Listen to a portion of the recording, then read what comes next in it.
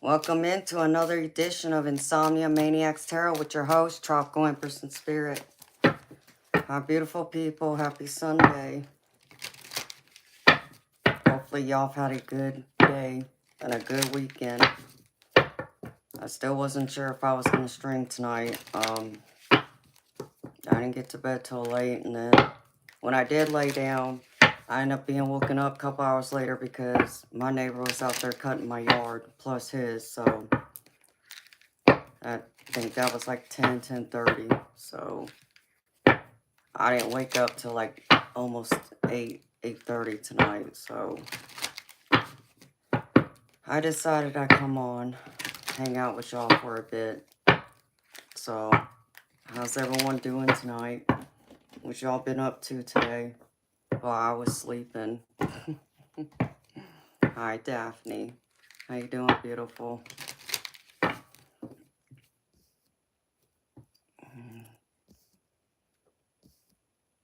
Oh, wow, y'all been in here talking.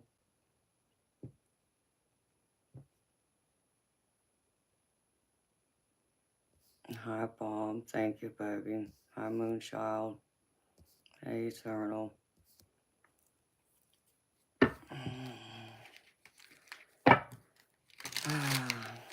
Hi, Off-Grid.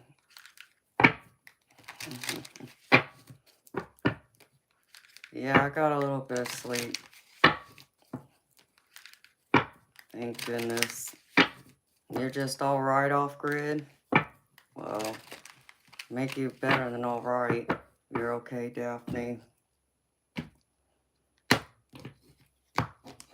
Was it just been one of those days? One of those weeks or weekends? What's been going on in y'all's world?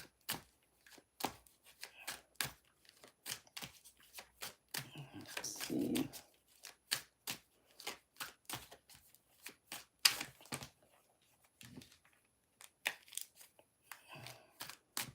And Eternal, I haven't had a chance to look at anything. I haven't had a chance to look at the app or look at anything else you sent me, baby, so I saw what time it was and knew I needed to wake up and get showered and get ready, because I still had to pull out the cards for tonight too. So hi, Bob. All right, I'm gonna start with what's this deck? Oh, keywords. So let's see what keyword Spirit has for y'all tonight, and then maybe I'll pull the spiritual symbols. I don't know yet.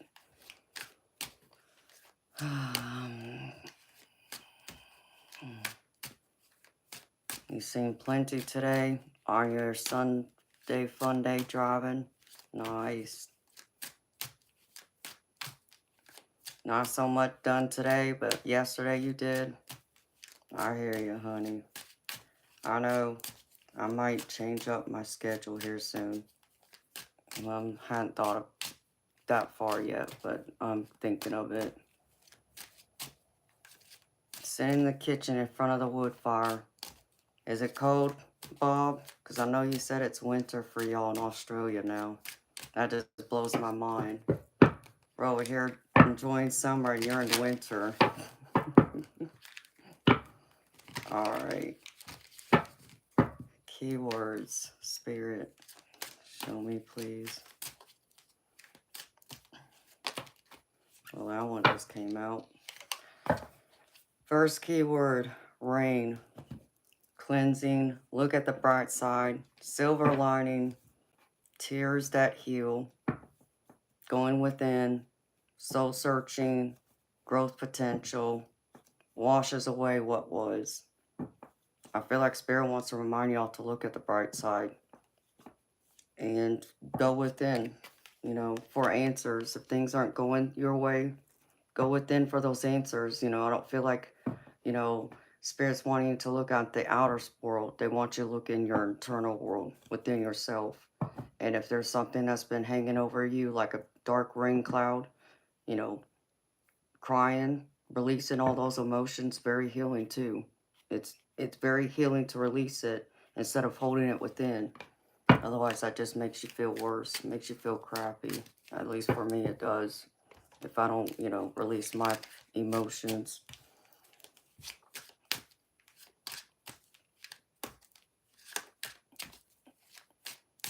Yes, off-grid. I know what you're talking about, baby. I live in an HOA, too. So there's rules. I have to keep my yard up. And if I don't, there's penalties and all that. But what's crazy is I don't even know if I have a board yet, because my neighborhood is still so freaking new and they don't have all the houses sold yet. In fact, they've been over here next door banging around trying to build this house. The concrete slab's been there since I think like the end of last year, and they're just now putting up the frame.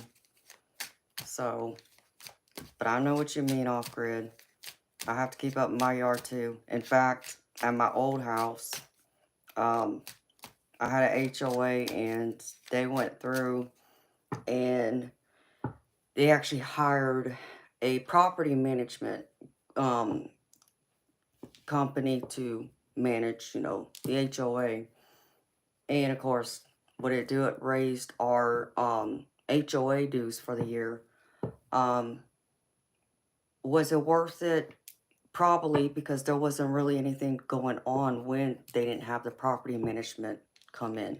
But what I'll tell you is that they faithfully would come around the neighborhood. I think I saw them 2 different times throughout each month, where I would see a car parked in front of my house, right there in the street. Like they're looking around at all the houses and all the yards, nitpicking everything. And I'm saying this because everybody used to say I had the best yard in the neighborhood.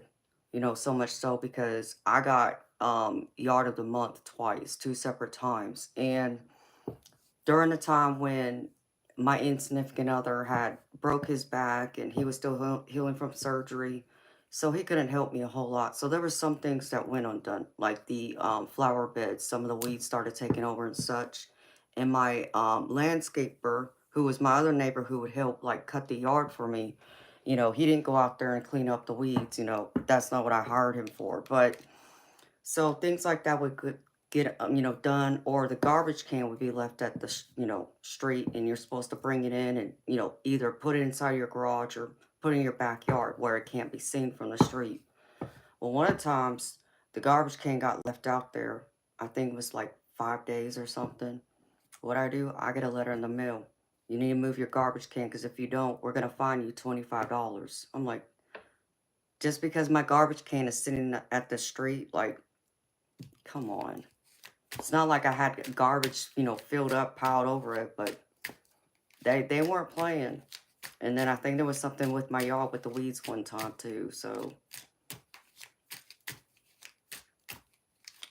Hello, Nancy. Hi, Jerome. Hello, Kanoya. Kanoya. If I didn't say your name right, I'm sorry. So, but yeah, so I'm waiting to see how this HOA comes about.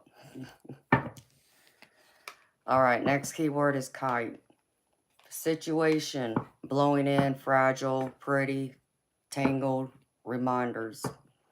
I feel like Spirit's trying to remind y'all of the better things in life. Like, I feel like, because pretty and reminders stands out to me. So instead of, focusing so much on the grim things or things not being, happy, in your own world, they want you to try and focus on what is. What are those, simplest things to be thankful for, be in gratitude for, or take a look around outside in nature, at the beauty that surrounds you. That will help change your mindset and hopefully your mood. Hey, Scott. How you doing, baby? All right, what else, Spirit? Couple more, please. Okay. Space Ranger is the next keyword. Hero, stand-up dude, a shoulder to lean on, trustworthy, loyal friend, helper, fairing con, and green flag.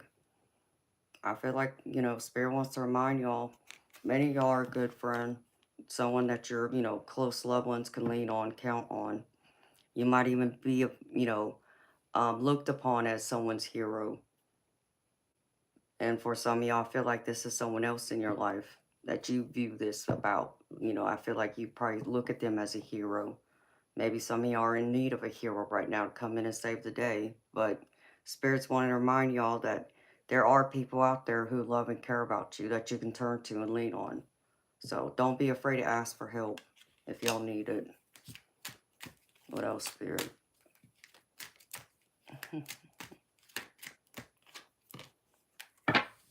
Yeah, of course that would come out. Green-eyed monster. Next keyword is green. Green-eyed monster. Friendly and harmless. Green flags. Can't grasp it yet. So Spirit wants to remind you, you got a green-eyed monster in your midst. This is not a bad thing, y'all. You know, I feel like this goes with this. You got a good friend, someone you can lean on. You know, instead of getting red flags about someone, it's like Spirit showing you the green flags that they're trustworthy and it's someone you can turn to. So if in doubt, Spirit's giving you this confirmation right here. Yes, God, I am, baby.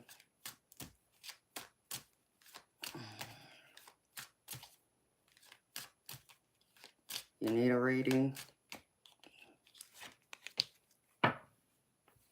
Last one. Last one is turtle.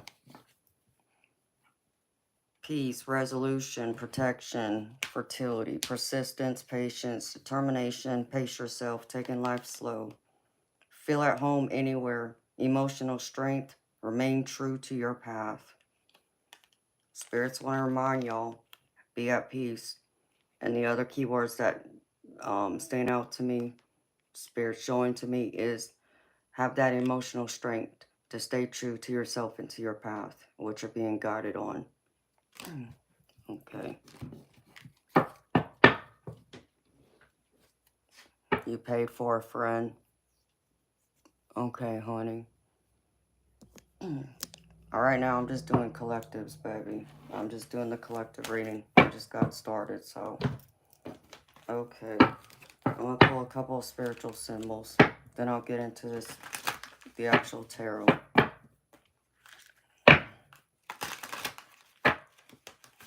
You know, people, and I'm not going to point you out, but here's what I'm going to say. Learn to read the room. And no, baby, Scott, I'm not talking to you. Instead of asking questions, why don't you listen first? Maybe you get your answer. Because it's just rude. It's rude to interrupt someone who's trying to do a reading. Whether it's the collective reading or it's someone else's paid reading.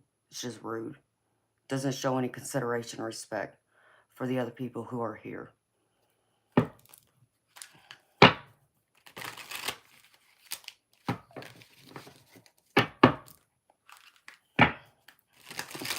True. Moonchild.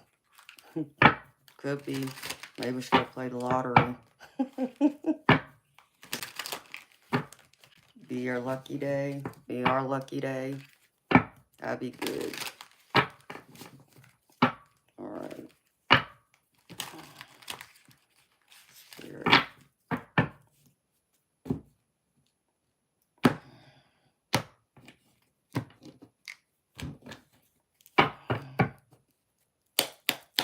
Hi, Debs. Yeah, beautiful. I decided at the last minute. I woke up about 8. And I'm like, okay. I guess I can come on tonight. So, that's why I was a little late myself, girlfriend. Alright, Spirit. Can I get a couple of cards, please?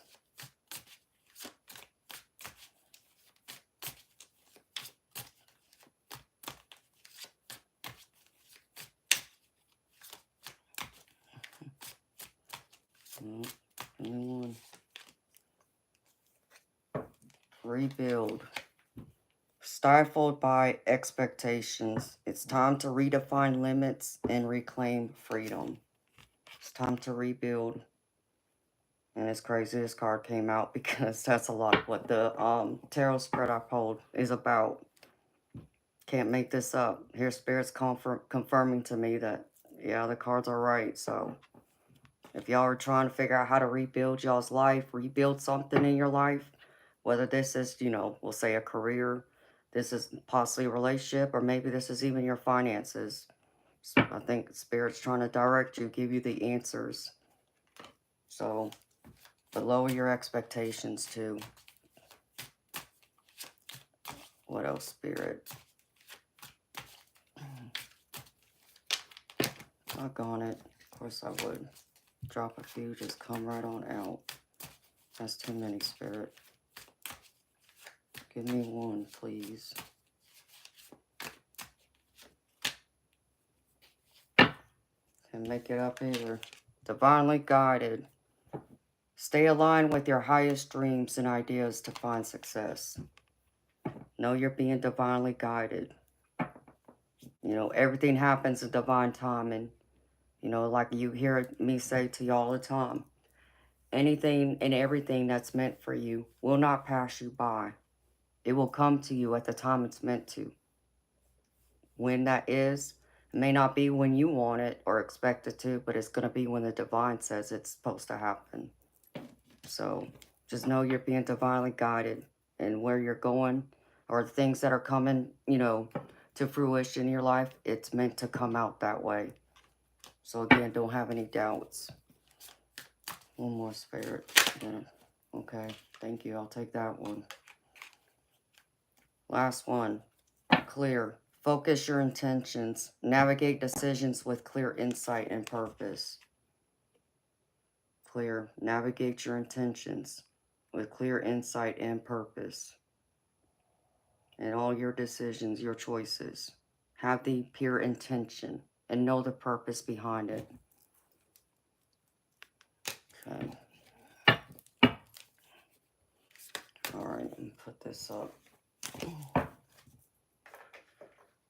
Oh my goodness.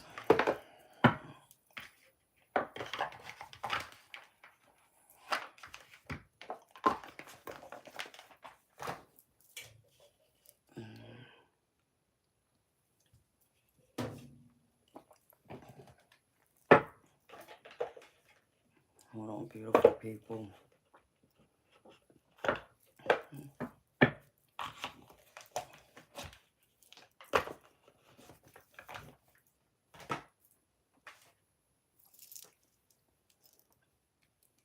Okay. So here's the tarot spread I pulled for y'all tonight. Again, this is a general collective. It's not a personal reading. So take what resonates, leave behind the rest. So understand me, beautiful people. All the messages may not resonate. Possibly, maybe all of them do. But if all of them don't and only some of them do, understand why. It's because I'm reading for the collective. It's not a personal reading just for one person. It's for everyone. So take what resonates, leave behind the rest. If something don't fit, don't force it to fit. Leave it behind for someone else. All right, so beautiful people, I pulled out my Clio deck, which I haven't used this deck, but I just thought it'd be fun to use tonight. First one is the Justice. This is y'all's recent past. So Spirit's wanting to let y'all know what y'all were working on, decisions that were made. Everything's been made fair now. Karma's been played the way it's meant to balance everything. And this pertains to, I feel like, y'all's career, but this can be y'all's relationships. This can be your finances. So you place it where it fits in your life. Spirit's showing me that you've taken the time, the energy, and you've had patience with the temperance in here coming in and clarifying it. And showing me that this is all about your foundation with the Four of Pentacles here. So what's been made fair and balanced, it's the foundation you've been building. And I feel like for some of y'all, it's been kind of rocky lately. So you've been looking at other avenues, how to strengthen and reinforce it, and what decisions, where to go, how to navigate it forward. And I feel like Spirit's come in and helped you. And, you know, if you thought things weren't fair in your world, on your side, I feel like Spirit came in and helped to make it fair the way it's meant to be. So have faith in that, because Spirit's showing me right now in y'all's present energy, 8 of Pentacles. This is all about y'all working hard on whatever it is that this pertains to. You know, whatever your foundation is, whatever your justice you feel that need to be made fair. So again, is this your career, your finances, your relationships, whatever this is for you? It'll be different for everyone. But you've been working hard, and now it's time for you to see the fruits of your labor. And I feel like Spirit's showing you that it's coming to pass now, because I get the third eye chakra, which is telling me that you've been now, you know, trusting your intuition more and taking in that foresight, trusting in divine, but trusting in yourself to now take what you've learned, what you've been working on here, and changing your world the way you want it with the universe card right here. This is the world, but it's called the universe in this deck.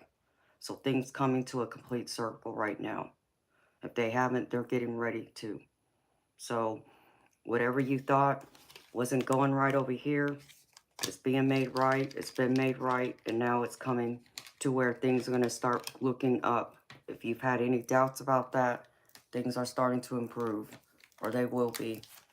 Because in the center, which is this all about the influences surrounding it, is a strength card.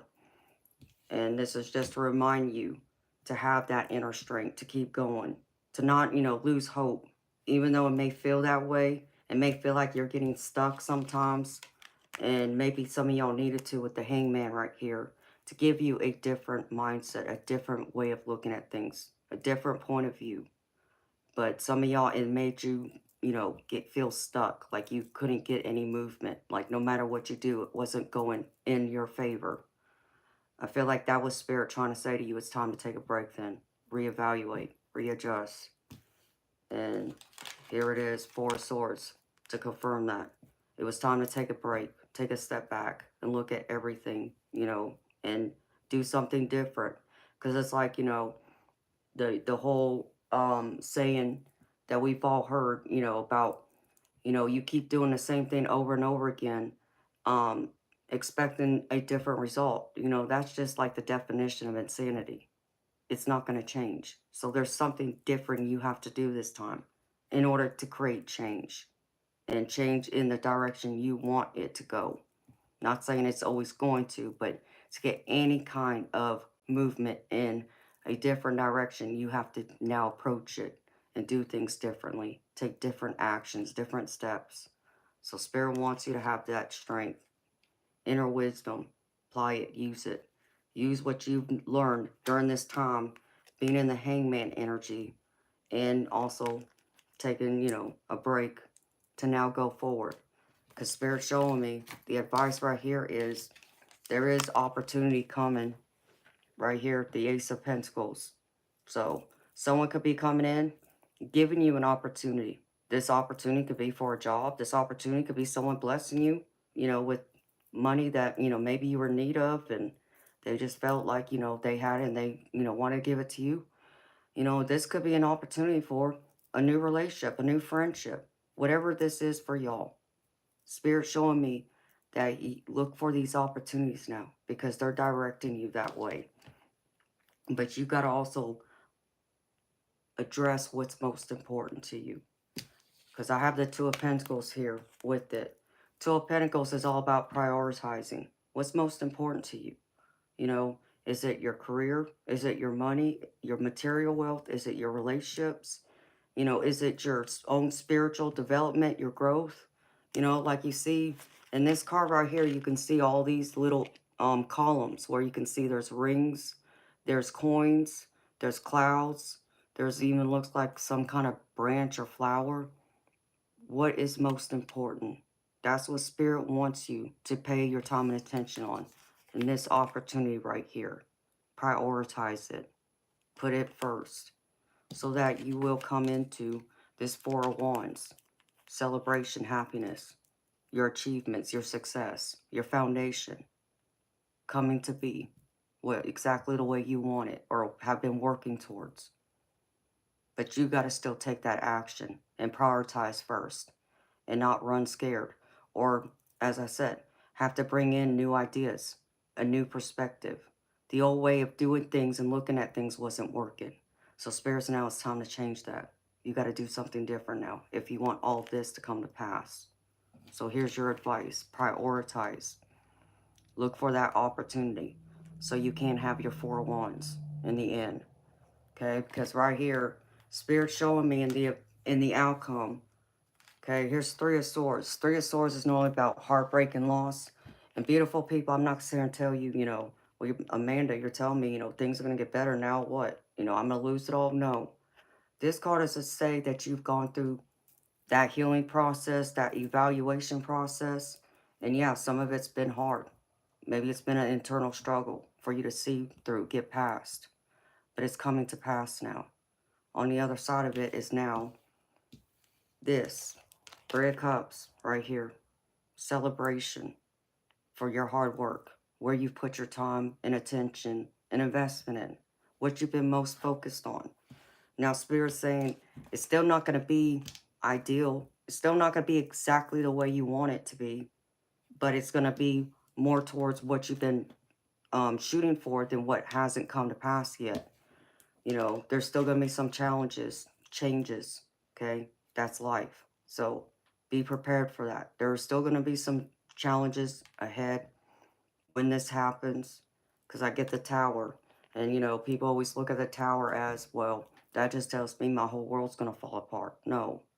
It just simply means sometimes there's just some changes, transition period, adjustments. But again, even after this Tower, things fall into place. Because here I have the 9 of Cups, which is emotional fulfillment. All your wishes coming true. So again, you're going to have all of this, this celebration with this after this. So don't get, deterred by anything that might come in and try and, take you off course or make you not focus on what's coming behind it. Even if there are some disruption that comes through, you're still going to end up over here. So just think in that positive mind frame instead of focusing on, oh, well, when's the next shoe going to drop? Oh, it never works out the way I want it. Nothing good happens to me. I try and tell y'all and remind y'all this. You got to manifest what it is you want. Okay? But if you're going to sit here and keep having the same mentality that it's never going to happen or have this pity party, then that's exactly what you're going to manifest. But if you truly believe within yourself and you've been taking actual steps, not just sitting around wishing for it to happen and expecting it to. No, I mean taking action towards making it happen. Spirit's saying it will. Just stay positive. No, it's not going to always be easy. But, it's like that other saying about, everything that's, worth achieving, isn't always going to be easy. It's not meant to. You're meant to work for it in order to appreciate it in the end. So it's coming. Know that the scale's been balanced the way you want it in your favor. So look for those opportunities. Be hopeful. And then I have first card. What is holy? What is true?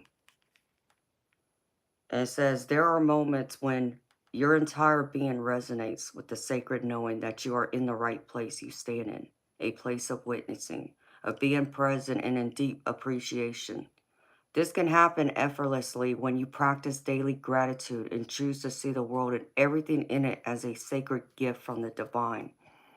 When you are so connected to spirit, you see through the lens of spirit, and miracles are easy to spot. Even the tiniest ones sparkle in your eyes as great and valuable gifts. Right now, know that whatever is moving through your life is an essential part of your destiny. Be present and be grateful, for this is holy and this is true, and in perfect divine form. You are in an auspicious place, and you can be assured that all is well. Relinquish the focus and need for more on the outside. Turn inward. Appreciation and reverence for the divine is all you need. Be open to receive your blessings. So beautiful people, be open, but recognize and be grateful. You know, be grateful for the little things. Be grateful for the people who have been there beside you. You know, let them know you appreciate them. You know, and know that you're still working as one, team. You're in partnership with the universe, with the divine, with God, whatever name you want to give that higher being. You're in partnership and the divine is helping you. But, remind yourself to be thankful for when things go your way. Thank the divine, but also thank the people around you. But appreciate the littlest things too, the tiniest things.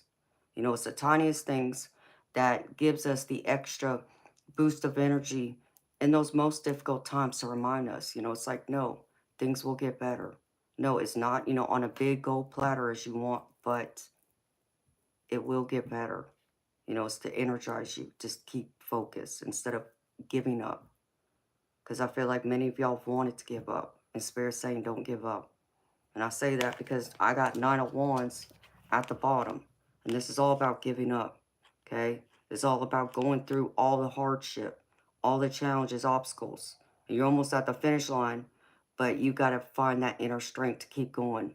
And sometimes this means having to reevaluate, readjust, and then go again, continue on, instead of just walking away and giving up.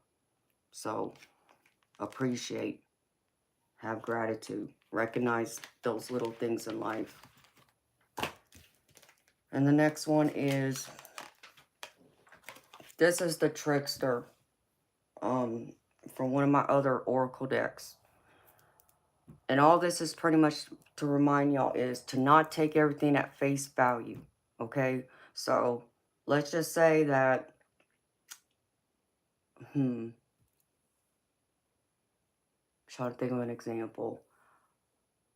Let's just say your next door neighbor, doesn't always dress, nice, doesn't always dress up, maybe they're just always in jeans and a t-shirt, and maybe their clothes are normally ripped up, and you just automatically think, well, they don't take care of themselves, they don't care. Well, they don't have any money, you know, how can, I go next door and ask them if I can use, you know, their lawnmower, or, um, ask them for, a bag of sugar or something, when they don't even look like they got anything themselves. Don't make that judgment, because you may find out, even though on the outside they don't look like they have nothing, but they may come and surprise you. And you find out later that they're a millionaire. They're just, hiding it. They're not flashy out there trying to show off like some people try and do and get lost in their ego. They need that attention from the outside world to say, yeah, you're bad and this and that. There's a lot of people out there that you would be surprised when you walk by them. You would think they don't have nothing going on. And then find out later that, wow, they might be a CEO of a company, or they might have millions of dollars in the bank. And you would have never thought that, just because they don't, show it or present themselves. So don't judge it, is what this card is saying. Everything that's good doesn't mean it comes with a big, pretty gold bowl, or it doesn't come on a gold platter. So don't judge it that way, but the same thing is true on the other end. Everything that shines doesn't mean it's good either. Discern, use your discernment, is what Spirit is saying here. Trust yourself. But trust, don't just trust on appearance or face value.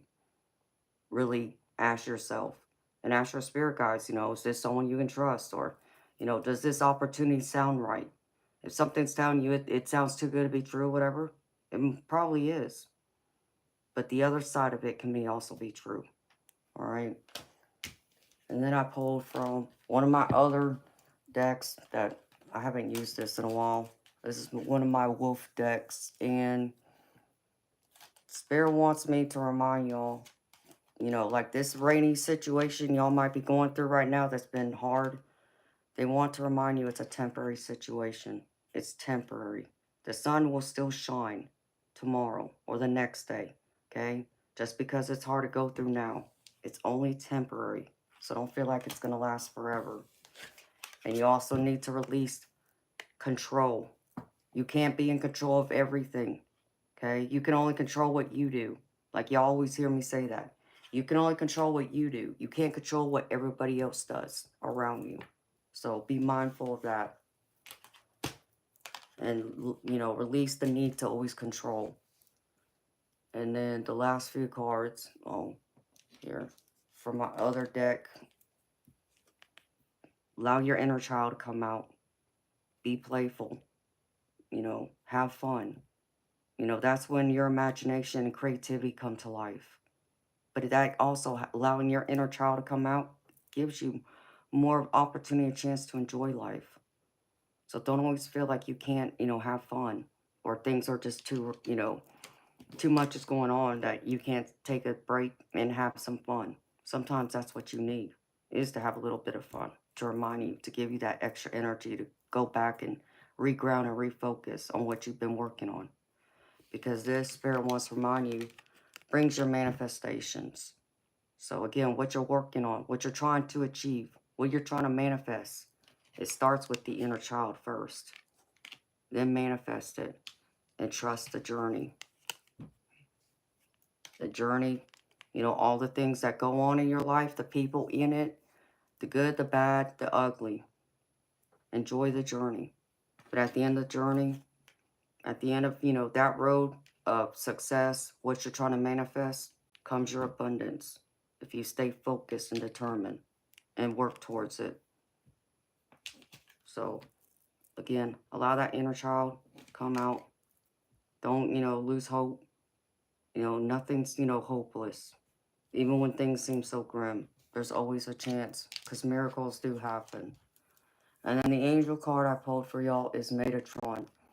You have a divine calling. God and the angels are recruiting you. Where you are is where you have been strategically placed. Trust that what you are facing now has everything to do with what you are here to heal, and that it will lead to a life that is aligned to meaning and purpose. You are here to make a difference, and it must begin with where you are right now. It begins with you and with right now. And the positive affirmation is, I'm ready to fulfill the call of my soul. I am ready to fulfill the call of my soul. And that's what I have for y'all, beautiful people. For the general collective reading, so again, take what resonated, leave behind the rest. If something didn't fit, don't force it to fit. Let me put these cards back up. And I'm going to say hi to y'all some more. And Scott says you paid for a friend. Okay, baby. I think I saw your donation. Just so you know, baby. I think I did see it. Ouch. And thank you for the donation, baby. Ouch. 11:10. Fixing to be 11:11. Welcome, baby. Is your friend here, Scott? You have to introduce me to your friend, baby, or I'm not going to know.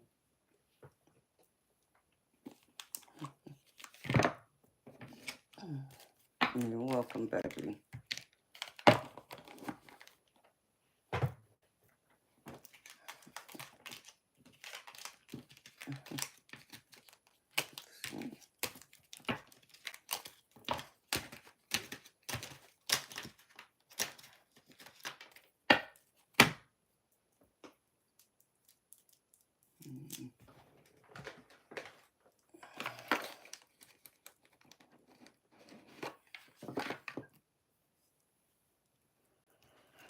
Have I eaten today? No, beautiful. Only been awake a couple hours now.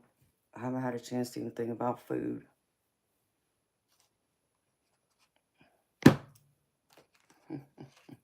But I will soon. No. Thank you, Moonchild. I know y'all gonna want me to eat before I do anything. I hear it now. Let's see. Hoping tomorrow a couple of these other decks that I got come in. I still have a few more coming.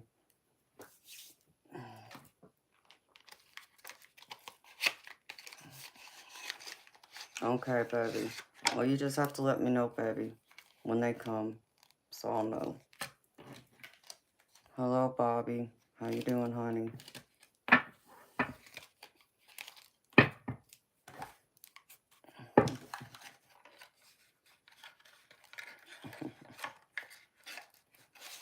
You're eating Cheetos, Boo Child? That's funny.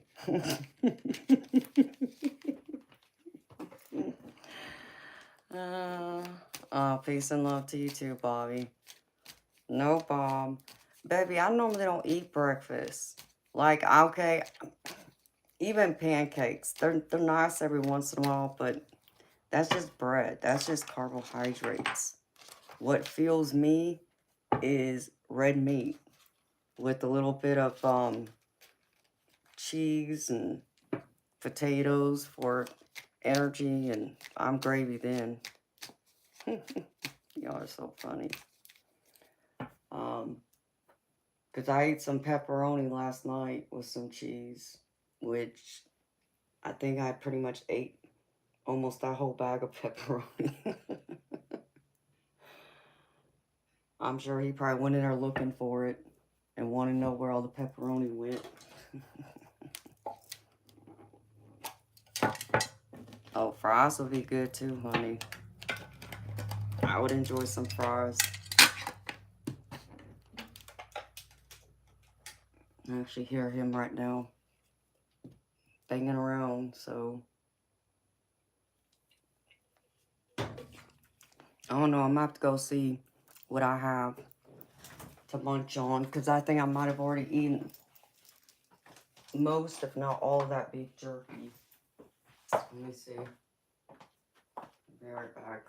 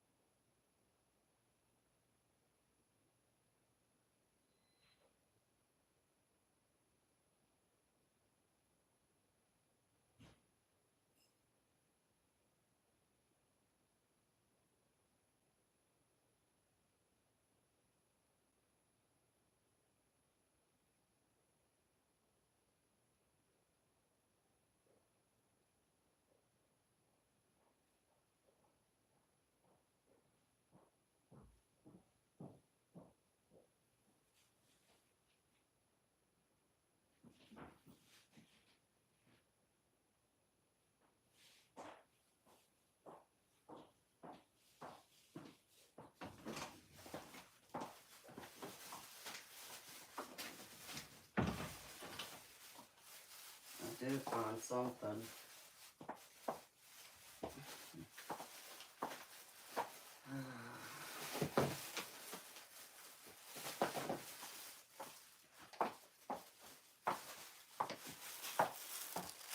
When he made the last grocery order, he got subs from the bakery, meat section, whichever section of Walmart it comes from, I guess. And I still had mine, so he already ate his a long time ago. So I got half of a sandwich. Hey Bonnie. Hi 420. How you doing, baby?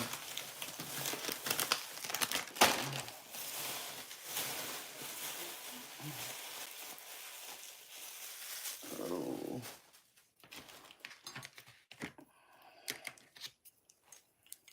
So it's supposed to be some kind of Italian sub thing. They even had some sauce, but I think I left it in the kitchen. Yeah, I love tacos too. I'd love to have some tacos.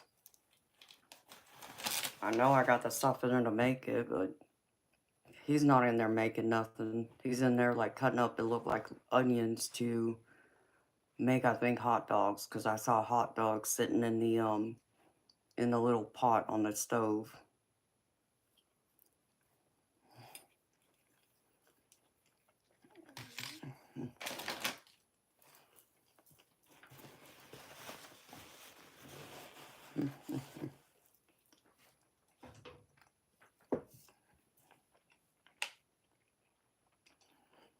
Aloha, Drew. How you doing?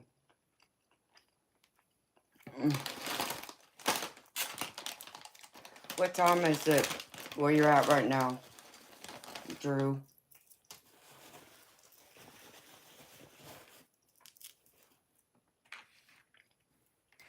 Bacon's the best. I love bacon, but I'm picky. You better bring me some medium bacon, because just like my steak, if it's overcooked, I won't touch it.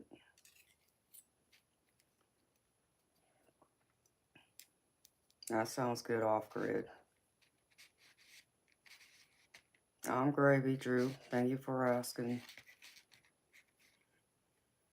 It's 7:20 p.m. Okay, so you're 4 hours behind me. For whatever reason, I was thinking Hawaii was a lot further behind me. So you're only an hour behind California.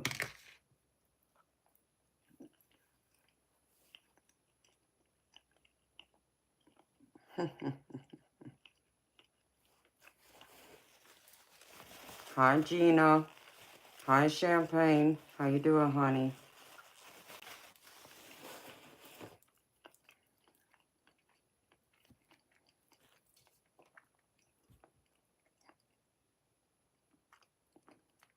True 420.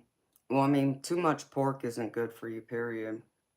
Because that's all about, like, your sodium, and then I think it even affects your sugar level, too. That's why I don't care to eat much pork.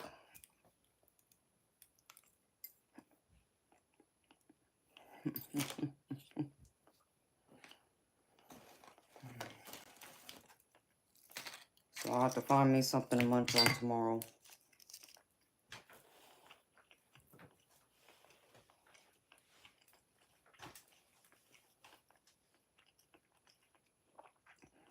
Oh, Debs, I'm sorry to hear that, honey.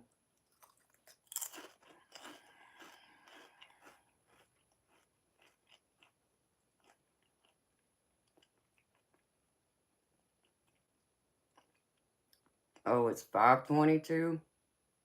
So you're 6 hours behind me. And 3 hours behind California.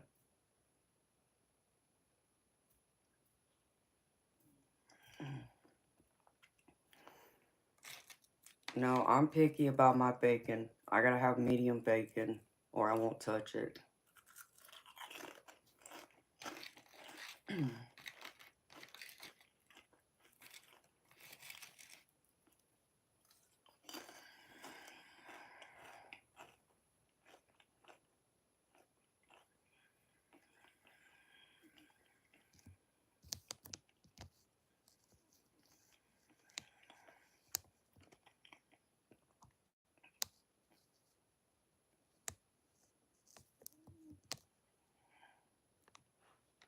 Oh, really, Bob? That's interesting. I didn't know that, baby. I mean, I know different foods is different in different countries, but I didn't know it was like that. No, Eternal, you can keep all that burnt bacon. I won't touch it. I promise you, if it doesn't wiggle, I'm not touching it. That's how picky I am.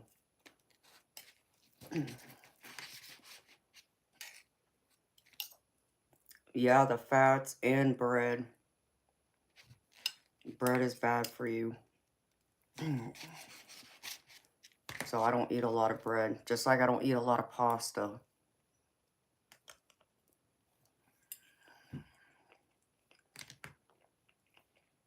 Mm-hmm.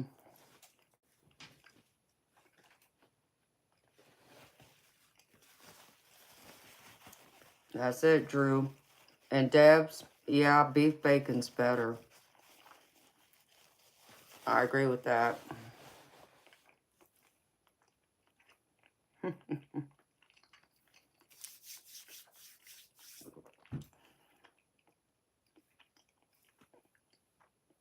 Hey, 420. I understand, baby. I rarely touch bread.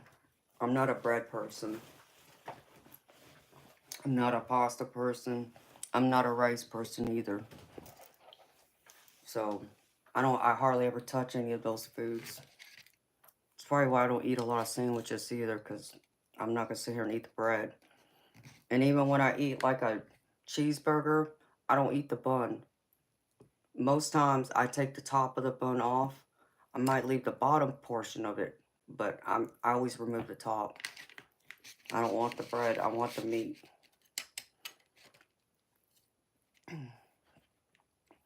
Yeah, and I like tortillas, but I hardly ever eat those either.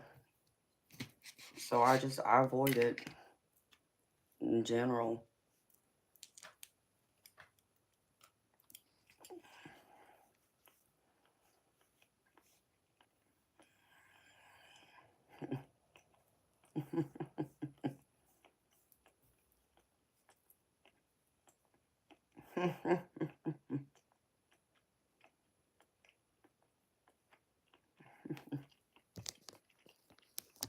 You always eat the buns.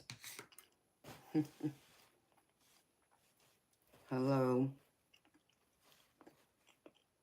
And walking is good, 420. Maybe that's why I'm able to keep my figure too, because I avoid the bread, the pasta, the rice. And even though I might, get carried away with the junk food, I still only try to eat mostly red meat and then some vegetables here and there. Hi, Frank.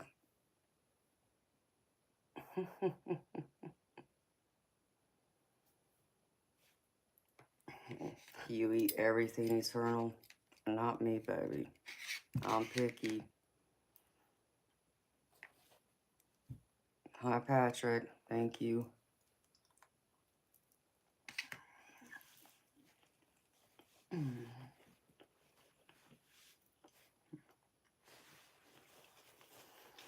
Why not, Debs?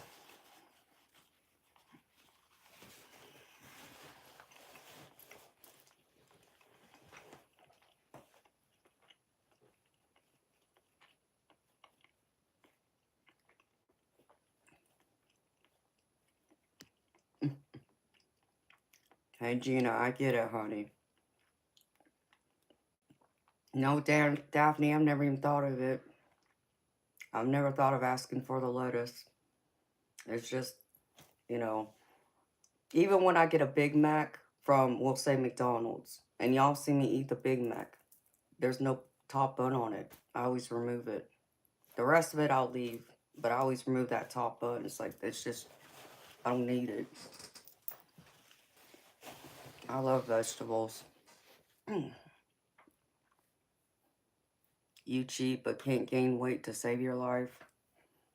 I gain a few pounds, but I hadn't gained hardly anything over the past, 15 years?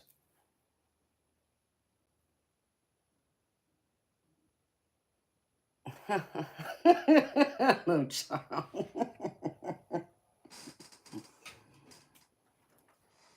No, I got 10 pounds on me right now, more than what I had back about a decade ago. But that ain't much. Hi, Sean.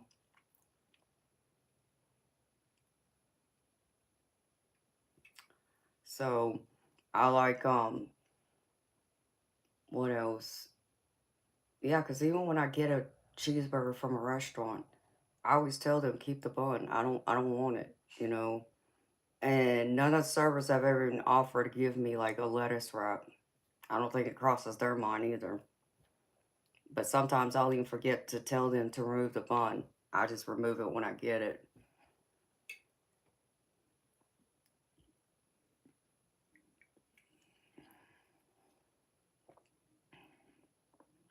Yeah, yeah, you could use a few more pounds, Debs. See, I'm 5'3" and a half, and I'm at 116. But I'm at, I'm still at what's considered a healthy weight. But I'd rather be, more closer to 110. But that's okay with me. My clothes still fit me, so.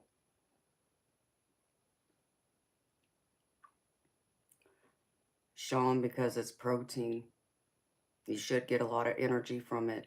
Because when you stop and think about it, especially if it's not cooked well, so anytime you eat red meat, specifically like beef or like bison, and there's any like pink or red left in the meat, um it when it goes into your body, your body slowly burns through it.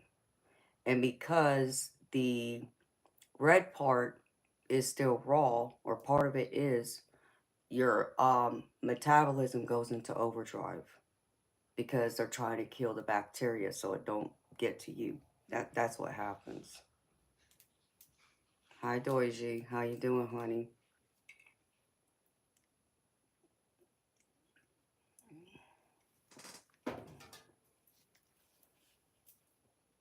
They say you should be 120 pounds to give blood. Is that right, Nancy? I don't know. I've never checked into that. Yeah, you're thin like my mama was, Debs. I'm a size 4. But then some of my clothes goes into the 2s. Like, I can go between a 2 and a 4. I'm always gravy, honey.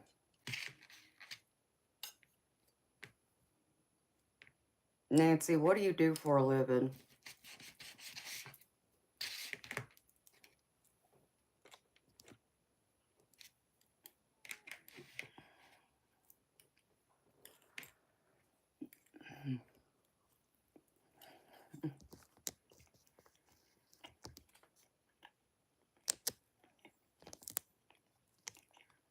Um,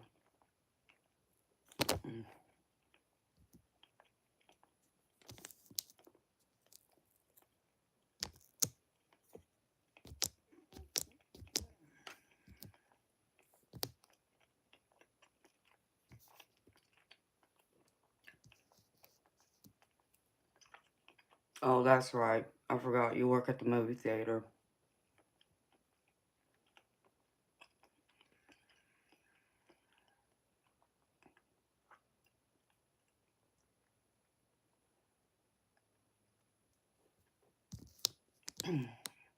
High quality keyboard.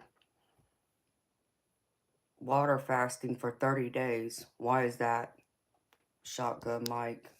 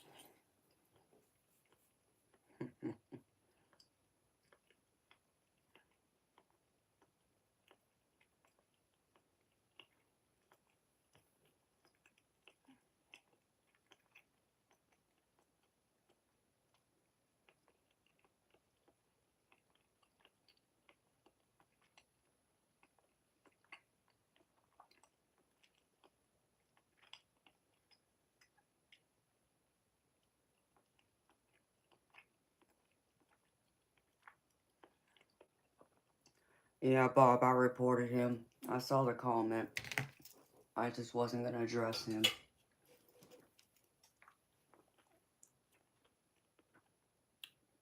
No, Sean, I don't listen to that kind of music. And Gina, Toby's fine. He's been out in the garage more. I think he's been when he wanted to be inside the house because of Wolfie. And the other cats are fine.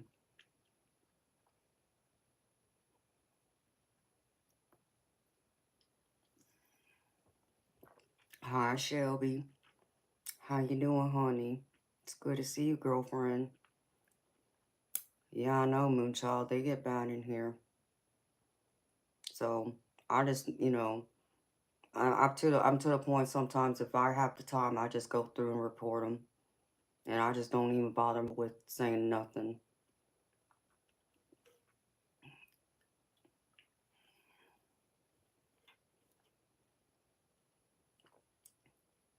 Mm. Yeah, but water fasting for 30 days, that would mean you don't eat nothing for 30 days. Is that what you mean, Shotgun Mike?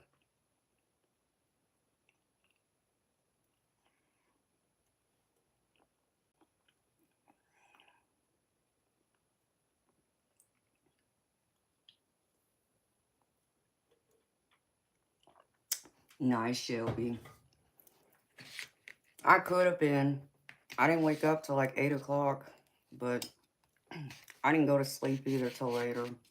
And then I got woken up like I knew I was going to by my next door neighbor cutting my grass and his grass.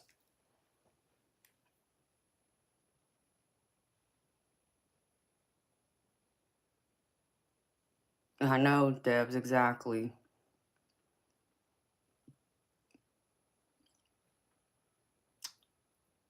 I don't know, Sean. I'd have to look into it. There might be some of it I would listen to, but I don't know. I'm more into like the rock music, whether it's um the heavy metal, just regular rock, or even what someone calls soft rock, which would be like your love songs. I like the R&B and the hip hop and rap, and I like a little bit of country too.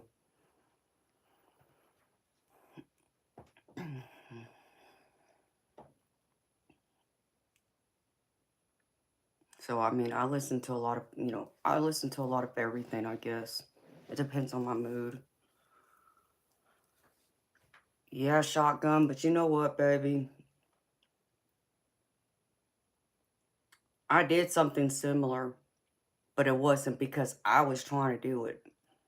I had to have major oral surgery done some years ago, which meant I couldn't eat solid foods for over a month, in fact. And um, my doctor told me like I could only eat pretty much, it was pretty much almost like a liquid diet. It was soft foods. I couldn't eat solids. And they were even, suggesting me to drink some protein shakes and stuff to help me. And I swear, like after 2 weeks, I had lost over 20 pounds, and it scared me because that meant I went down into the low 90s, and that was not healthy. And I know it scared my doctor too. He didn't realize how much, how quickly my body would drop because, you know, people don't see what I would, normally eat in a day because people don't count the calories. Like you think of like even sauces you use, salad dressing, all these other things you put on top of food adds to your calorie count. Well, you just removed all of that. Even if it don't look like I eat a whole lot. But if you give me a filet mignon and I use, whatever that sauce, like if I got it from my favorite fancy restaurant, there's calories in that sauce they put it in. You just took all of that from me. My body has nothing to rely on. So that was scary. And I didn't like that because I actually got down to 94 pounds. So, mm-mm. You know, it was even hard for me at 106 pounds, which was no, my normal weight back then. I'd run anywhere between 103, 106. Right now I'm 116, but you know, 116 is better, you know, because I got a little more weight on me, but even the weight I have on me will just, you know, convert into muscle, especially when I start bowling again. So I needed that extra weight to um, change my body around again. Yes, Doji, I have a high metabolism. I think I inherited that. I inherited that from my mama because she had one. So, um, and I'm not the type person who eats when I'm hungry, or excuse me, I'm not the type person who eats just because it's breakfast, lunch, and dinner. I eat when my body says, not just because someone else says, oh, it's 6 o'clock, it's time to have dinner. I don't eat on a schedule. I eat when my body says. So if my body hasn't told me it's hungry, I'm not trying to feed it. And so I think that's been the other thing, to where others, you know, they're either on a schedule, and some have to be, because I understand some people have some health issues like being diabetic. You have to eat on a regular schedule because you have to maintain your blood sugar. It can't get too high, but it can't drop low either. Um, and then what I do eat is a lot of meat. I try to put that in me because I'm also anemic. So I need a lot of red meat because that's what my doctor told me. He told me if you want to get your the protein and the iron you need, he told me to eat red meat, specifically beef. That's where I would get most of the iron from. I know other people have mentioned spinach. Yeah, I can eat spinach. Problem is, I can't keep it in this house because he can't have it because he's in renal failure. And that's one of the things they said he can't have. He's not supposed to be eating it. So I get screwed that way. I'm not able to have spinach unless I go somewhere else.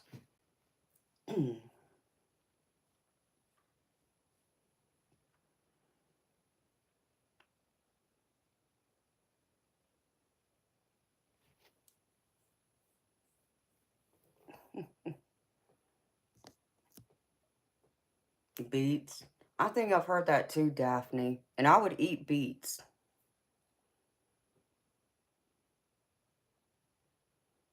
I'm about the same size as your wife off grid. Hi, Bill. How you doing, baby? Yeah, you're diabetic. Your sister gets IV infusions. Well, I'm glad she's able to get those, baby, because those aren't cheap. I checked into that. And um I want to say when I checked into it, it was about $5,000 first time, because at the time my deductible had not been met yet with my old insurance, so it was going to cost me $5,000 out of pocket. I said nope, that's not happening. Thank you, Sean. Livers too, yeah, that's true, Doji. It does. It affects both.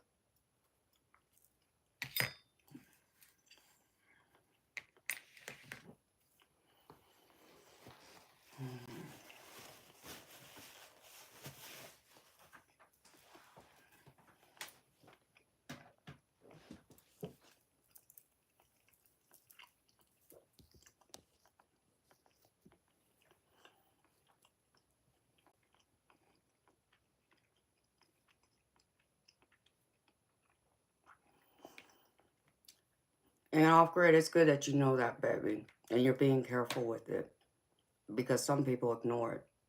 My insignificant other being one of them. Oh, I hate to hear that, Bill, that she has MS. Hi, Catherine. How you doing, beautiful? It's good to see you.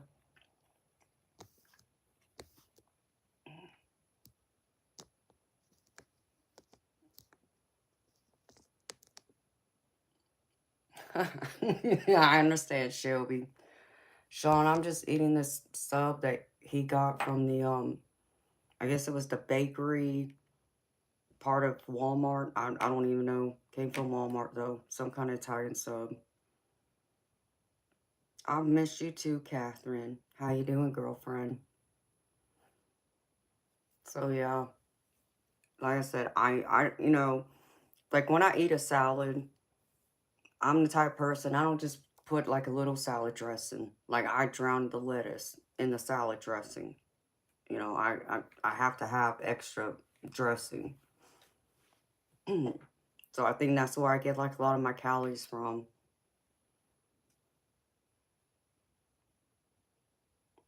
That's awesome, Daphne. I have a juicer. My my stepchild got one for me for Christmas some years ago. I still haven't used well. No, I take that back. I think I did use it. I used it maybe twice, 3 times. I used it for something. Oh, I remember what I used it for. My blender broke and I was in the middle of making spaghetti. My daddy's spaghetti sauce, in fact. And I had to blend up the tomatoes that goes in the spaghetti sauce. So that juicer came in handy. That's what I used it for. But I haven't used it to like make any kind of smoothie or anything like that with it. Okay, Eternal.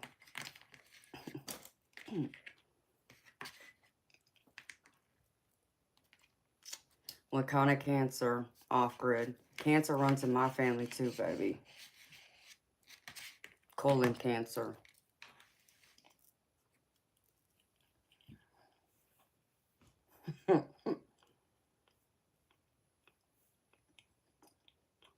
Right, Shelby? And it worked.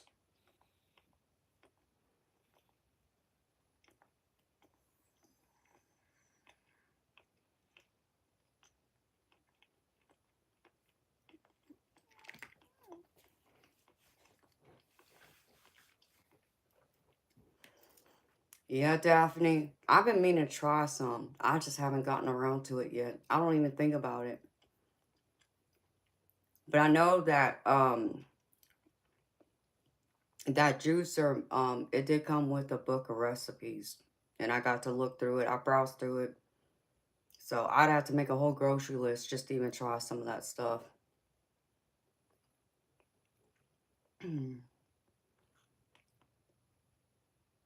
Yes, you're right.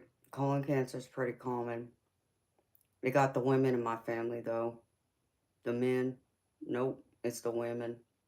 Both my grandmother and my aunt. My grandmother unfortunately passed away. My aunt, she's in remission. So I need a colonoscopy done right now because I'm at higher risk.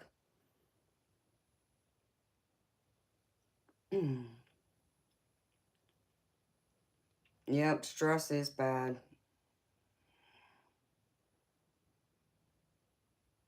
Nice, Shelby. Yeah, Bill, it can be because you get all the different fruits and vegetables, the produce.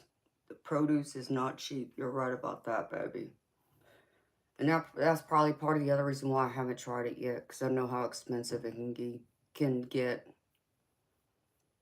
It'd be one of those things I'd have to pick out like a couple recipes and get what's on to make those couple recipes, and that'd be it. It wouldn't be something I'd be able to do all the time.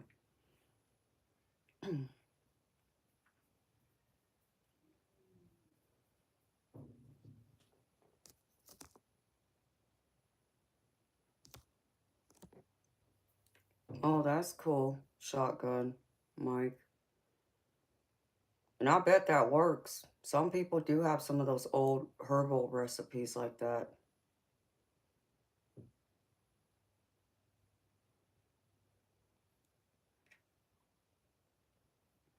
Catherine, that just goes to show you're a bad woman, girlfriend. And I mean that in a good way. You're supposed to be here.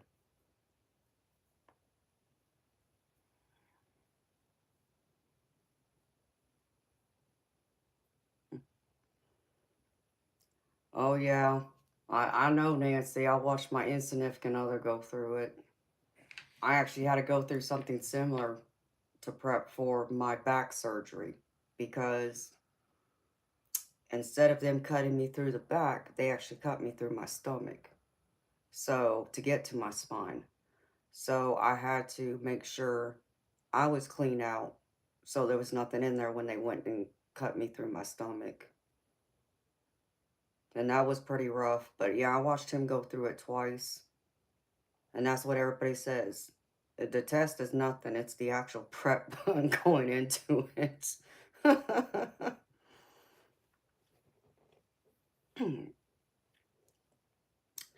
You're right, Debs. And see, and I was already due for a colonoscopy 4 years ago. Even my doctor told me I need to have one because it runs in my family, especially the women. Now, my grandfather ended up with heart disease. And then my dad, yeah, he ended up with high blood pressure and had a stroke. So, kind of same thing. Yes, Doiji, I need one of those too.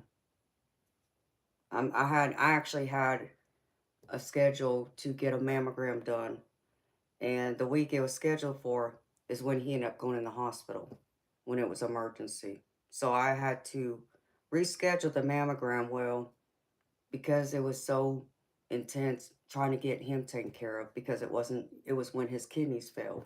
So it wasn't just like, dealing with his back to, um, I had to take him back and forth to dialysis 3 times a week. And I was just exhausted. So I put the mammogram on the back burner. Did I go back and get it done yet? No, I still got to do it.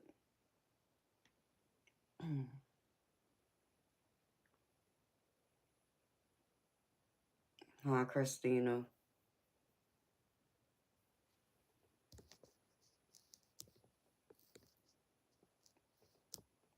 Do the pills, not the liquid.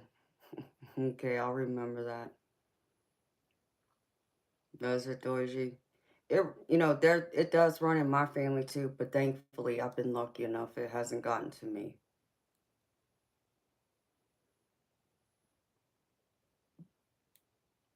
Yeah, I'll definitely look into it, Christina. I have to check and see where I'm at with my well, it's not gonna matter because my out-of-pocket maximum just for one person is like $8,200, which is just ridiculous.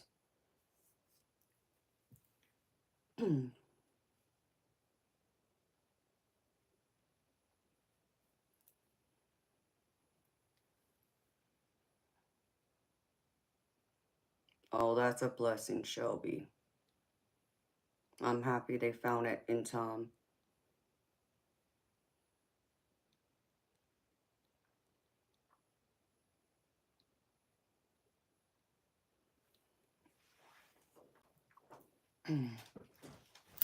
I hope so. I don't want to be diabetic. I mean, like I said, I know some of the people in my family on my mama's side specifically. My dad's side, I don't know if anybody who had it, but my mama's side, a lot of them did.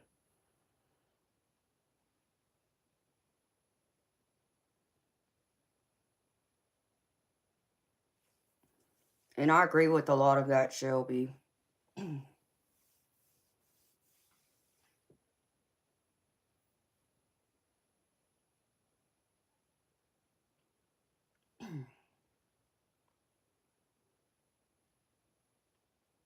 Oh, Daphne, I don't disagree. He was going through a lot, but see, he's not going through dialysis right now. He hasn't had dialysis in the past year.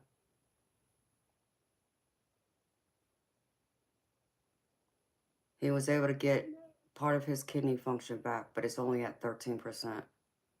But that was just enough to get him over that line to where he didn't have to start dialysis. But the way he's eating, it's just a matter of time, unfortunately. And I know that.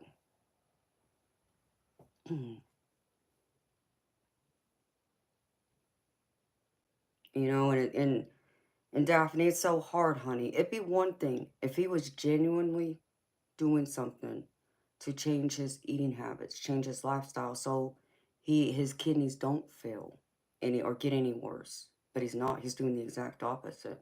It's like he wants to you know.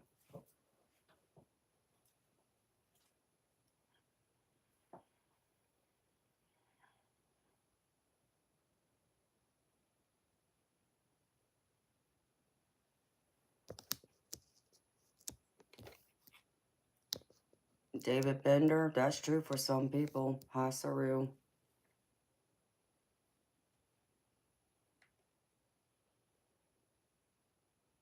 He won't go for it off-grid.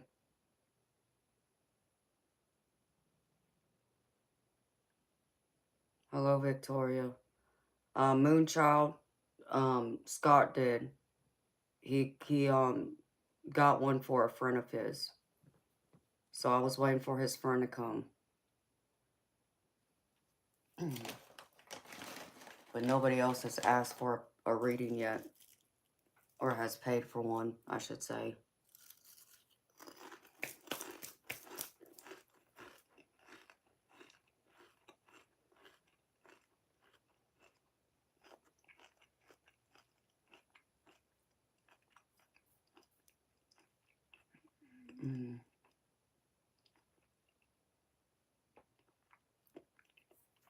How you doing, Finn? True Debs. So he has to be careful about his protein intake too. There's so much he has to watch, but he doesn't. That's just it, though.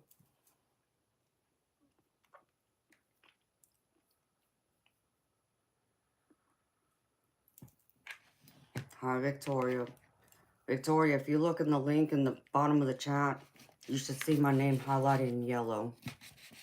There's a PayPal link there, and then there's even where you can go to either Zelle or Venmo if you have that.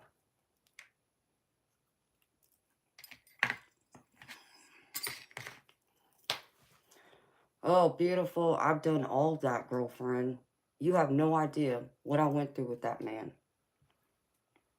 I did all of it. He won't do it. He's that stubborn.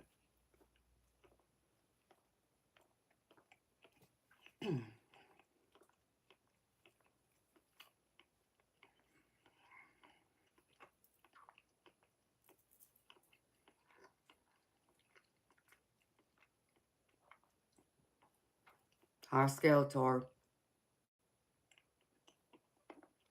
Victoria. I don't know. It might be because that links the mobile one. So if you're doing it from a computer, that could be why. But I know many people who use that link. So I know it works. You're selling me? Oh, is that right? Okay.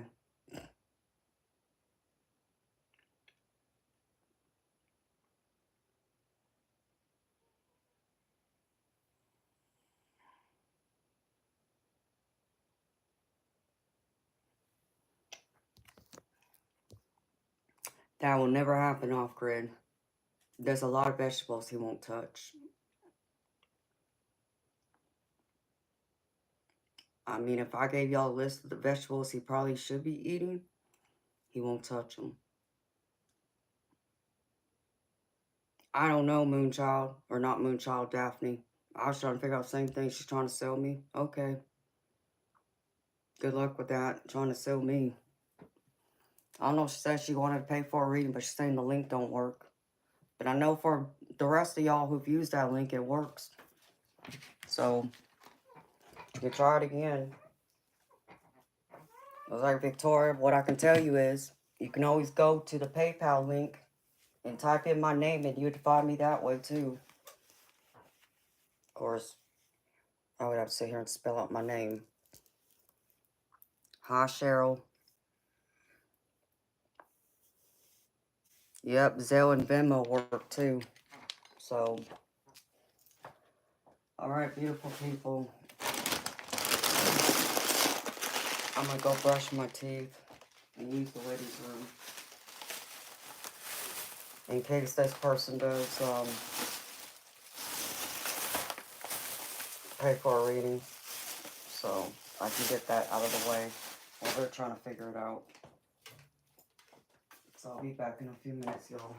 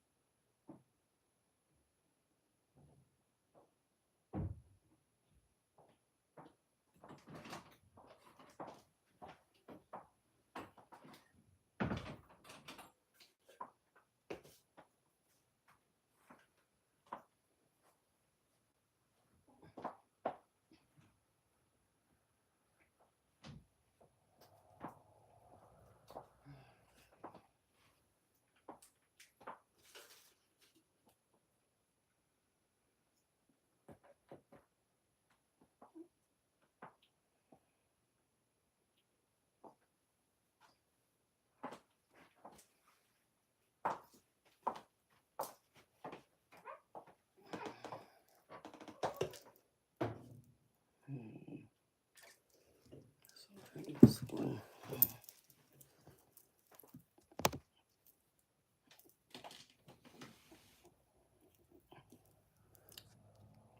Hi, Judith. I think I just saw your donation, Victoria. Thank you, sweetheart. I just gotta chill.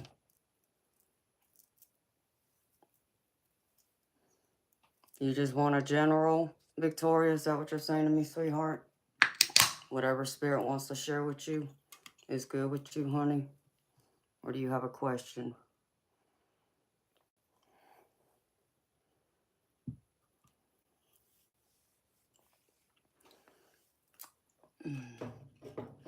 Let's see. Okay, beautiful. Let's see what spirit wants to tell you tonight, girlfriend. And thank you, y'all.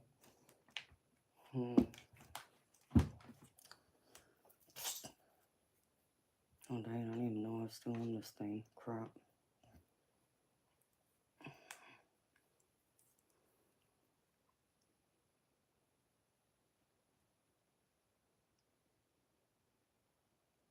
Okay.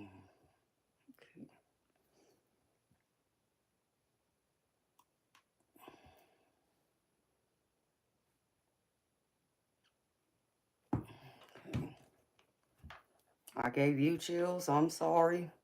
Spirit gives me chills. That's their way of letting me know they're here and they're ready to work. So let me see. Let me find one of my decks.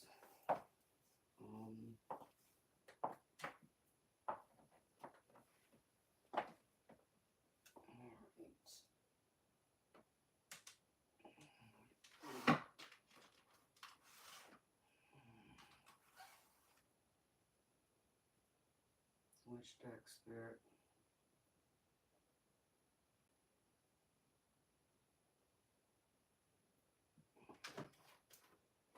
Okay. This one.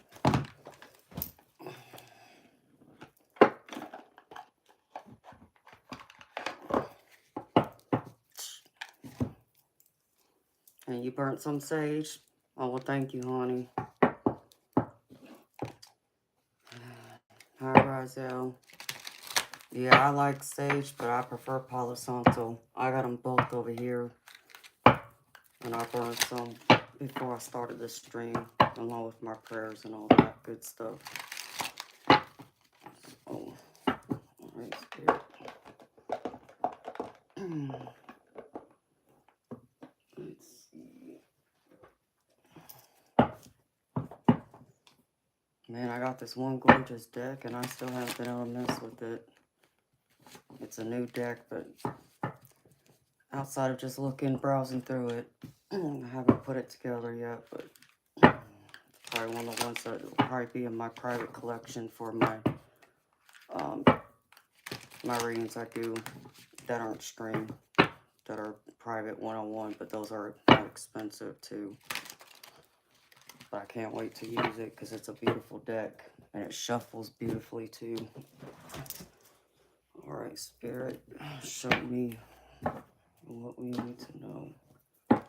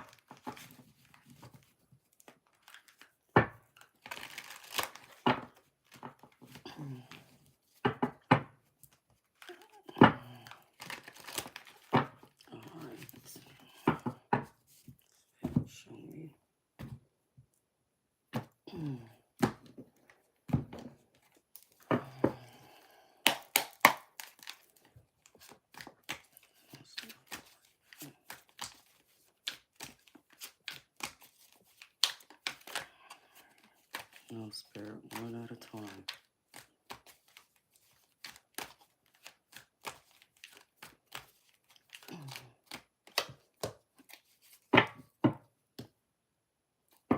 Emperor.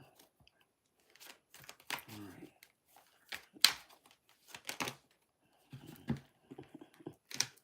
No, Spirit, one at a time.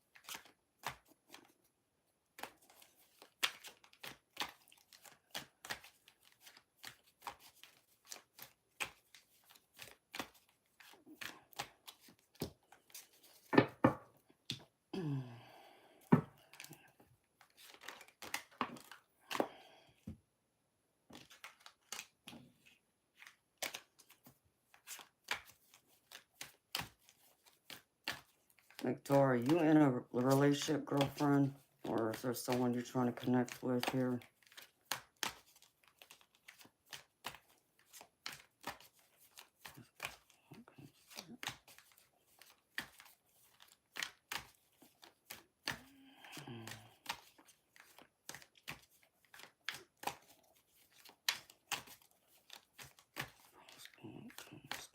Show me.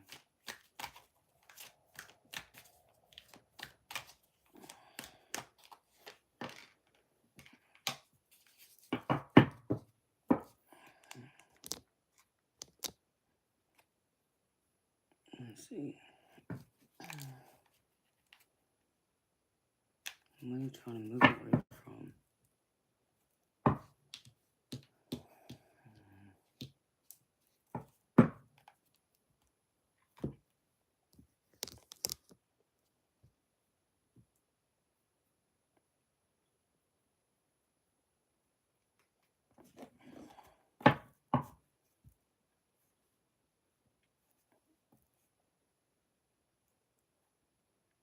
Okay.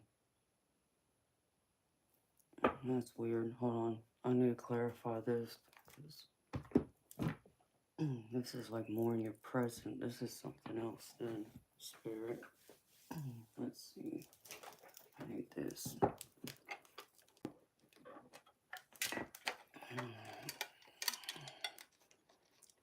I hate to hear that. The girlfriend, if he was narcissist, yeah, you didn't need that idiot. I'm trying to be nice. I don't like people who are so self-absorbed like that and full of themselves.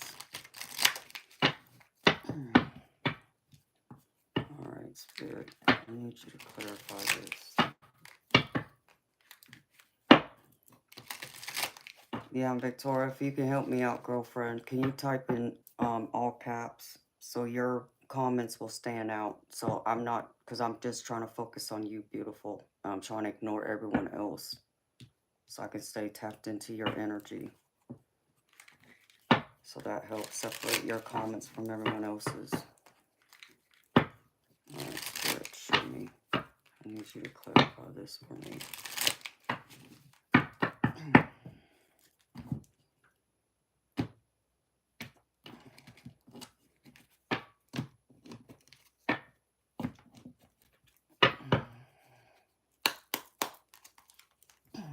Spirit.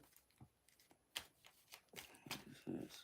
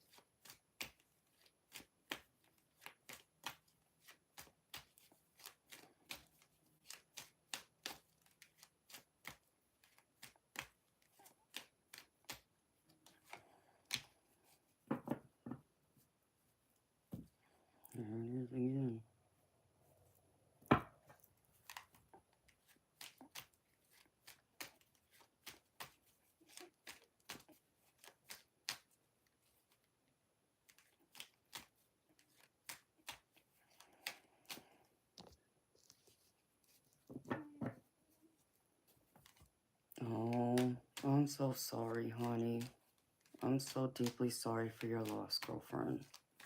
I'm sending you healing love and light and comfort during this time.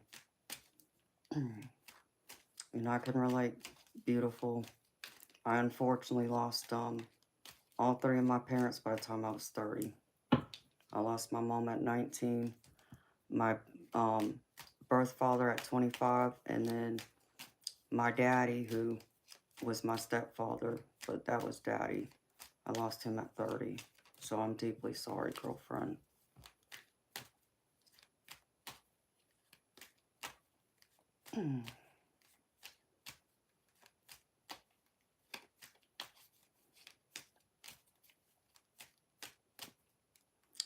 Beautiful. Yep. And know you are his baby, no matter what. And that's beautiful to find that out. I know because people often think I'm Native American, but I'm not. But because of my Hawaiian and Japanese heritage, that's what gives me my features.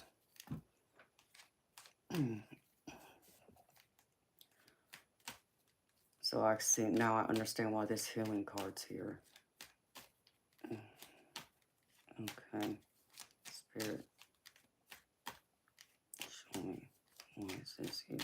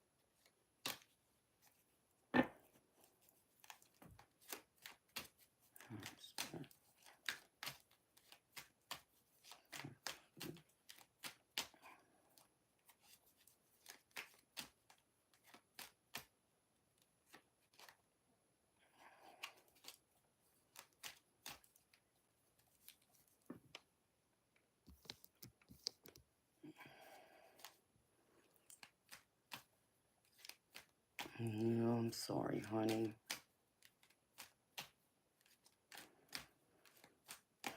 Oh, I just got chills. Okay.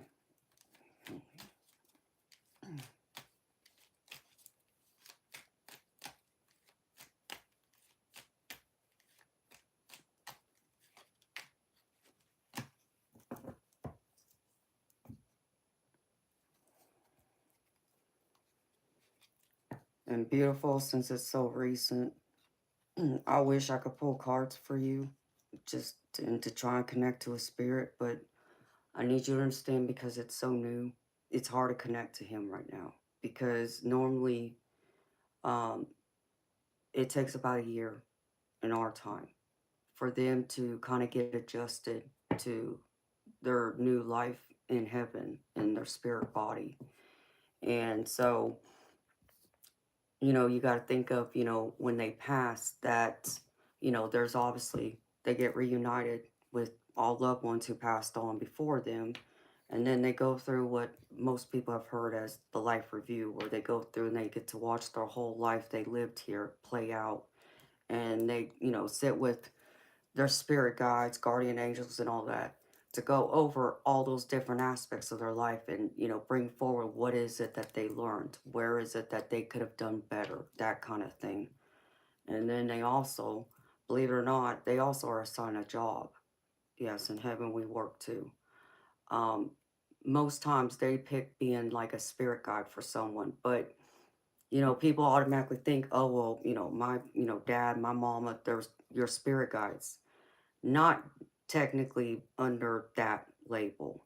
Okay, it doesn't mean they don't help influence and work with your spirit team, but to say they're your exact spirit guide, no.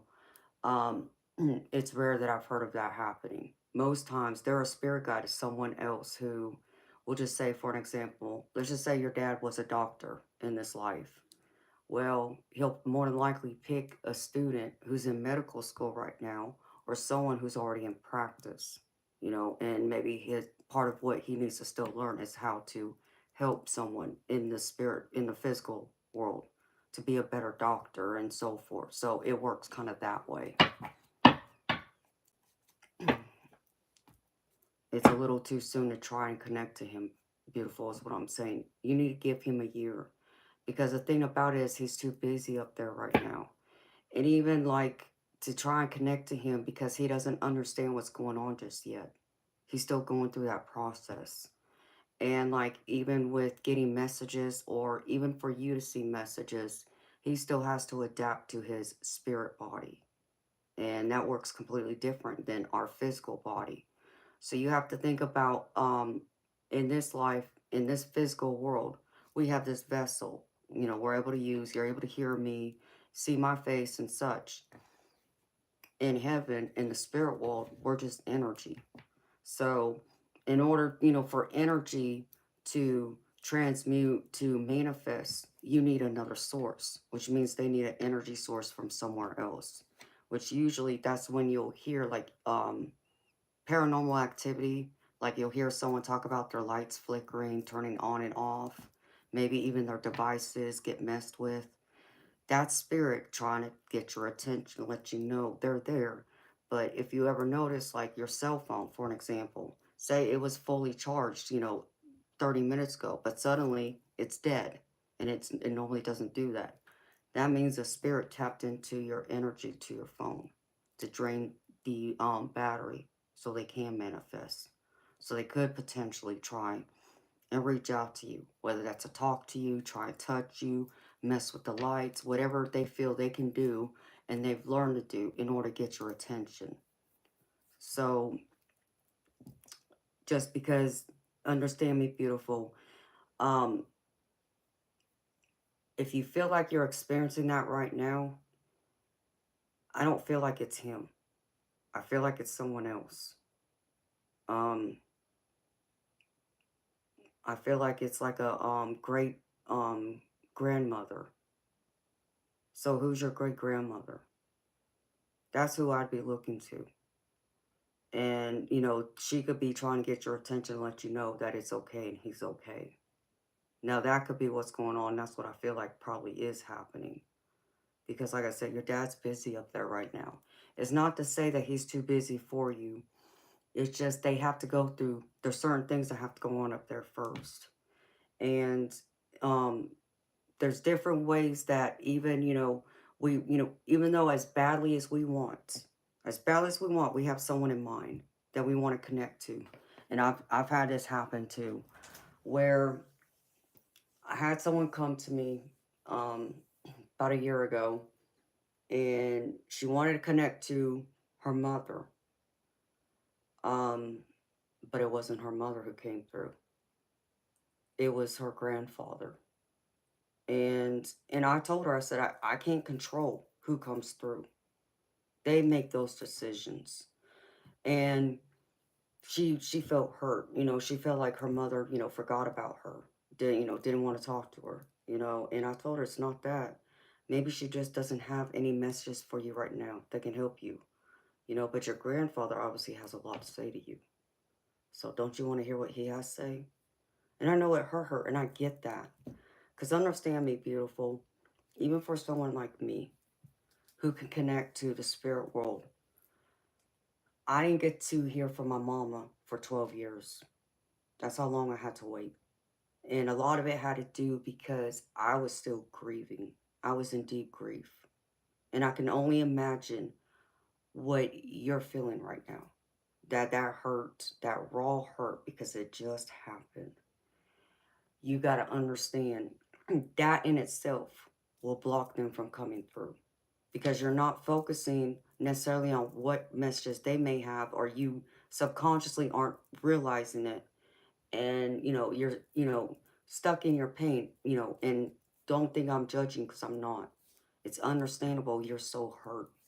So that in a sense will block them from connecting. um if you want to try, beautiful, all you gotta do Okay, you don't need someone like me to go and connect to your dad. But you got to be willing and understand me. There's a process in this, Victoria. And it's not something you just jump in and do either. Okay. First, you need to do some research, get the basics down.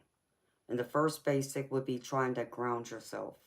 So you got to think of yourself, since you're Native American, you'll understand this, being out in nature.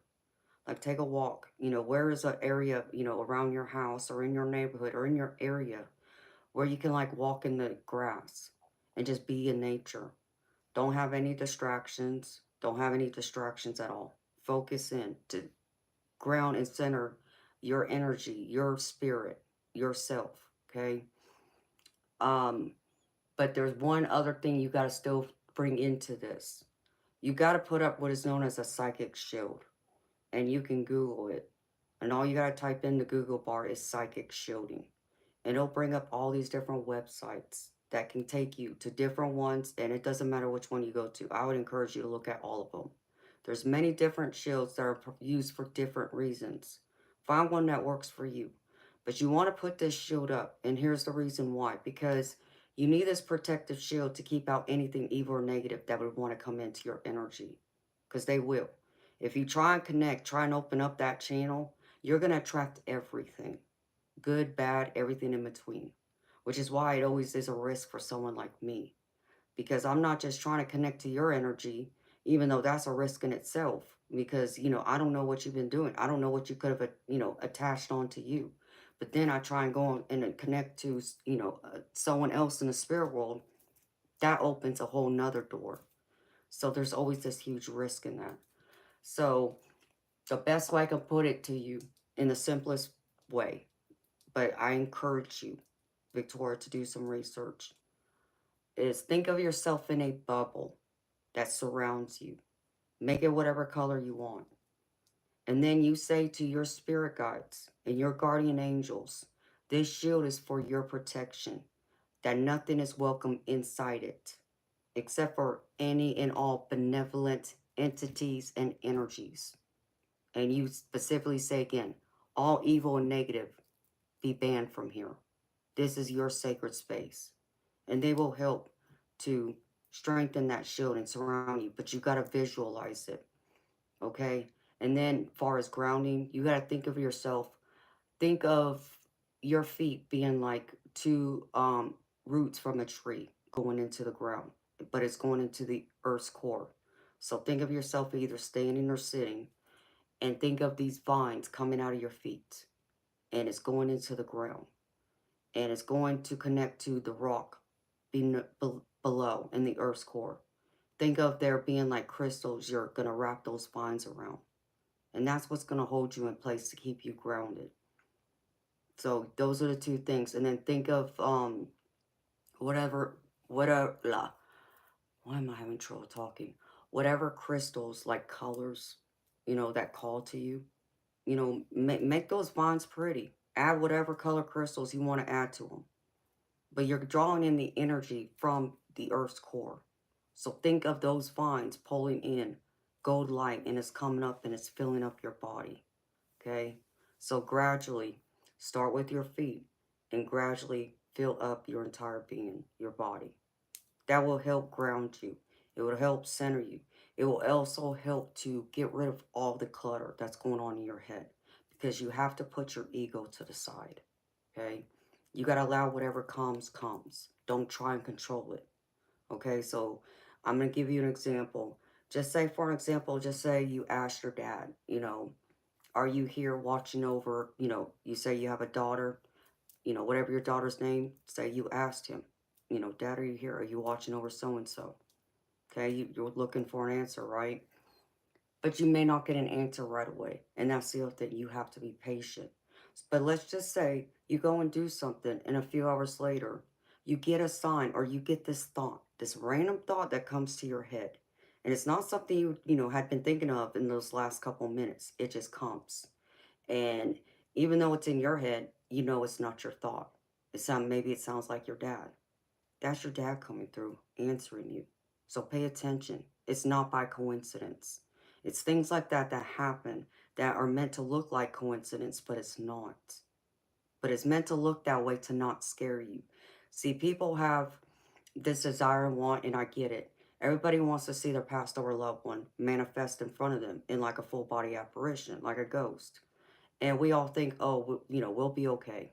I'm not gonna be afraid if it's my dad or my mom, and blah blah blah. That's what we all think until it happens, and it will scare you, especially if you're not ready for it and if you're not looking for it to happen.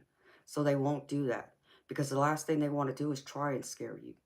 So they'll instead, put random thoughts in your head. That is a way of answering you. They'll also use other people around you to answer you. So just say you're out randomly shopping one day and you overhear someone talking and you just, not that you're trying to eavesdrop on them, but, you hear them and what they say resonates. And it sounds like something your dad would say. That's your dad using them to give you your message, to give you that answer. It's things like that. And then think of something like your dad would do in this life. Like, what was it he loved, as far as, activity wise, or was he one that liked to go fishing, for an example? Um, that could be his sign for you. So let's just say you're out one day and you suddenly just start seeing all these different things that reminds you of him fishing, right? Whether it's fishing poles or seeing fish or something along those lines, a fishing boat, whatever. But every single time you see something like that, the first thought is him. That's also him trying to connect to you. But that's him. That's like a postcard from heaven to let you know he's still here. He hasn't left you. You're not alone. So you got to be willing to look around you, not just think of, I need to hear his voice or I need to see his face or I need to feel him touch me. And I just saw a blue spirit orb. That's my confirmation. You got to take your whole world into account because that's how they will communicate. It's just most people don't understand it, or it's not always in the way they want. And I get that.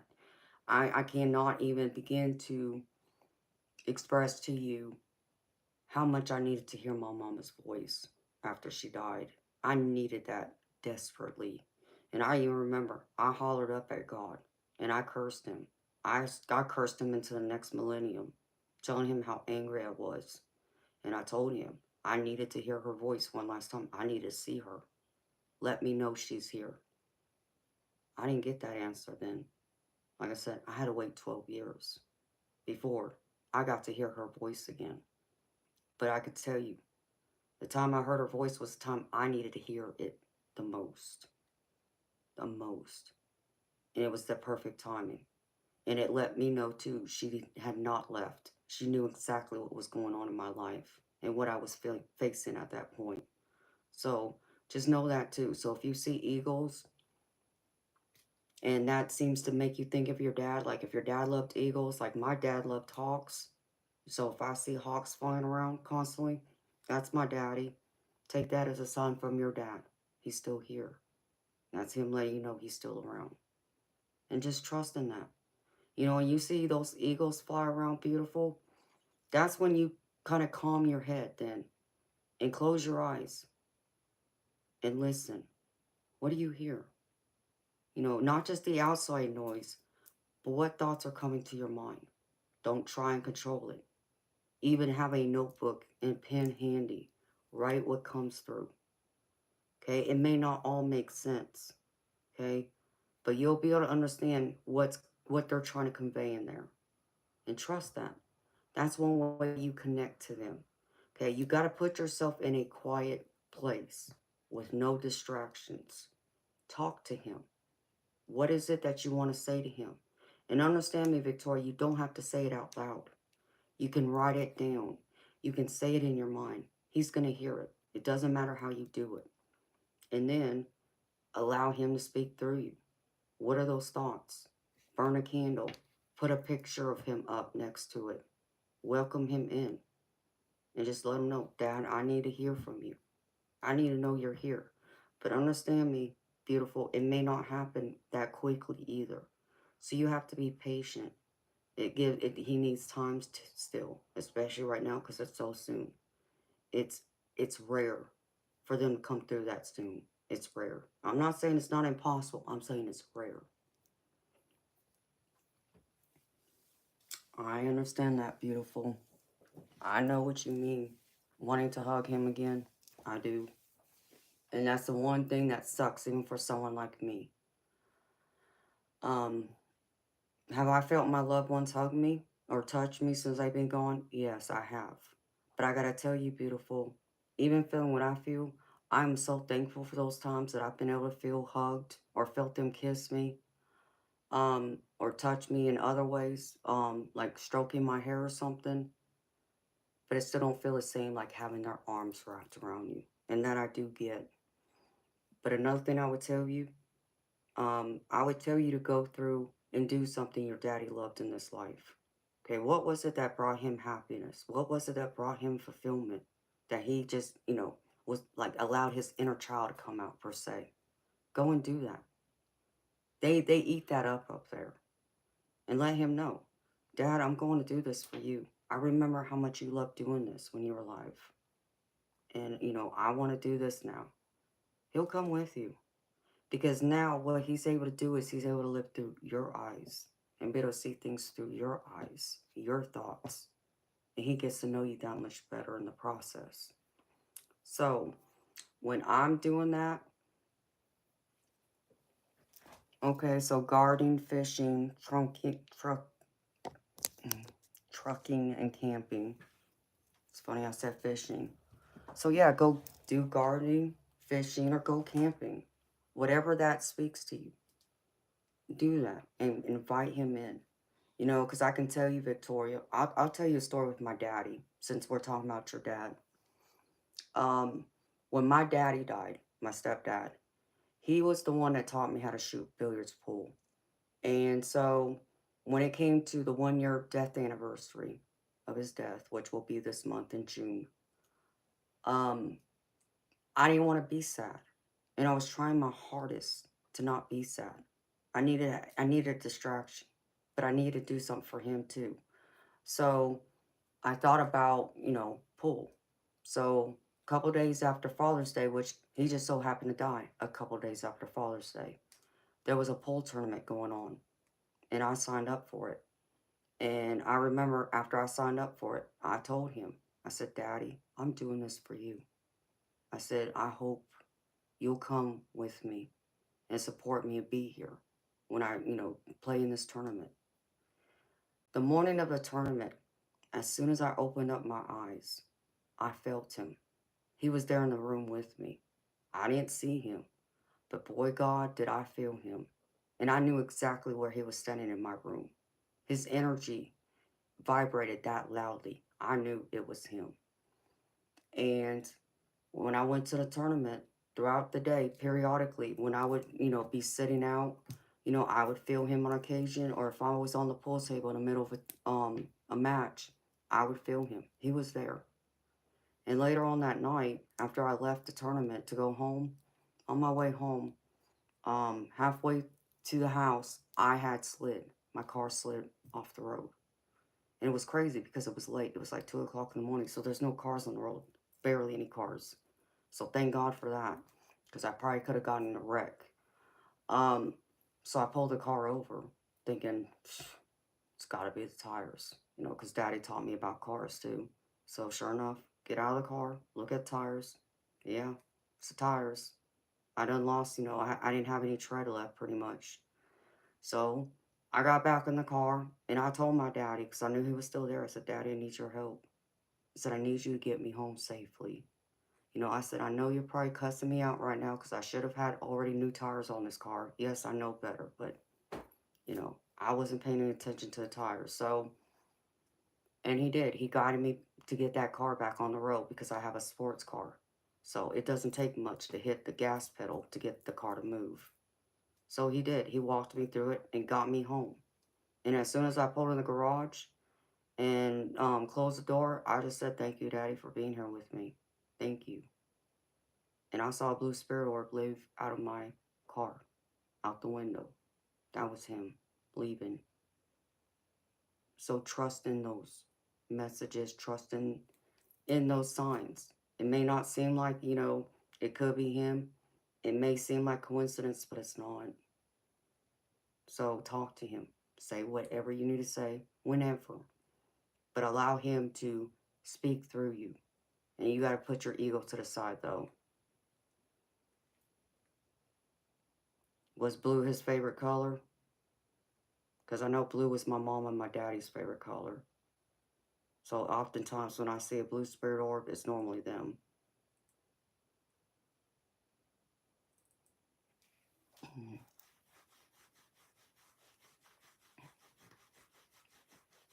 If you keep seeing blue, just randomly, just know that that's him, letting you know he's still there. You know, because you got to know, Victoria, that, you know, he may not be here physically anymore, but it doesn't mean his spirit isn't here. He never left you. His love is eternal. It doesn't disappear. It just transmutes. It changes. So always carry him with you. And he will guide you. He will guide you where you need to go, girlfriend.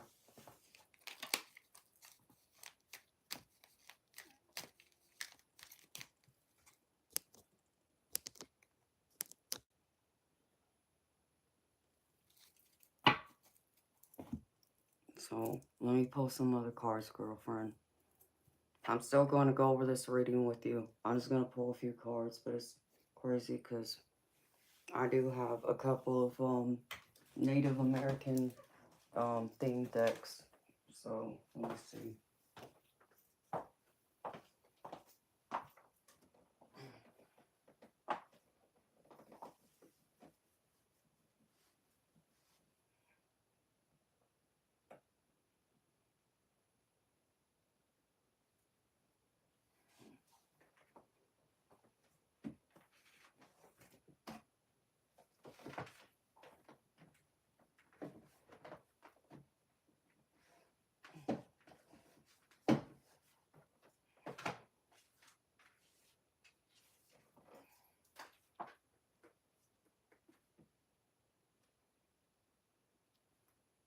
Man, I almost pulled that other deck too.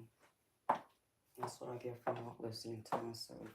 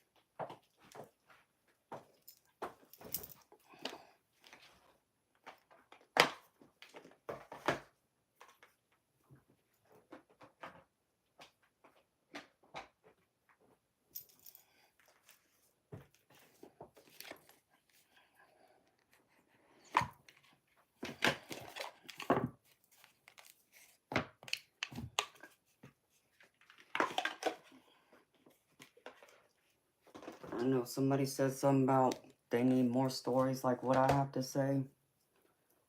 Yeah, I have a lot of stories I need to share still, but I haven't had a chance to make any new videos yet because I'm always streaming. But many of the stories I still haven't shared yet are going to go on probably another platform where people are going to pay for it or pay for a membership to access it. So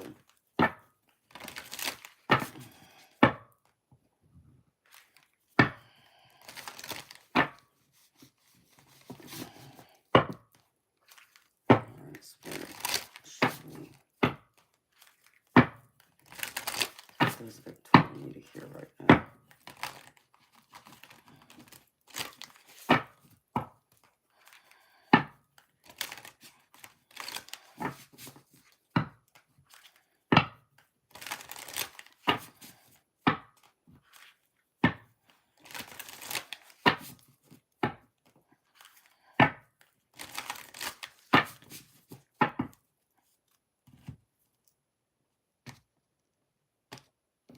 Child, I think he is. He was just watering his garden. He was just listening, is what he was saying.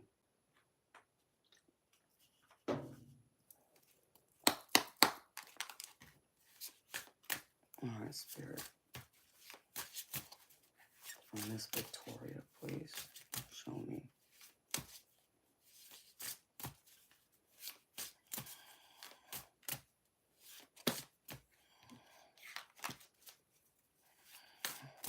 And there he is.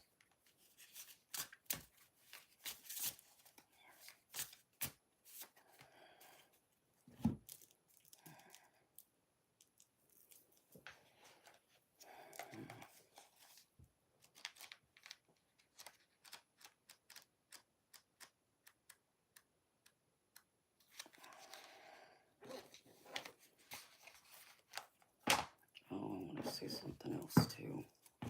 I'll pull out another deck.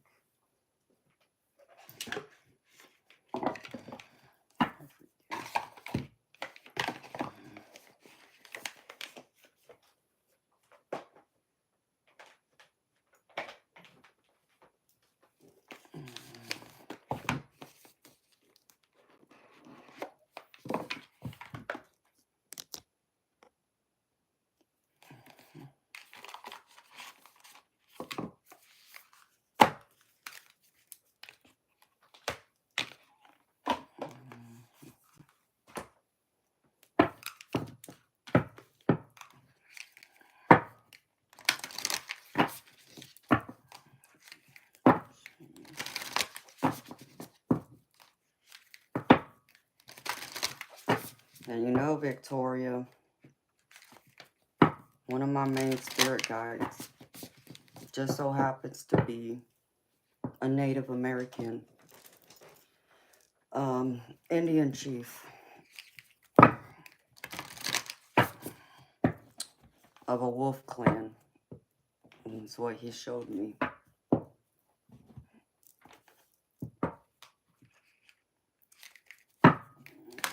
So I've heard him play the drums before around me. And he even showed me one of his tribal dances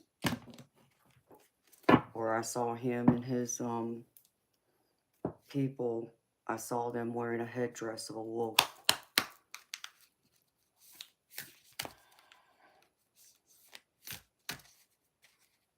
Oh, really? There you go. Yeah. My spirit guide is an Indian chief of a wolf clan. I don't know which one, but I know it was based in Alaska is what he was showing me.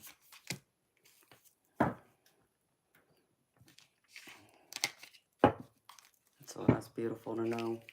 I love wolves. That's one of my spirit animals too. I'll even tell you a crazy story. I don't think I could find it on that crystal, but it was just crazy. I'll pull the rest of your cards and I'll tell you the story.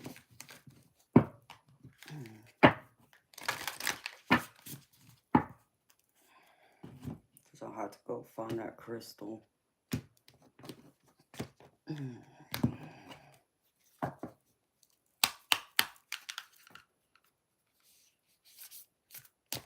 Oh, that's beautiful. Alright, Spirit. Show me.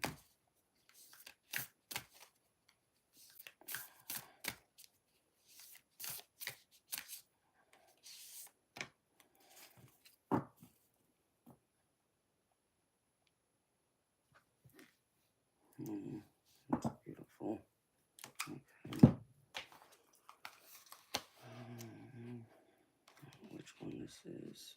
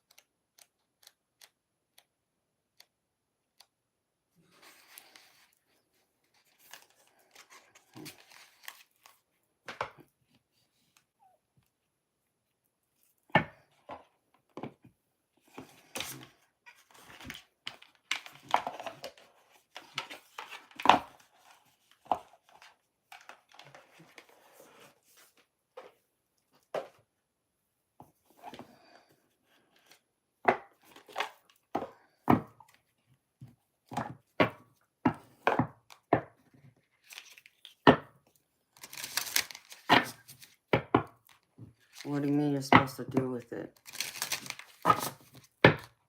I know the relationship is over with, right? You said you haven't seen him.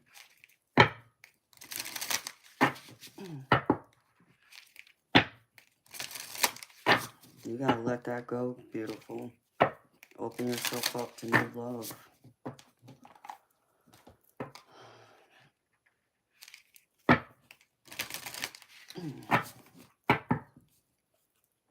Victoria, what I want you to know, beautiful, is what's meant for you will never pass you by. So if you were meant to be with him, it will happen. Like if it's still meant to happen, he'll find a way back to you, or you'll find a way back to him. But question is that something you really want? Especially if he sounded like he was very toxic. You called him a narcissist, you know. When people say narcissist, I think of someone who's very toxic, full of himself, and selfish and self-absorbed. So, and those are just toxic traits that I would not want in my life.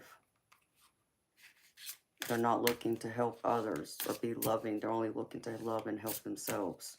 And they're seeking the attention of themselves, not, you know, anyone else outside of that. Sure, they'll use other people in their life like, you know, their own family, but they're using it like a trophy, like not because, you know, they're proud of their kids and they want, you know, their kid to get recognition, for example. No, they want to be the one to get all the applause for raising that child. Just an example.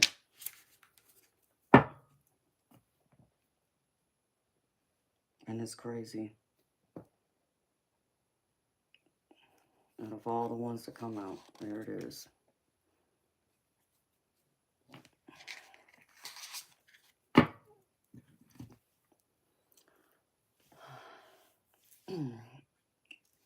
You know, Victoria, that's why I would say to you, beautiful, let him go. You know, I'm sure you saw some good things in him. I think that's a habit of all of us that we do. But you want to know about him. You know, I don't know what he'll do. I can only advise you what, like, how you need to handle everything going forward when it pertains to him. I do have a love deck that can help with that. And I'm waiting for another one to come in fact. It's supposed to be like a breakup, separation type deck, something like that. But it's not here yet. So, and I got another one that's just for singles. That's supposed to be coming too.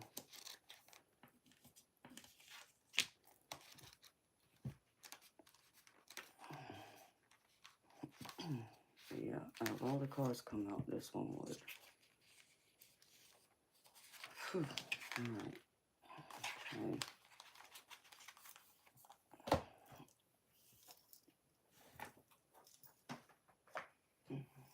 Let me see which one this is.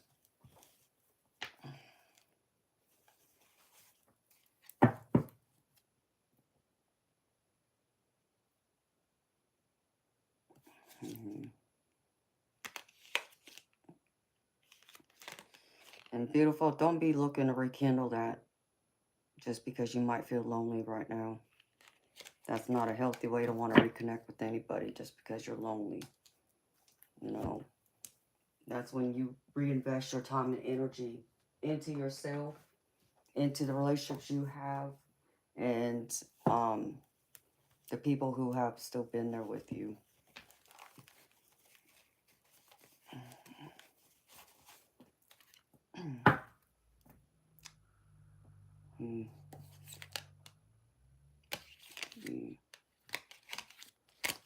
I don't know, Spirit, you'll have to point me which one.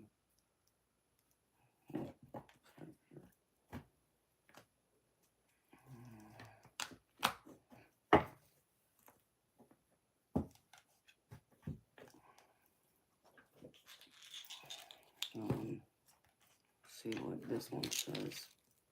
Let me just see. Alright, Victoria. I mean, this is what I'm picking up for you.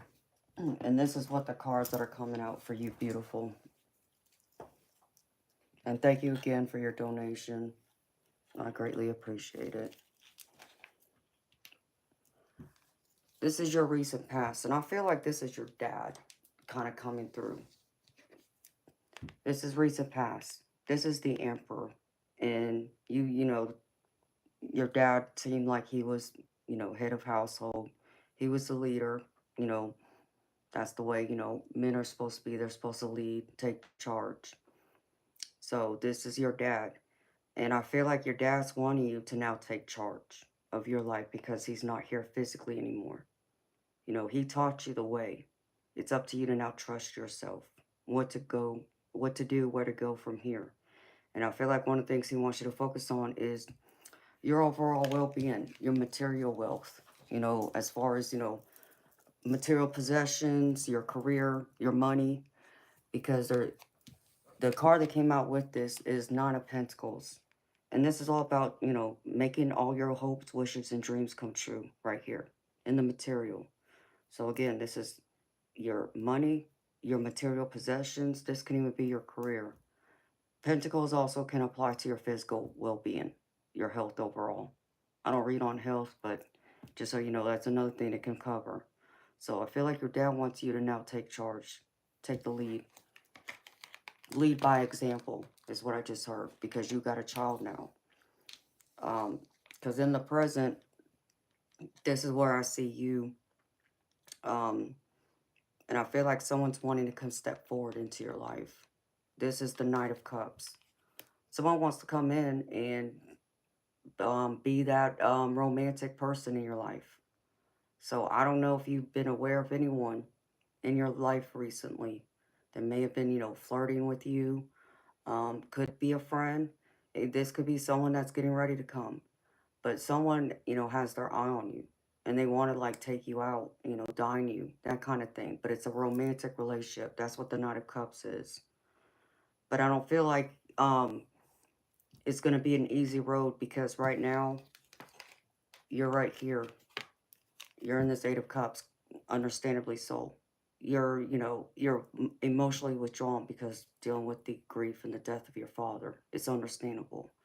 So don't go putting pressure here, trying to make something happen, when really my advice is to focus on yourself right now. Dealing with your emotions, your heartbreak, your grief, and your baby girl. Focus on that first. And then everything else will fall in line afterwards. It's just too soon right now. And I would hate, I would hate for anyone to come in and try and take advantage of you right now, because you are, and I'm not saying this in a negative light, beautiful, but I'm just, that loving, caring, protective person too, that I would worry about you, because your emotions, grieving your dad, that someone who doesn't have good intentions would try and come in and manipulate that. And I don't want that to happen.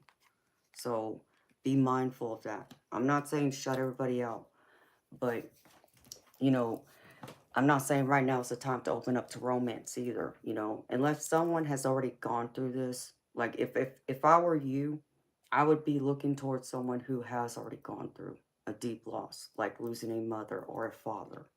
Okay, because that's the only way they can connect to me, then, to understand me. Because I can tell you, when I lost my mama, the guy I was dating, in fact, I was engaged to, he hadn't lost his parents. So he couldn't possibly understand what I was going through, what I was feeling. But what did he try to do?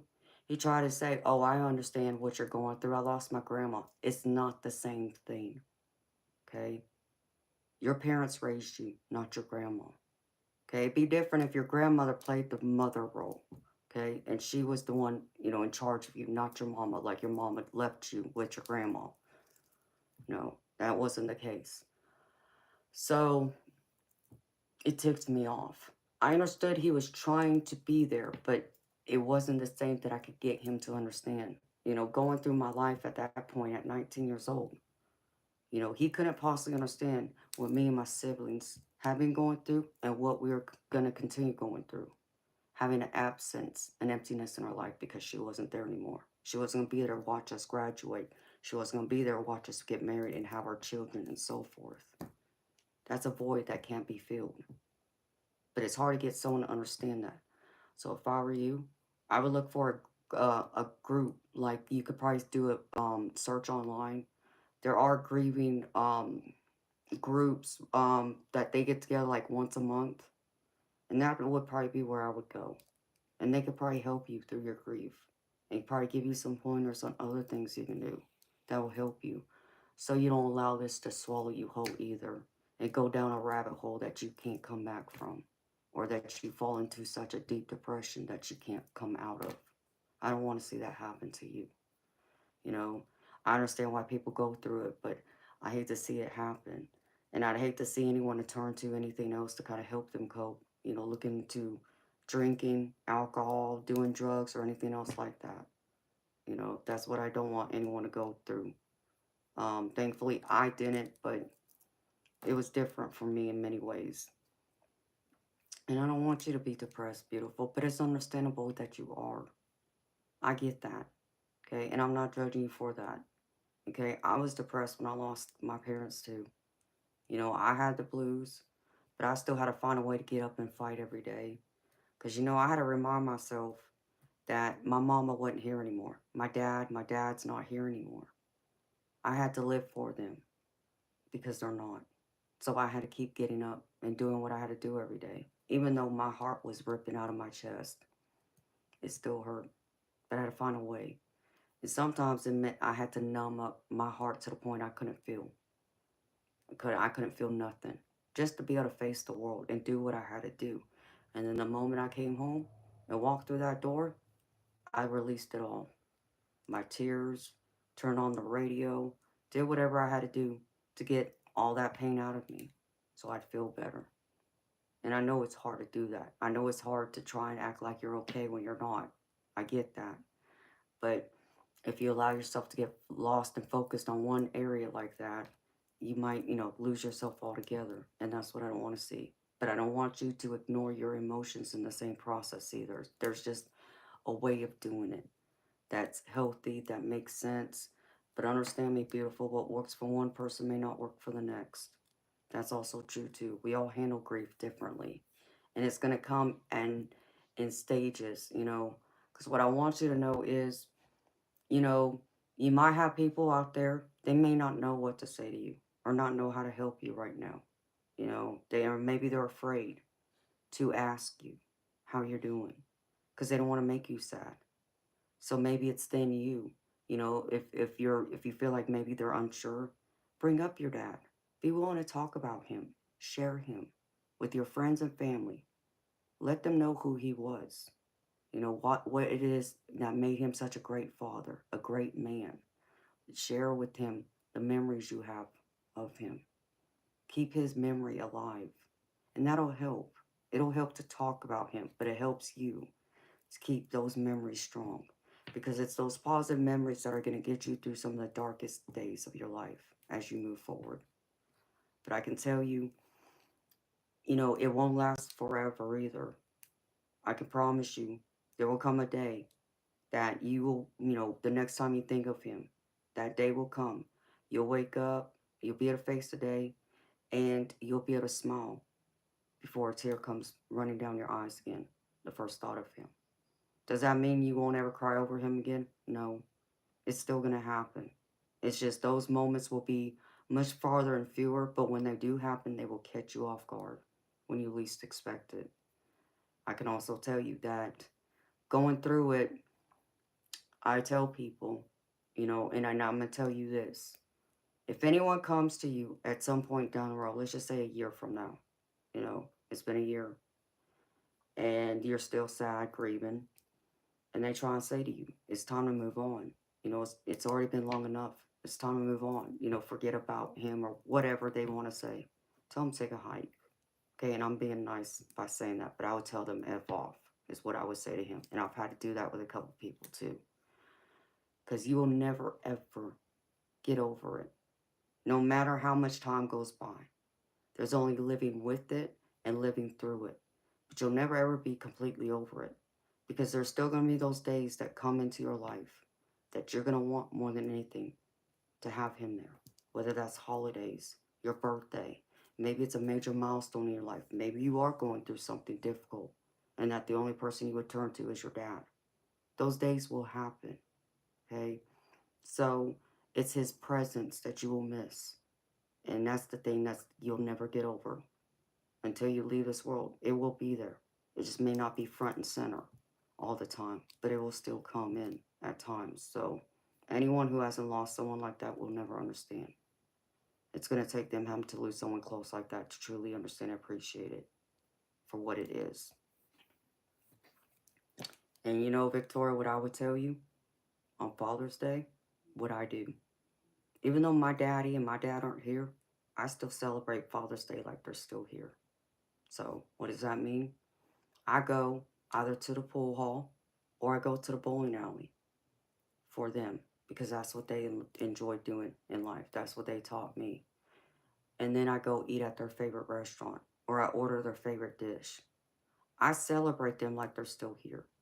So I think of Father's Day like, okay, well, I know I would be taking my daddy to a steakhouse. So what do? I go to a steakhouse because he loved to eat steak like I do. So I get a steak.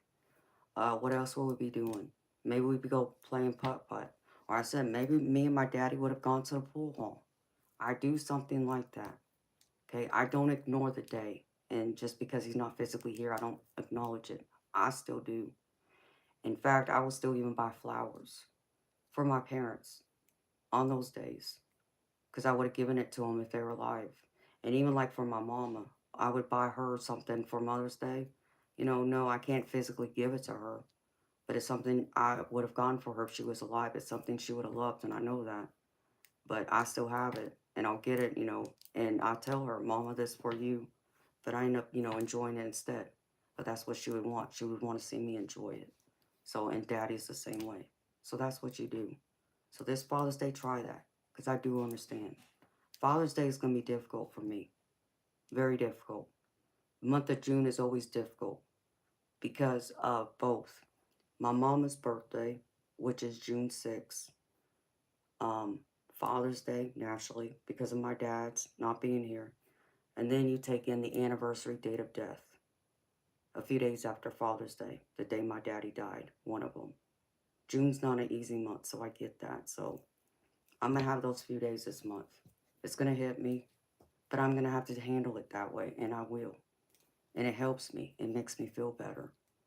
And they, through me, get to see me still enjoy life. And that's all your dad wants. That's all any of your loved ones over there want. They want to see you happy. They don't want to see you sad. Okay? They want you to enjoy the life that you want for yourself and to see you live it to the best of your ability. Whatever those things are that make you smile. That's all they want to see. So you do it for them.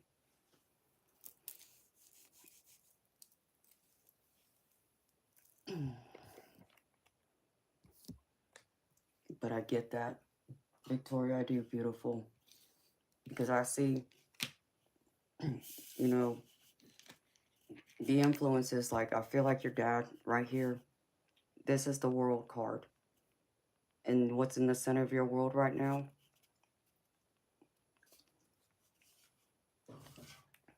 You're lost. Your dad, trying to deal with the emotions from it, and also trying to find your footing to move on. Okay? And it's not going to be easy, beautiful. I'm not going to sit here and tell you it is, but you will find a way. You know, the Six of Swords with this world, it just means that things have been difficult. They haven't been smooth sailing, but they will come to a point, it will start to calm down again, and it'll be more peaceful than what it has been. You just got to give yourself that time. But this is the Six of Swords, and the Six of Swords is all about coming out of difficult times and looking for more calmer, peaceful times. And it is coming.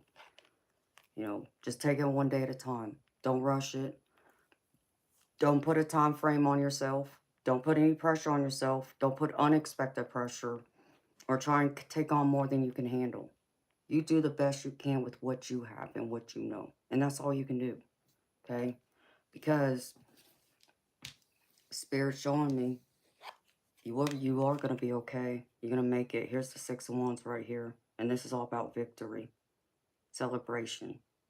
And again, I feel like, you know, you just got done having his service. Celebrate his life still. Celebrate him. and do other things that also celebrates you too in the process. What are those things that will make you feel like you've achieved something? You've crossed that finish line. You've gone past it. Not saying past, just grieving him, but in general in life, where you feel like you've met your goals, your success. Because Spirit's showing me this Nine of Cups right here. You will have fulfillment and success. You will be victorious. These dreams, these goals, Spirit's saying right here, it's going to happen if you just keep moving forward. There's a saying, as we've all heard, slow and steady wins the race. Look at it that way. It may take time, but you will cross it. Because here's the healing card. And this is all about your healing. You getting to the other side of this. Spirit wants you, though, to focus on what's important to you, too. This is the Two of Pentacles. The Two of Pentacles is all about balancing, prioritizing what's most important. So, in the process of finding that balance, focusing on your obligations, your wants, your dreams, also your healing has to come into play, which is your emotional healing, your mental healing, but even your spiritual. And if there's anything physical going on, make sure you address that too. And if you're going through anything, get professional help too, beautiful. Don't be too prideful. Always look to the experts who, gone to school in that field that can help you. Use your discernment. But I feel like your spirit guides and even your dad wants you to know you need to trust yourself. You're stronger than you give yourself credit for. And you will find what works best for you to heal, to find some type of peace, some normalcy.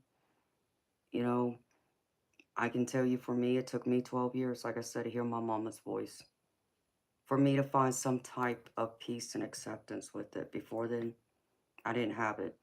That's how long it took for me. So I hope that's not the case for you, beautiful. But I'm just saying, everyone's timetable is going to be different. You're going to go through it differently, at a different pace. And along that journey, though, you're going to grow and learn a lot more about yourself. And even maybe more about your loved one you lost.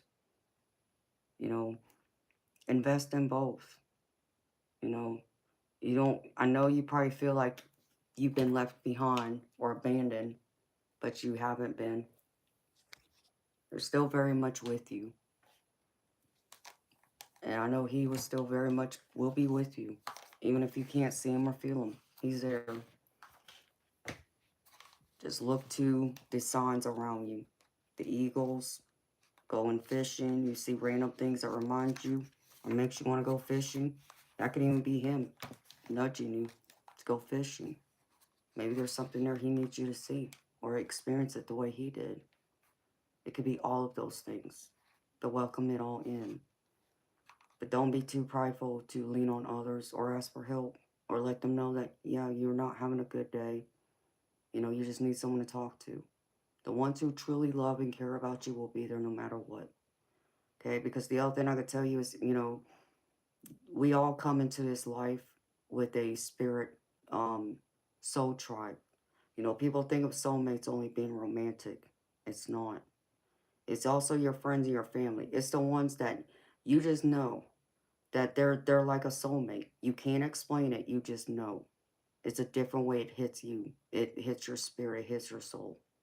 I found a few of them on YouTube who's part of my soul family, who I was meant to find.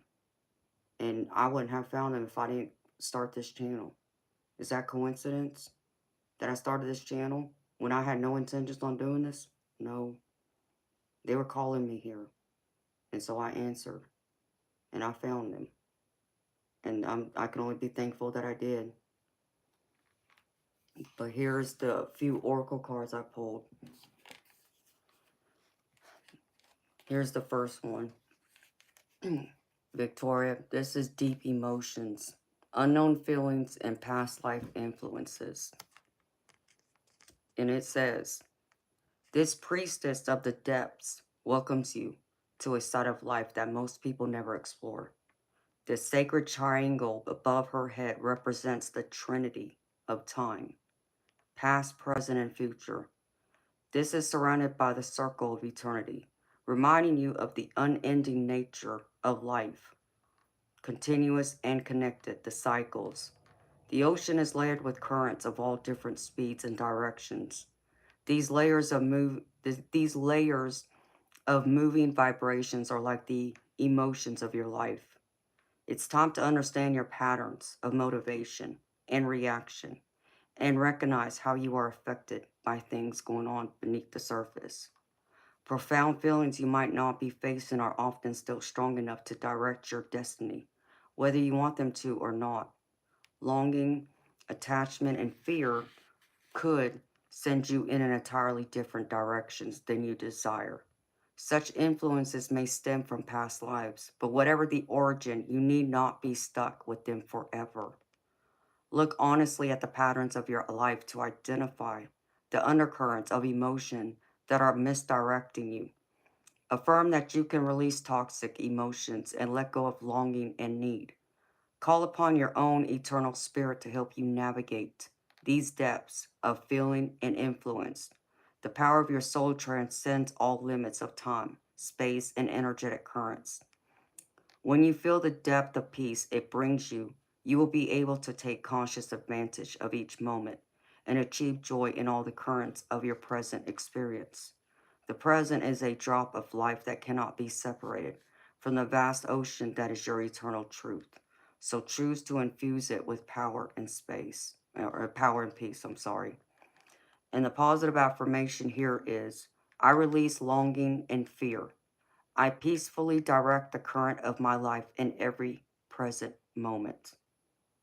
I release longing and fear. I peacefully direct the current of my life in every present moment. So I know you are dealing with a lot of deep emotions. You know, I can't make this up. This is one of the first oracle cards I pulled. Even, right after you told me what you were telling me, about the loss of your dad. And I knew this was meant for you. Because this was one of the other decks I thought of after the other two. It's okay to feel what you feel again. Know that you're meant to feel whatever you feel. Yeah, it could deal with a past life, but it could also deal with your past in this life. And also, a lot of it is tied to the loss of your father. Understandable. But even, you mentioned your ex. There might be some feelings that are beautiful that maybe you still got to come to terms with, to understanding, and to be able to accept it for what it is so you can release it and let go. So when the moment is right, your heart will be open and ready to receive someone new who is worthy of you, who's deserving of you, just as much as you would be worthy and deserving of them. You know, don't just go through and accept whoever because they just happen to just drop by, your house. I'm just giving you, just think of it in that context. They just magically appear. And because you're going through the deep, emotions and grief that, you feel lonely, you're longing. I understand that too. But, that's just not the time that I would even suggest anyone to necessarily pick up a new relationship. Not yet. Deal with your own hurt. Because like I said, it's going to take the right person to help you guide you through that. And I'm not saying they don't exist, but I would be looking for someone who has already gone through something similar like you. That was probably one of the luckiest things I did get for my insignificant other. You know, Coincidence happens to be he also lost his father when he was 19. So he can relate to what I was going through when he met me. He already been down that road of pain and agony to understand what that loss is like without a parent. And he was there. He helped me through it. So, and that's what I needed. And I knew that. And he helped me a lot. And I'll forever be thankful to him for that. But not everyone else will be able to do it or understand it from that same point of view. And you can't just make someone understand. Sometimes people have to experience themselves before they will. but you hope and pray they don't or they haven't, because you would never want people to lose their parents or anyone else like that close to them. I wouldn't wish that on my worst enemy. Not saying I have them, but you get what I'm saying. I would not wish that pain on anyone. And then this other card I pulled for you, Victoria. This is from another native oracle deck I have. And this is Spirit Journey Drum. And it's a man on a horse. And I just feel like this is almost like your dad coming through, in essence. And this card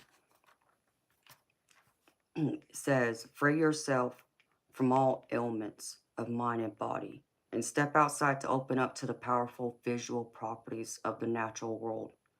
As you close your eyes, play the 2-beat rhythm to take you directly to your heart center. Breathe deeply and truly feel your heartbeat in time with the natural frequency, pulsation, and hertz frequency of Mother Earth, which matches that of your own heart.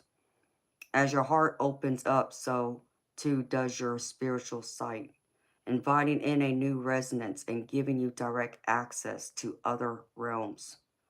The energy you emit matches that of a visionary.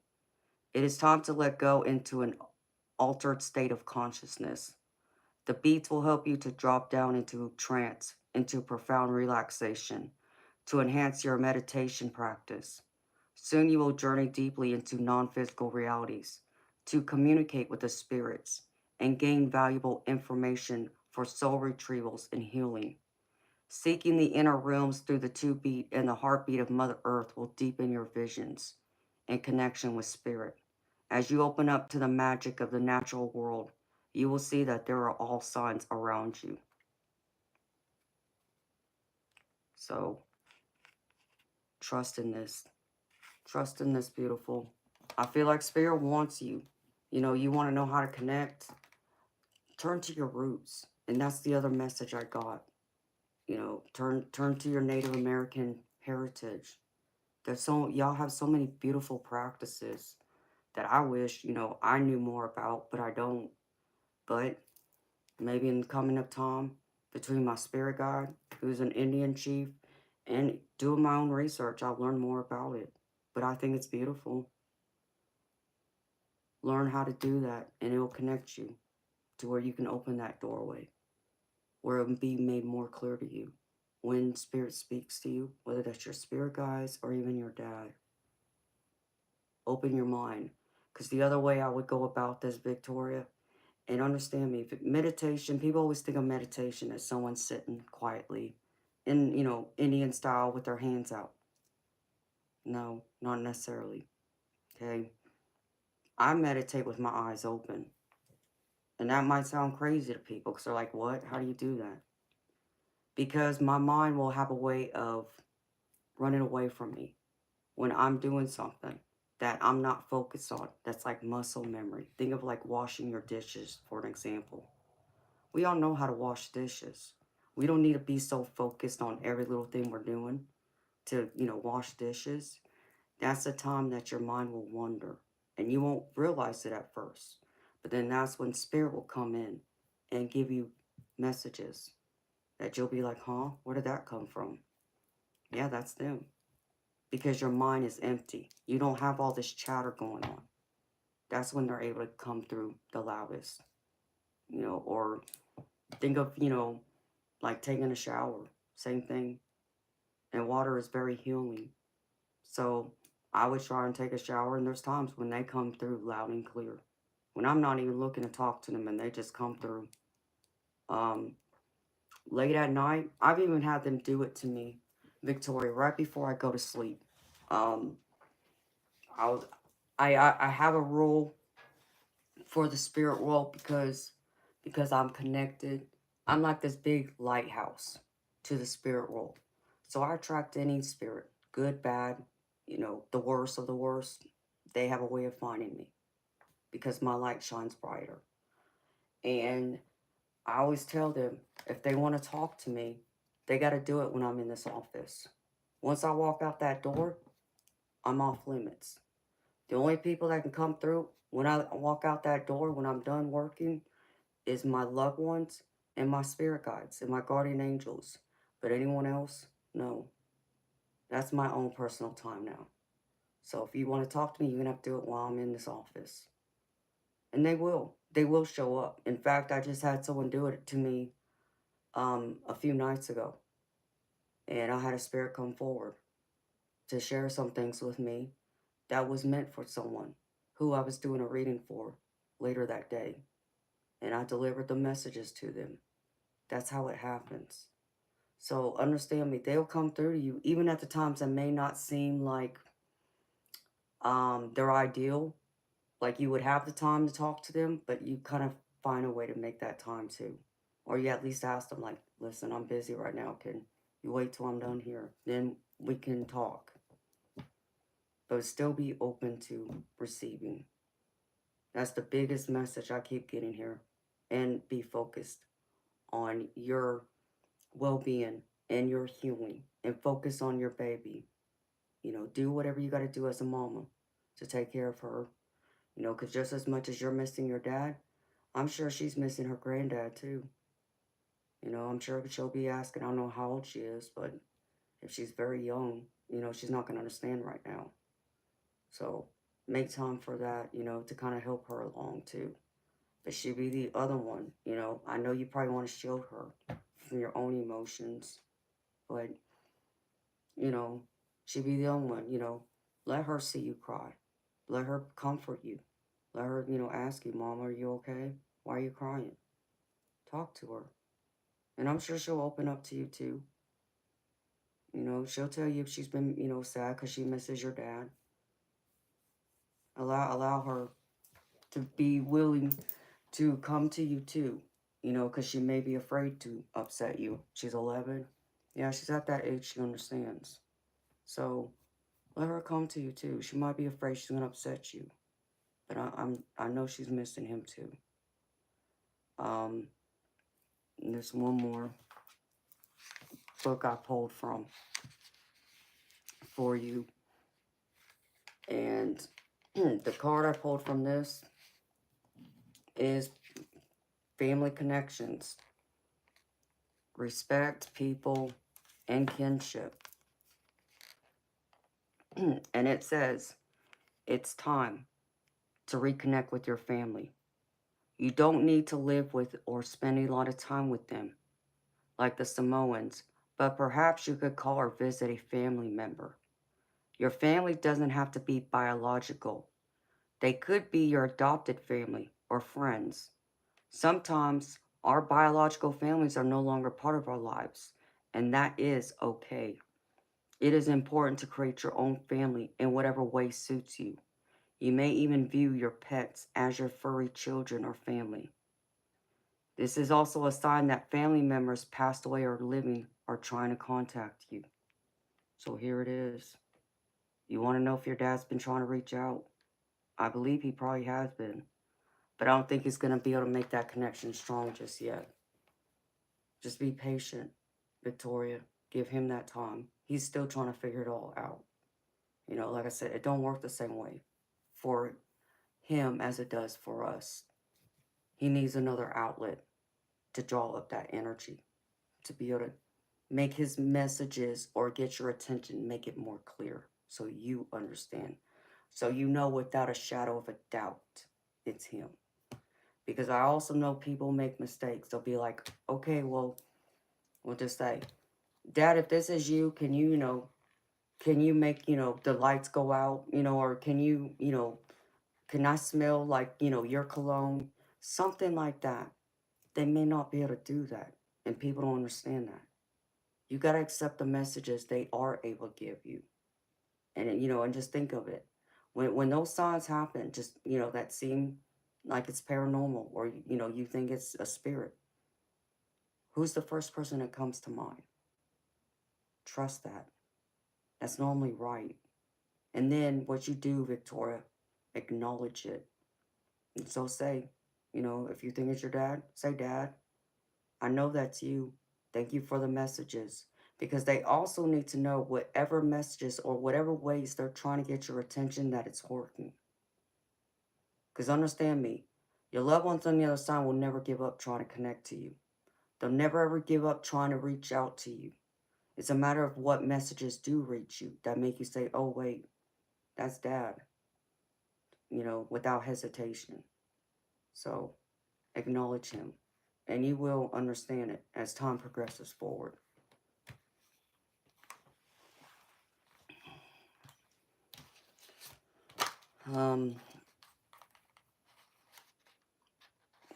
What else?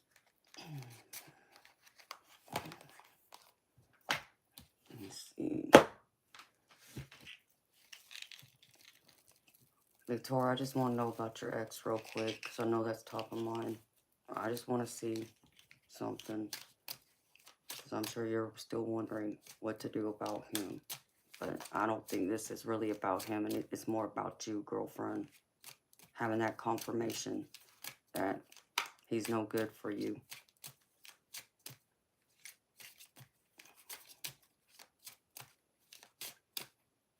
Alright, Spirit, show me.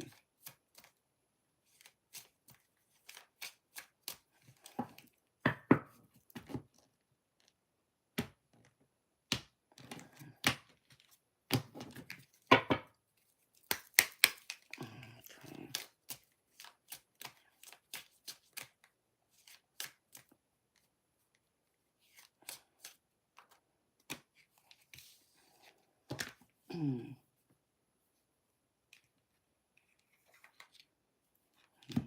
Which one's this?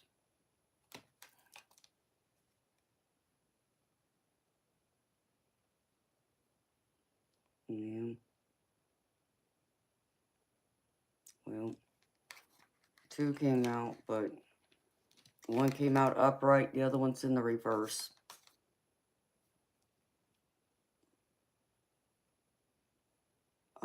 Knowing you haven't been in touch with him, I mean, that much is true. First one is, this is a runes love oracle. But this one is all about him and you, like the relationship's not clear. And things may not even be able to be made clear due to misunderstandings, not being on the same page. So this one to me is very true. You don't know, where things stand other than y'all haven't been together. But could things work out? I'm getting the feeling no. Because I get the feeling again, whatever happened that caused y'all to separate, it's more than a misunderstanding. I don't feel like he would budge. And I don't feel like he would be able to work with you and, really be about you and y'all as a couple to move the guideposts, or to not move the guideposts, but turn the page so y'all can move forward together as a couple, not just as one person. Because I get more of like, you're about, you and him when you were together, and, your child, and to where he was all about himself. And you were just like along for the ride. And that's not the right relationship. That's not healthy. So the other one that came in is this one.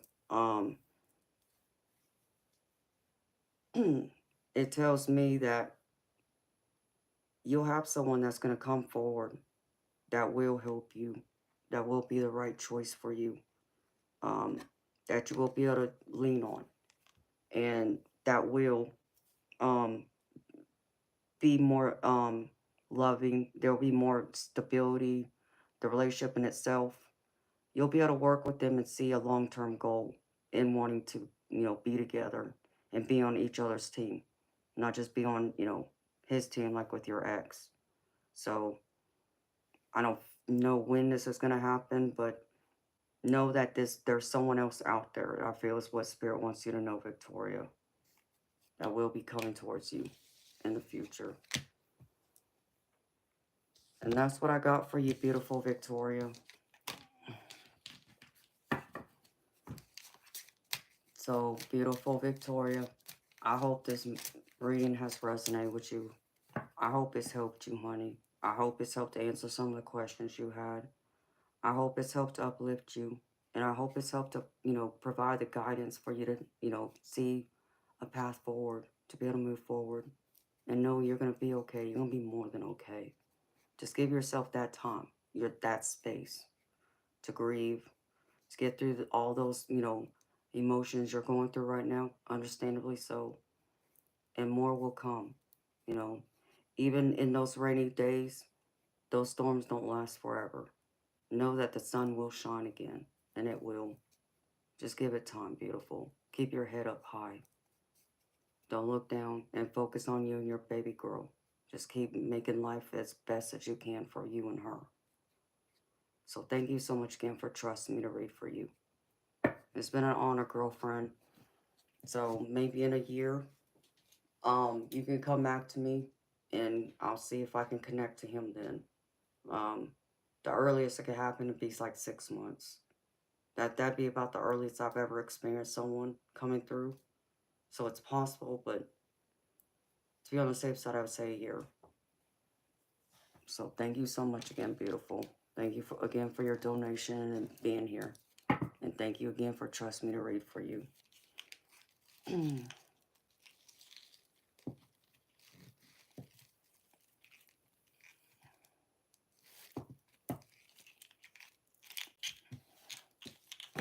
All right, beautiful people. Let's see.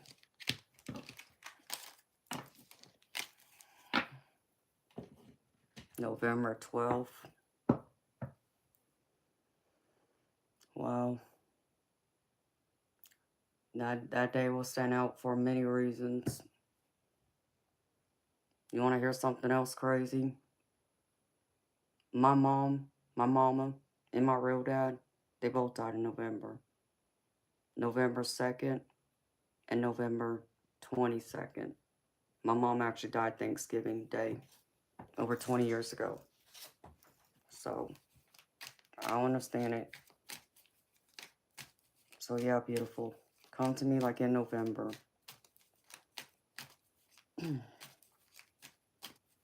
Yep.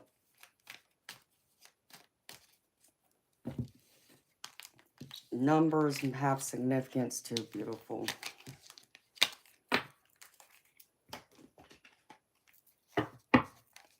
So Spirit definitely wanted me to be reminded of, because even my daddy, the one that, you know, is this month, his anniversary date of death is also the 22nd.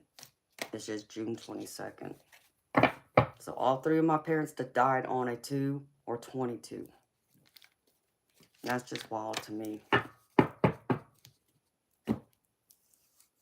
Okay.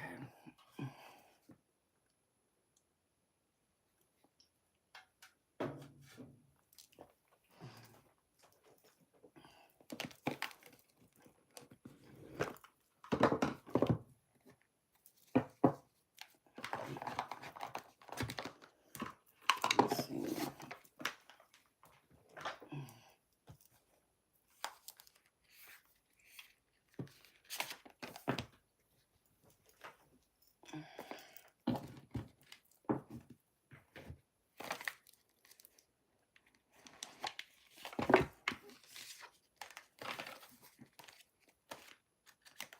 What pictures you sending, Bob?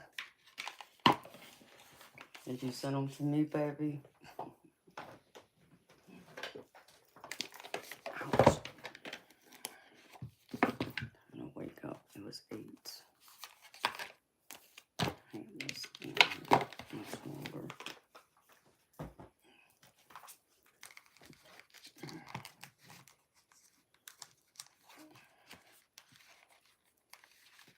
So how's everybody doing? For those who came in while I was doing that reading, I'm not trying to ignore anybody, beautiful people. Just understand me. When I'm reading for somebody, I'm only focused on them.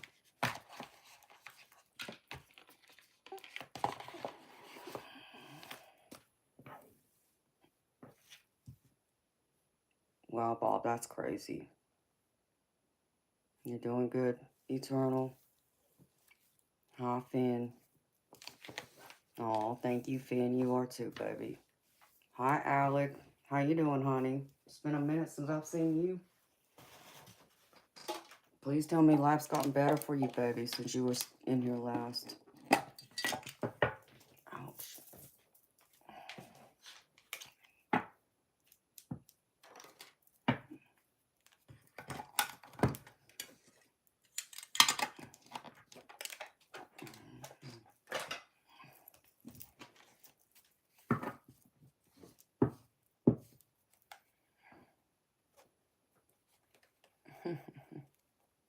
Oh, well, I can't wait to hear about it, Finn.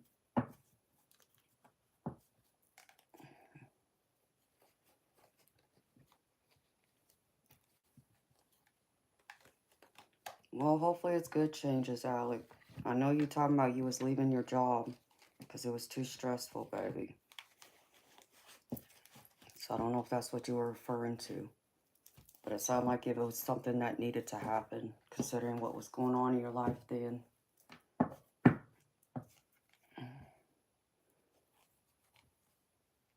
So, you know, that's the one thing I always try and tell y'all too. The one thing you can always guarantee happening is change. Change is going to happen. Good or bad. It's the one thing in this life you can guarantee and count on.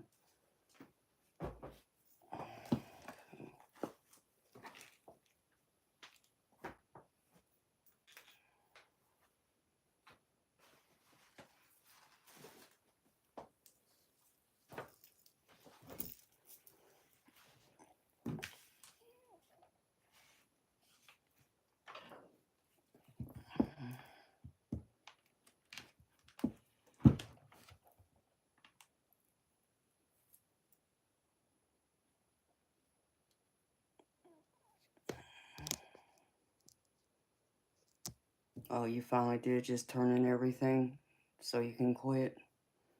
Oh, I'm sorry, baby. Know that there's something else better out there meant for you. That's all you can hope for, Alec.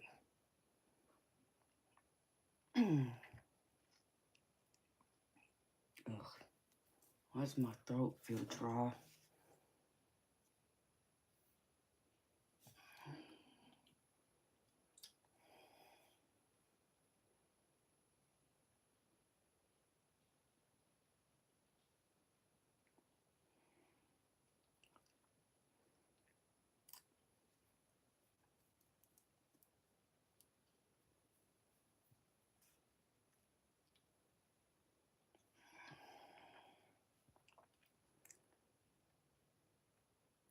Well, Bomb.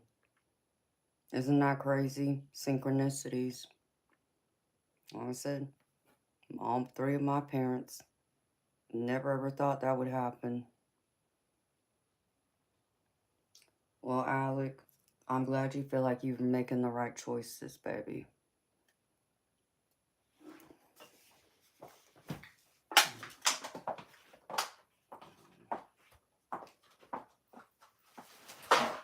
Ouch.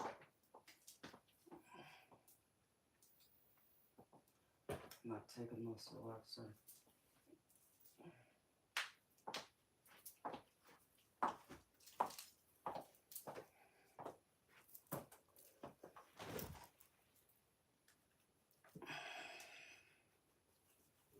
Not good.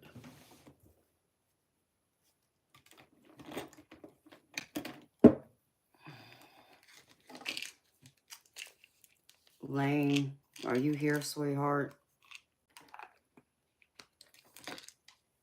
Hi, Womley. How you doing, honey?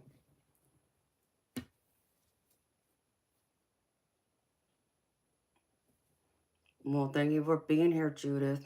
You know I always love seeing you, beautiful. Thank you for stopping by, spending some time here, girlfriend. It's always good to see you.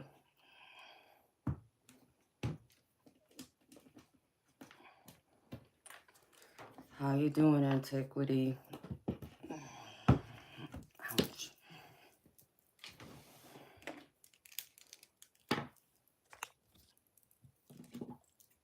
I got your donation, honey. Thank you, sweetheart. And I did read your quick note in there. I mean, that's interesting.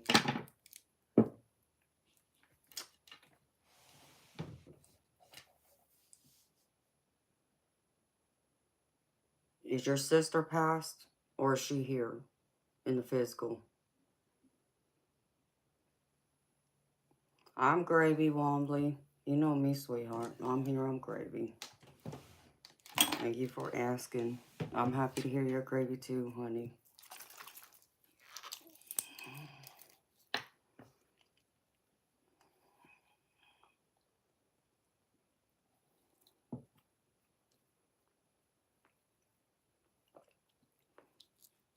Why do you feel like it's tied to your sister then?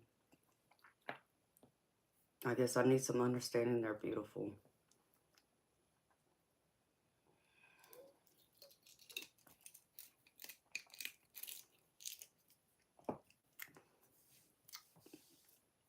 Antiquity, do you feel like maybe your sister is spying on you? Or you're saying it just makes you think of her? Like, I'm trying to make sense of that, honey. Oh.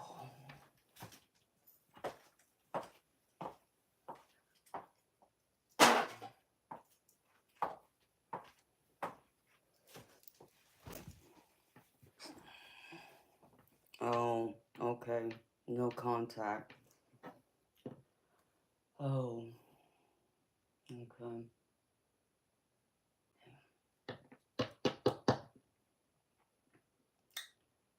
Huh. I got a deck that's coming, and it's not here yet. That would probably help with that. I don't know if one of these other decks will work. I gotta check it out real quick.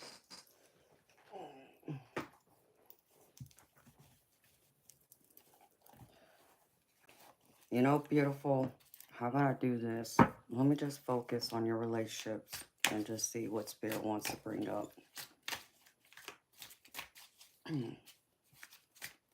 When it surrounds that symbol you said you keep seeing.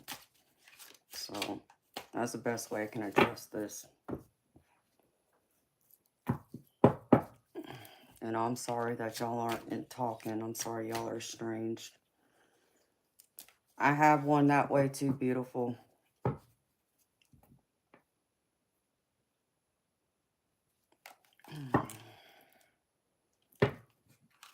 So let me see. Get the cards and then go from there. Because to where I can identify this. So we're just going to do a reading focused on your relationships. So this can both be romantic or family or friends. But since, you know, you think it could be tied to romantic or family, if it is, it'll come up, girlfriend, because it's in your energy. I just got to find my deck now for that.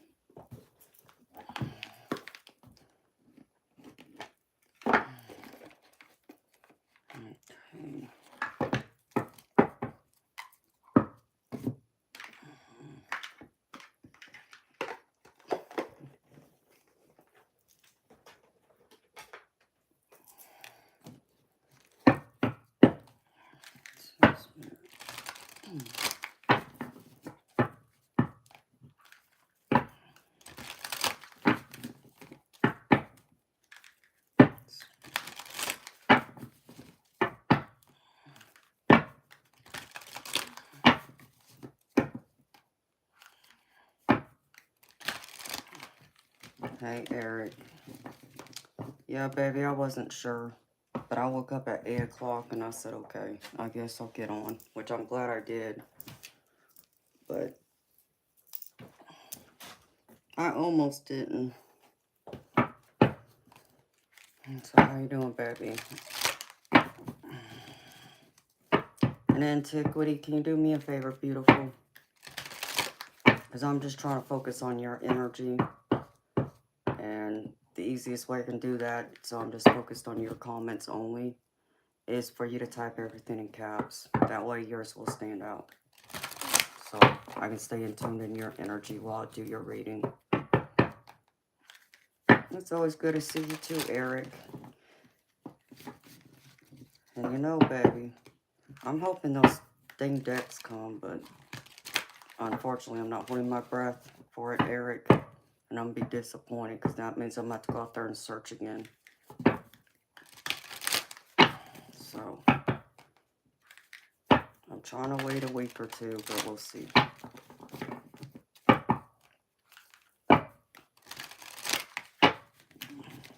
Alright, Spirit. Can you show me for antiquity, please?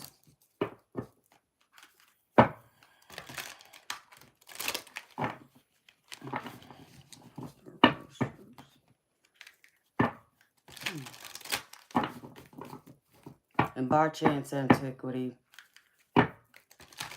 because I want to see if there's more than one person here, possibly. Do you know what your sister and your significant other's zodiac sign is? Just curiosity. If you do, can you tell me?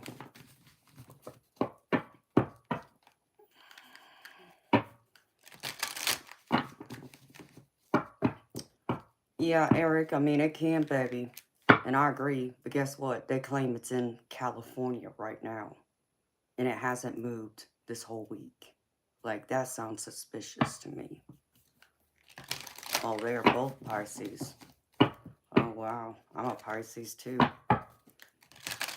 Two mermaids, huh? Okay. So,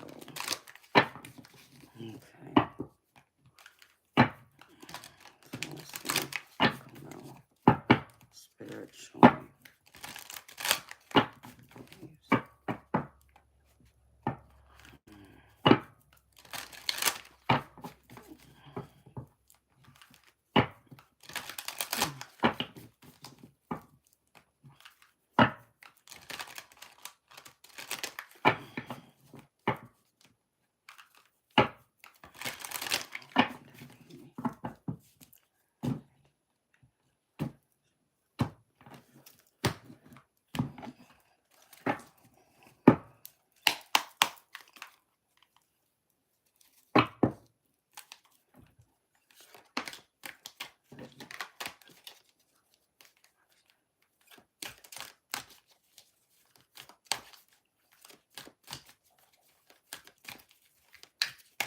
Alright, Spirit, show me.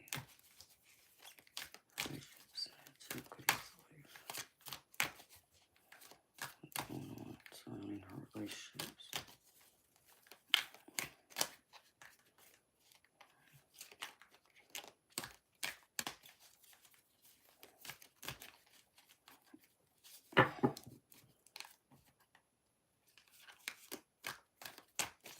And then antiquity, I'll share a story with you after I do your reading. Because I think I've seen something similar.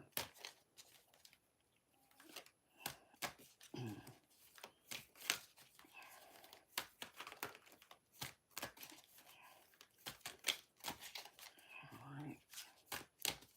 Show me, Spirit.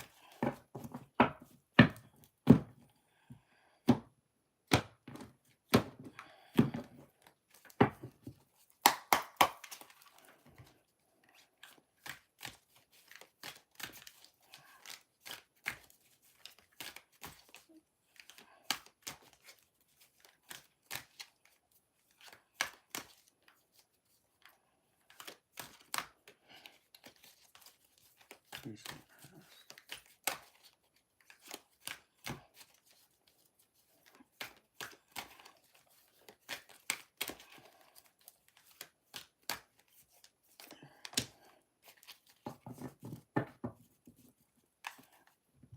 Present, Spirit.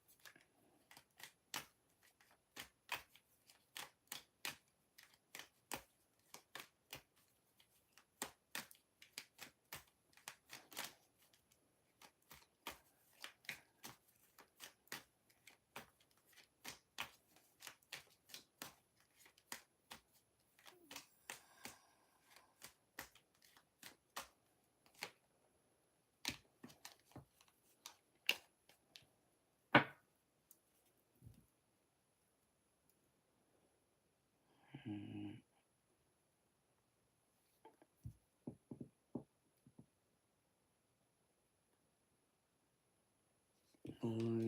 and pulling. The heck? Alright.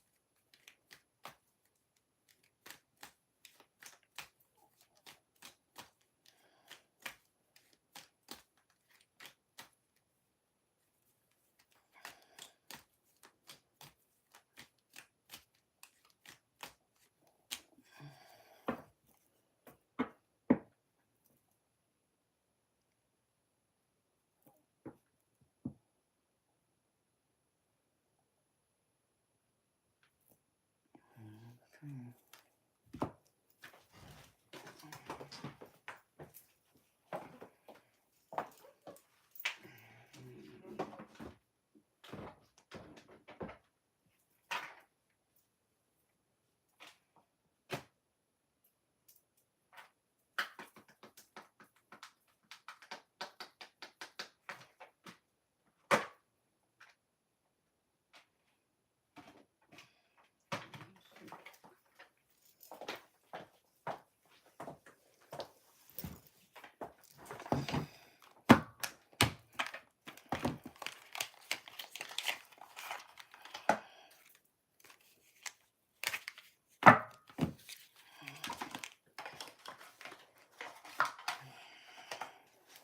Dang it. I need some more shelves.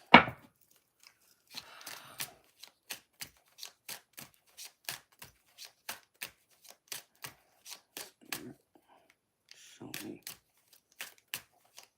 Frantically.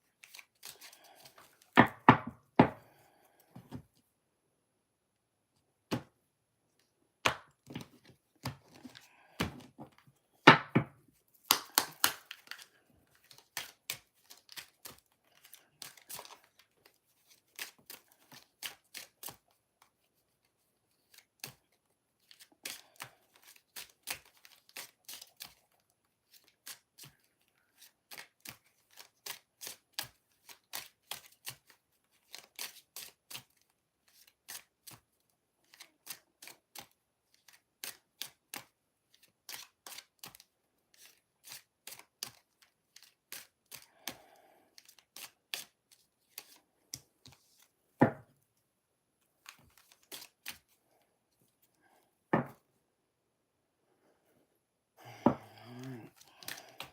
Present spirit.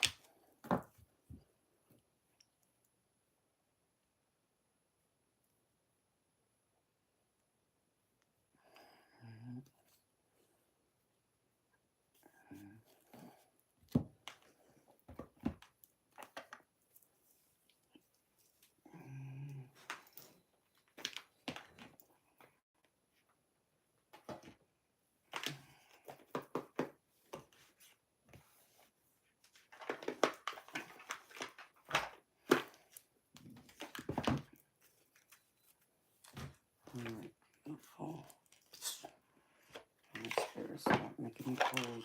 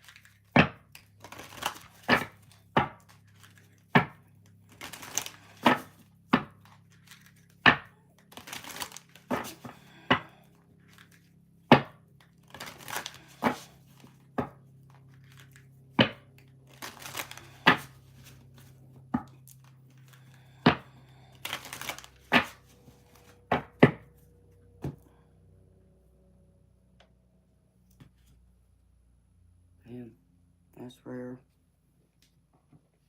It's rare to ever hear an airplane flying above my house over here.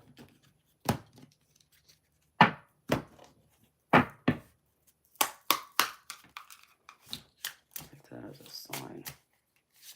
Especially this time of night. It's 2:30 in the freaking morning.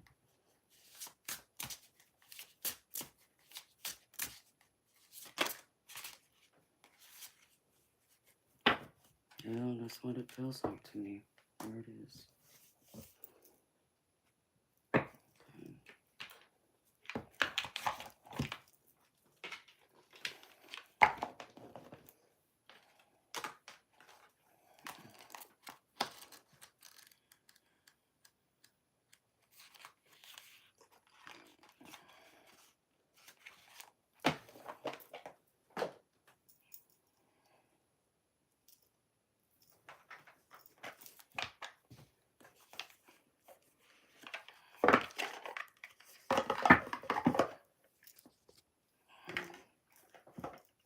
Okay, Spirit.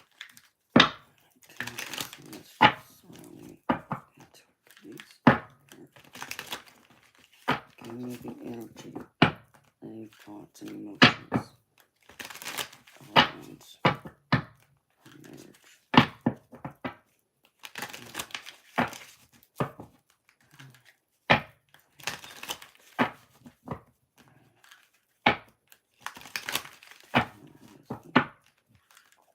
That's one year.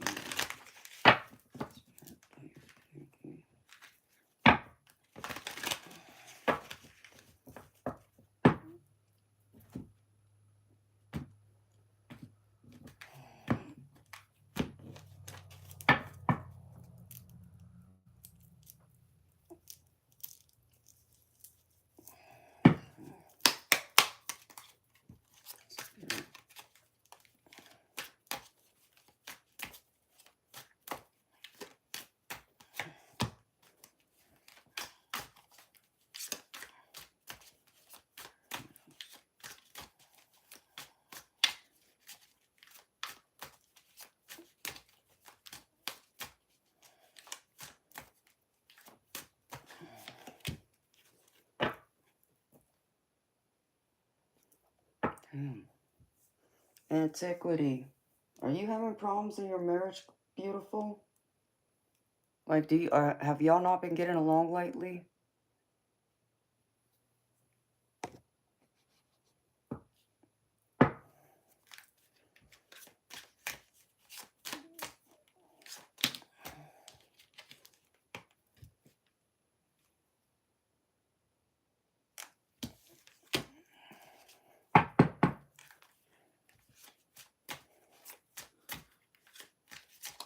I mean, I don't feel like that's what this is, but it's weird. Why this is coming up? This is just you.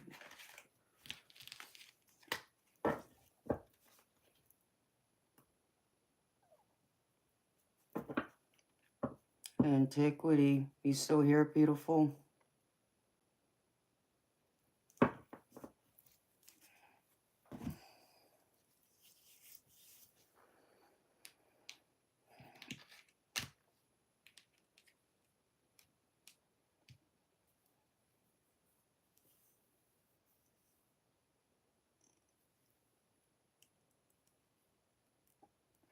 This isn't making sense.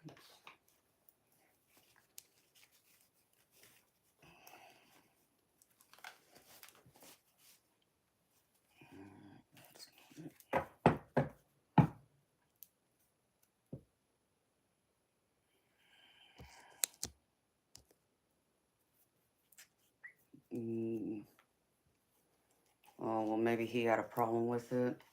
I mean, I don't feel like that would cause anything. Like, I don't feel like that's what this is. Truthfully, beautiful. Do you feel like you're unworthy of him?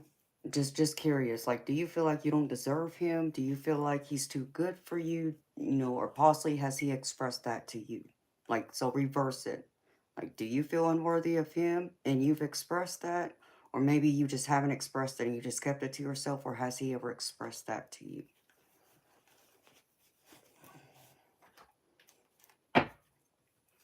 Because I do have this other deck, but I don't feel like this is what this is. But I want to make sure I show you I covered this part of it.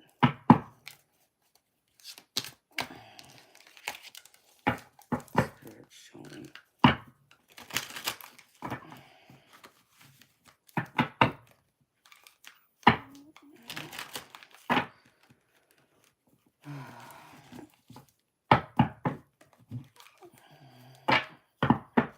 And I want to say congratulations on your wedding. I know you said you just recently got married.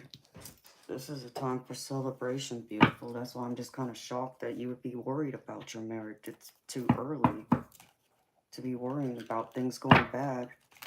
Y'all supposed to be in y'all's honeymoon still. It hadn't even got started, girlfriend. It's like when I got married, honey, I was cloud nine. Which is kind of crazy for me to say because at first I didn't want to get married. But once I did, and I really appreciated and, you know, felt like I was loved by that man. Like I said, we were very happy for many years until it wasn't.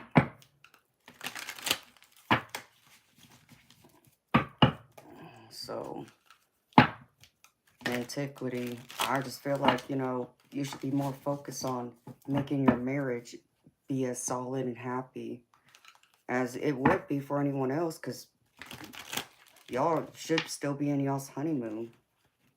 You know, and I don't mean that literally. I mean just the relationship itself should still be in the honeymoon stage, not just, you know, not already kind of like feeling like there's possibly any problems or anything to worry about. But you think because y'all did what y'all did and you liked it and he didn't, that would cause a big problem. I don't feel that's what this is.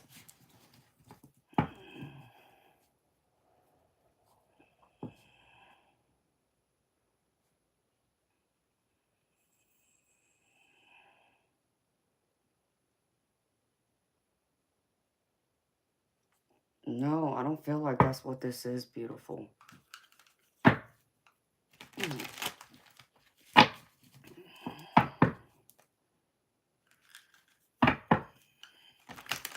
I don't feel like there's, you know, He mentioned someone else's name. Okay, I'm assuming that could only be an ex of his. Granted, y'all were high, or he was high. You know, no, I don't feel like that's a reason to worry. I mean, do I feel like you're not as fulfilled in your life as maybe you should be, especially being newly married? Yeah, spirit showing me that, but beautiful, I just did like a quick 3 card just for your marriage, okay? I did the other stuff too, but I just want to check into this. And like, recent past shows make the effort in your relationship, in your marriage. Like it's worth the effort, so make the extra effort, which don't take it for granted, beautiful. Just because you're married to him now doesn't mean you stop doing the things you did before you got married in order to get him. You see, it's about consistency. Start all the way through. That's what makes happy marriages last. Is both people are consistent. It's their intentions, it's their actions. They back up their words with their actions. They show the same love and care and attention to their spouse in the middle or at the end as they would in the very beginning when they first started dating them. I don't feel like that. What you saw, I do not feel like it has anything to do with your marriage. Um, because even Spirit's showing me right now, this is present. Y'all are supposed to be on y'all's honeymoon. Y'all are newly married. So there shouldn't be any issues going on. I understand, okay, he said somebody's name out loud while y'all were in the middle of it one night. I mean, guys are going to have, how do I put this? Men are visual creatures. And does that mean that they're, always thinking about somebody else because maybe they like, certain parts of a woman that maybe you feel like you don't have or you feel like you're lacking? No, honey. And really, in all essence, that's just lust.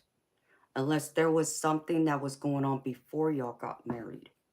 Like, is there a history of him being unfaithful? Then I understand the question. If it's just simply because he said someone's name out one night while y'all was, doing y'all's thing, that doesn't really speak to me like he's over there messing around or doing anything wrong. So don't just focus on that one night, beautiful. I want you to take your entire relationship from beginning to now. What does that say? Has it been consistent? Where are the problems? Where have been the problems? Is there a history? Has he been unfaithful? Has he given you questions to doubt him? Okay, which is why him saying that girl's name that night kind of triggers you. Or is that your own internal dialogue with yourself where you don't feel like you're good enough or you're worthy, or you feel like because you've been mistreated in the past by others before him, if he has always been good to you, but we'll say others, you've carried that pain and that baggage into this relationship now. That's giving you this lack of insecurity, not feeling like you're good enough, or feeling like you're never going to have someone worthy who's going to always be loyal and faithful to you. So that's where all these different dynamics play in. And so antiquity, like in the future, like I feel like you need to like keep it going, beautiful. Whatever it is, keep that fire burning. Don't just say, oh, well, he has to be thinking about somebody else, or he wants someone else, or he's doing someone else just because he said that person's name, whoever it is. Okay, it could be some random girl. It doesn't even have to be anyone he knows. Guys are visual creatures. Does that mean they love you any less? No. But they like, pretty things. And, you know, like, if someone wanted to, use me as an example, I'll throw myself under the bus here. Um, in fact, I find this still funny to this day. Because I'm not considered big-chested, right? Someone had said to me, they thought that I would be over there pushing to get, a boob job done. And I looked at them crazy. I said, what? Are you crazy? Like, why would you ever think that? He's like, because normally that's what women are always wanting, especially when they're not big chested. And I looked at him, I said, yeah, apparently you forgot who you're with. You forgot that, I'm that confident in myself. I love myself for exactly the way I am, how I'm built. I'm not trying to change any of this. Don't even think about it. And if you think I'm going to go underneath the knife and have them mess with this, you got nothing coming. It's not happening. Okay? I'm very and more than happy with what I got. And if you don't like that, tough potatoes. I'm not changing it. Okay? But for many other women out there in general, they would all, like what he said, I also know is true. Many women would want a boob job because they feel a lack of confidence in themselves. I don't need all these guys chasing after me just because I'm bigger chested. That's not what I want someone to chase after me for. I want them to want me for the inside, not what all this on the outside is. So you see, if you go out there and even try and compare yourself to others, you're just setting yourself up, beautiful, to have, all that insecurity. And then you're thinking, well, is my husband now looking at someone that way because I don't feel this way or that way? And beautiful, stop focusing on everyone else. Focus on you. Focus on him. Focus on the two of y'all together. Everyone else, ignore them. Unless there's anything else out there that's making you question outside of that one incident, I wouldn't worry about it. Because what I think is happening, I mean, I could pull some more oracle cards, but what I think is happening is Spirit is trying to get your attention. They're trying to call you to open yourself up to them, to your spiritual abilities there that you either have ignored or you haven't given much time or attention to. Because I feel like you are connected, but I feel like you kind of afraid of it. Maybe you run from it. Um, Maybe you're not as trusting of it as maybe you feel like you should be. So I feel like you seeing that symbol you did was like your spirit guide's trying to get your attention. It's not like a matter of someone like trying to, say to you, oh, somebody's doing wrong or doing this. I mean, I understand what that symbol means. Understand me. But I feel like it was also your spirit team coming forward and saying, we're here. We're watching over you. Okay, we'll let you know if something bad happens, kind of thing. That's my feeling. That's what I'm being shown, is what it is. It's no reason to feel alarm or everything's going south. I don't get that, beautiful. I get it was them to get your attention, to make you aware they're around. You're not alone. Beautiful, I've read for you before, and you know that. I know you've watched me enough to know that. That anytime, even with me, when I see like spirit orbs, it's the same thing. It's not the same thing as what you saw, but even with me seeing spirit orbs, that's them letting me know they're here. And it's also sometimes their way of confirming, especially when I'm doing a reading for like you, for an example. And I'll say certain things and I'll see a spirit orb and there's, a definite confirmation and even for me to emphasize that part of what I was just saying. So I don't feel like it's anything to worry about. I do feel like you need to open up though, because, I do see here, I'll go over the tarot with you and then the oracle cards, and I'll give you a couple more things that came to mind.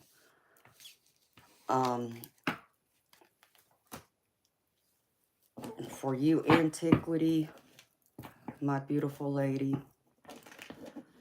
like I'm getting in your recent past energy. This is the Four of Pentacles. And, you can even see on this card at the bottom, and you see this image. This is asking you to open up. Open up to and blossom. Open up to yourself. Open up to, the world around you. But also open up to your internal world, which is where the heart of everything is. Your life force, your intuition, where guidance comes through. And yeah, even there has been some deception here, which I feel like There has been moments, but I feel like they've already been addressed because this is in the past. I do see the Seven of Swords here. And the Seven of Swords is about deception. Someone trying to keep something from you. Someone trying to, say someone's trying to steal from you. Um, secrets, that kind of thing.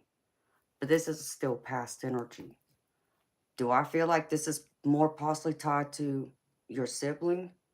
Yeah, I mean, I do feel like that's what caused this rift, where y'all aren't on speaking terms. And you were forced to face the truth of it all. Because here's the judgment. And this is making you face the truth that, maybe your sibling wasn't the loving sibling you needed to be at the time. Maybe two-faced. Maybe they did something to backstab you. So you were forced to face that, which left you in this Five of Pentacles, or not Five of Pentacles, Five of Cups. You lost, regret, guilt, mistakes made, but also there's a need for forgiveness here, but also a need for you to let go. You can't change, what has happened. So this is past energy. So I don't feel like that's what played into what you saw. But Spirit's bringing it forward, okay? They're showing me here in the present, right now. This is the Wheel of Fortune. Allow the energy around you to flow. Allow that love you feel for your husband, the love for yourself, the love for the world around you, your friends, your family, but most importantly, even up for the divine. Open up. They're trying to show you the way. They're trying to open that door for you, but they need you to walk through it now, because they're showing me you don't feel fulfilled. You feel kind of bored, to be honest, is what they're showing me. Because here's the Four of Cups, and this is all not being interested. You feel bored. You feel lost. Like you just don't know what to do with yourself. Like you need some type of excitement. And I feel like the excitement is you.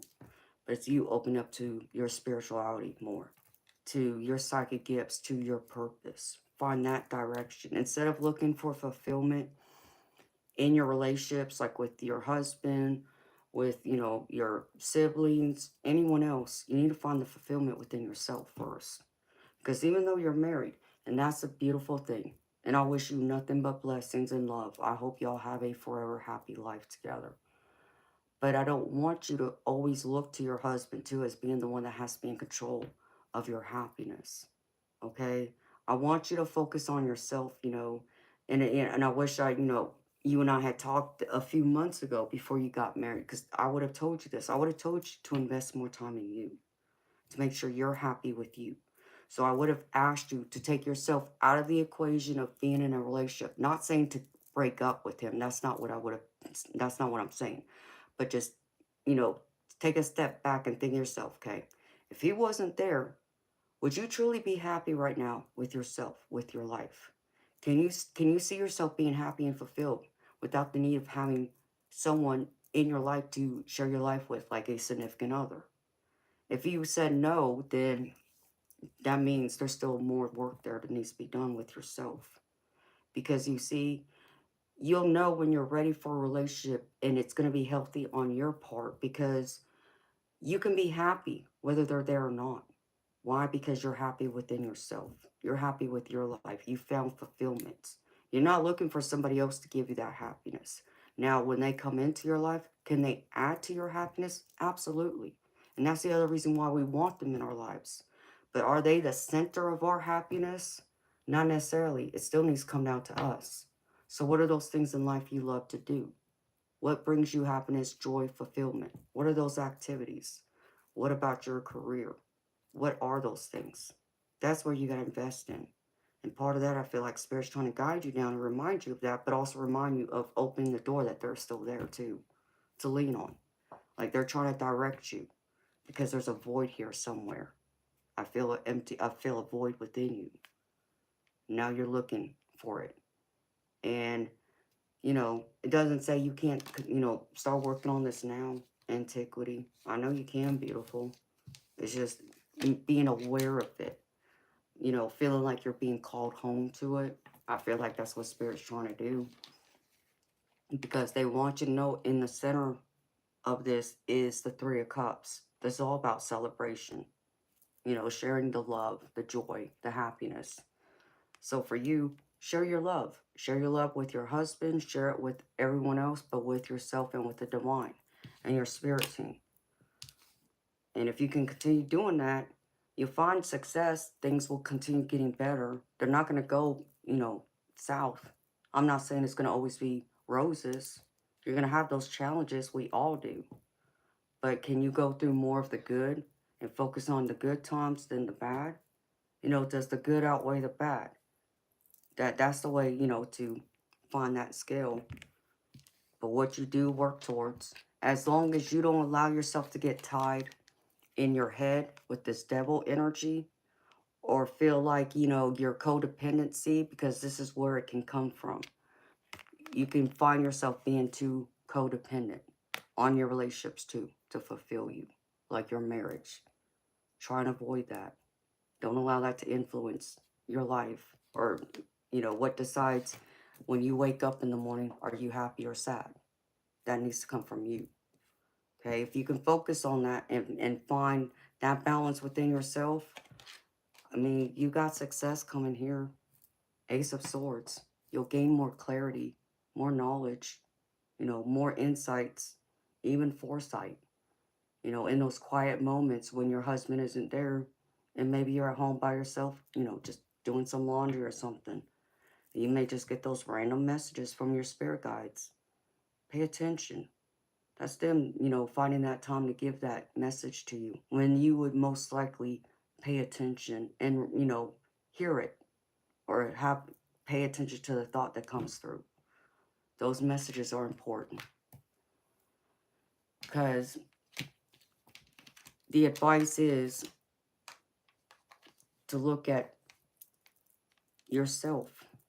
Be this Ace of Cups. Love yourself. This is the clear message from Spirit. Ace of Cups, love yourself.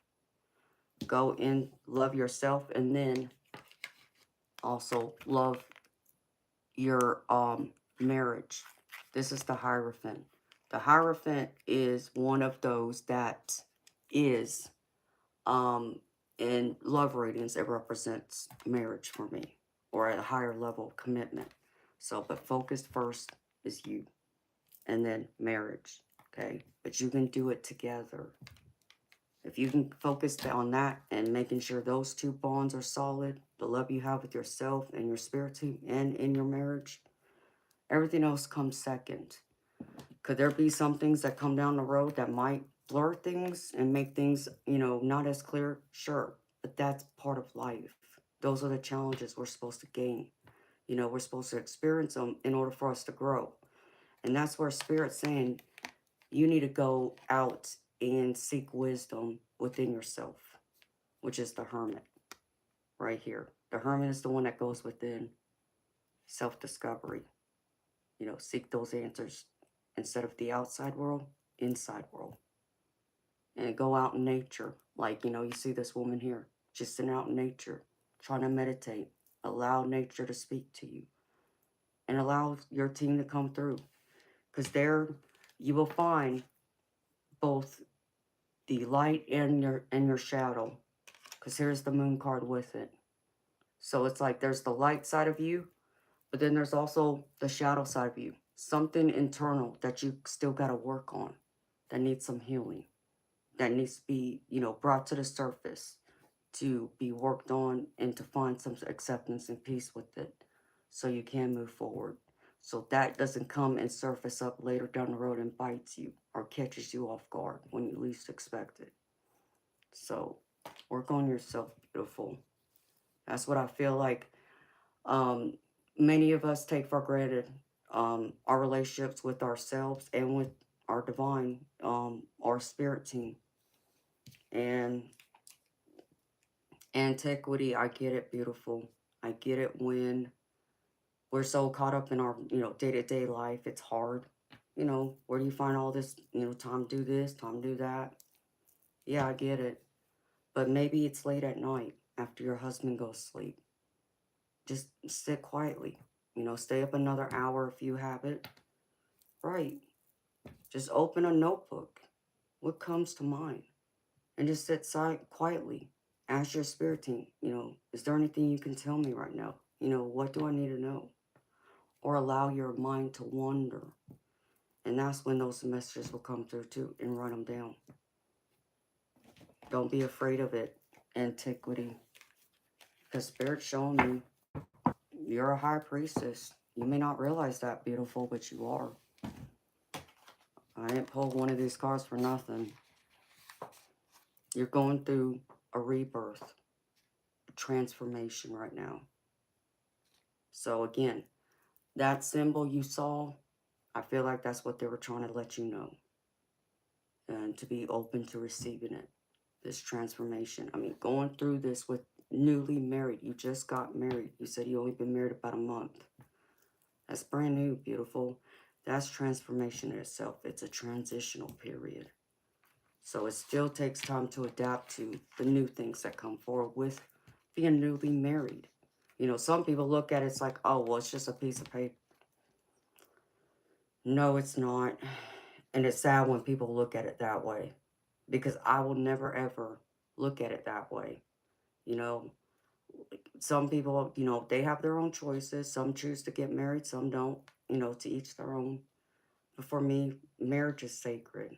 You know, if you find the right person that you can see forever after with, why not? You know, you want to create that sacred union, especially if you plan on having children. But you also want that sacred union for stability, you know, for your, you know, your legacy, you know, whether you have children or not, but even what your marriage stands on. So it really bothers me when people are like, it's just a piece of paper. Yeah, we'll agree to disagree with that. You know, even though, like me, my insignificant other, even though that's ending, but understand me, I'm not going to be out there just to date. I will not. I'm looking for my next husband and hopefully the last one. I'm not going to be out there just to, you know, have fun or no, no, no. You know, it's like I would say anybody, only serious people, if you're looking for a wife, then okay. But if you're not, get lost. Because I'm not your one night stand girl. I'm not your friends with benefit girl. That kind of thing. Okay, so for you, stand on that boundary. On your foundation, knowing what your marriage is. That is sacred. But do not forget the sacredness of you two by yourself. And you put those two together. That's very powerful.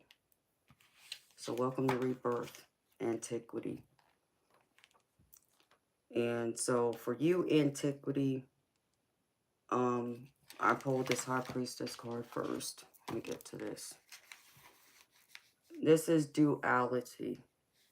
And this is pretty much Mary Magdalene.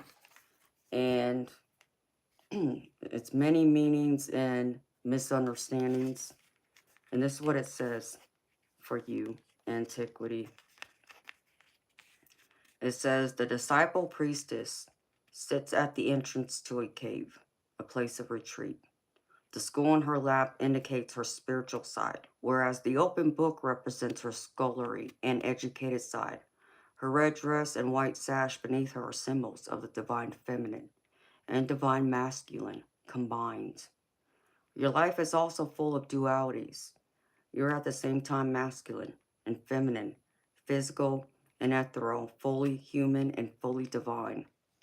This encourages you to explore all these true, yet diverse, aspects of yourself. It may feel strange to dive into new spiritual practices if you've always been physically oriented.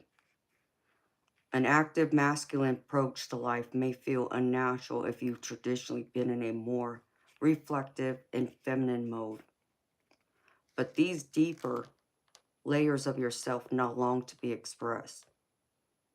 In opening up to these experiences, you will tap important, previously unknown strengths and talents and widen the scope of your spiritual, your personal, and even your professional life. So this message can also be a warning regarding distorted perceptions. as Mary Magdalene has been historically misunderstood, called a prostitute when she was actually an educated landowner. Be conscious of the ways you may be misunderstood and be courageous in your intention to live your own life and stand in your truth. Also, be aware of any misunderstandings you carry about yourself. Any limiting or judgmental notions must be set aside. A clear understanding of your truth requires you to embrace your divine nature, the most gracious and powerful part of your many-faceted, sparkling identity. And that's beautiful. So, antiquity, look at both sides of you, beautiful. You know, like the light side and the shadow side. With you, there's divine masculine and divine feminine. Align with them both, and that's a powerful being. And then I pulled from this other beautiful deck that I love. Oh, I don't think I can say her name. And I don't want to say it because I'm going to just chop her name up, and I don't want to do that. But this is an African goddess. And this is radical rebirth. And it says, yes, you can. Stop the struggle. You can choose at any moment to start over and be reborn. Like the sun, you rise again and again. Dust yourself off, move forward, and go for it again. Life is about transition and change. You will fall on your face, change your mind, and need to make a comeback again and again. Release the idea that you messed up if things aren't perfect. Stop waiting to be ready. Make new choices and decisions. And remember, still I rise. Still I rise. No matter what, still you will rise. That's what that goddess wants to remind you of, antiquity. And, oh, you're so welcome, honey. You know, I just, beautiful, I appreciate you trusting me, you know, and being open with me, because I know that's not easy to do. I get that, but I appreciate you trusting me to do it, you know, to read for you again. You know, I know it's hard, beautiful, but I know you can trust yourself. You know, believe in yourself, but believe in your marriage. You know, where are those aspects in your marriage? And even before you got married, in your relationship, what were those battles y'all had? If they haven't been addressed, beautiful, I'm not telling you to, you know, bring trouble to the surface, but I think it's something that needs to be kept in mind. Like, I would write it down and just go back, like, when was it that we really had problems? And, you know, things got really tense, possibly even towards maybe ending things or feeling like y'all were, you know, going separate ways. Maybe those things might surface again. And I think, you know, it might be beneficial for y'all, especially if you're, you know, still wondering, you know, possibly if anything could be going wrong in your marriage right now. Maybe those are some of those things that maybe you want to think about. Could that be triggering something from the past? Try and address it now before it gets ugly or it gets surfaced. It comes and gets triggered and then it surfaces again and then it explodes in your face. I wouldn't allow it to get that far, beautiful. You know, be proactive instead of reactive.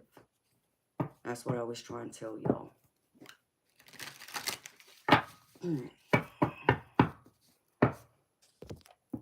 Okay, so what else?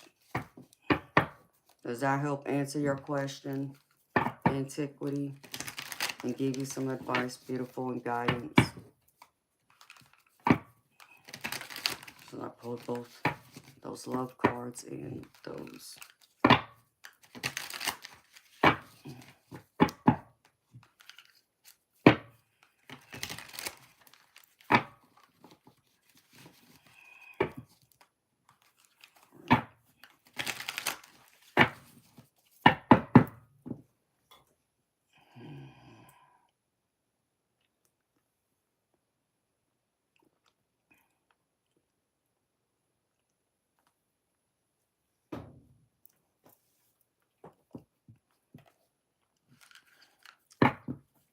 Oh, good. I'm glad, honey.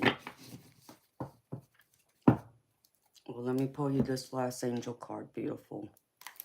And then I'll let you go, girlfriend. So, I hope it has resonated for you. And it's giving you the clarity and the answers you needed, beautiful, to help you. Spirit, can I get one angel card for antiquity, please?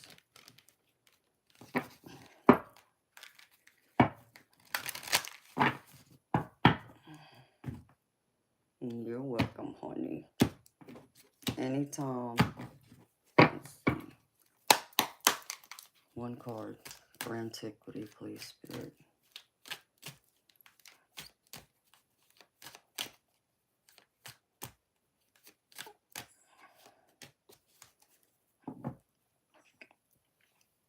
Yeah, energetic shifts. This is light beings. And it says this is a time of healing and change. Old energies are being released from your world. This isn't a call to discard traditions, but to reflect on what you have learned and how you can grow. You are being called to be open and aware of new information that is being revealed to you, for it is pivotal for the next phase of your journey. And the positive affirmation here for you, antiquity, is I create space for learning anew. I create space for learning anew. And I can't make this up, beautiful, because this kind of applies to the part of the question you asked me too, honey. There's new things changing, energy shifts. You know, this is that time of still continued growth and healing and things being revealed to you that's going to help you. And that's what I have for you, beautiful. So again, antiquity, I appreciate you so much, beautiful. Thank you so much, for trusting me to read for you. And thank you so much for your donation. And thank you so much for your love and support. And I hope it's been very helpful for you. I know I'll see you again. All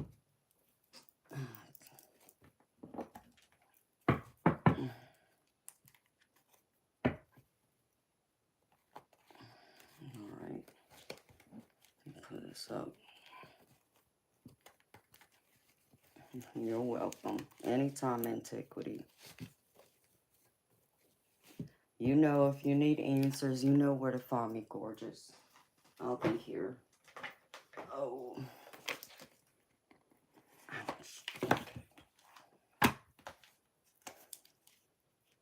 Thank you, antiquity. You too, beautiful. Sweet dreams to you, girlfriend. I won't be here tomorrow and Tuesday, but I'll be back Wednesday. So, I hope you enjoy the next couple of days, beautiful, while I'm out.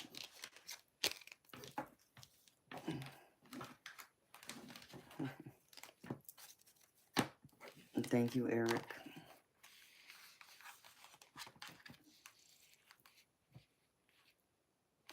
Okay.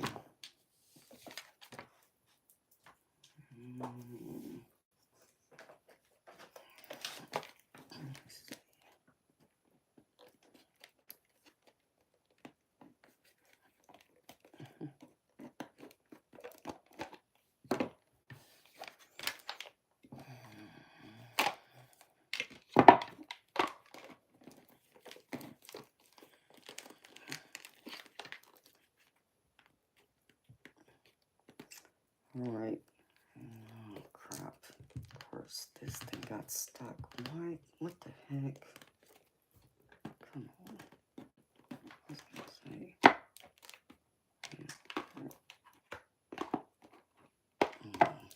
That's the problem, Amanda. This way.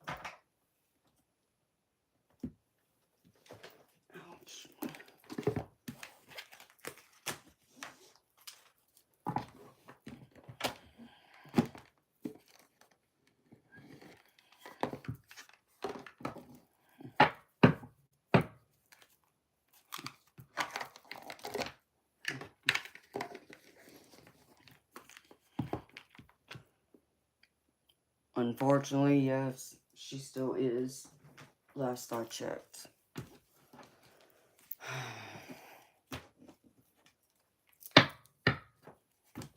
I'm still waiting for something to change because the hearing is supposed to be this week. So,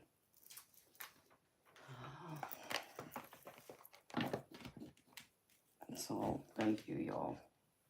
Appreciate it.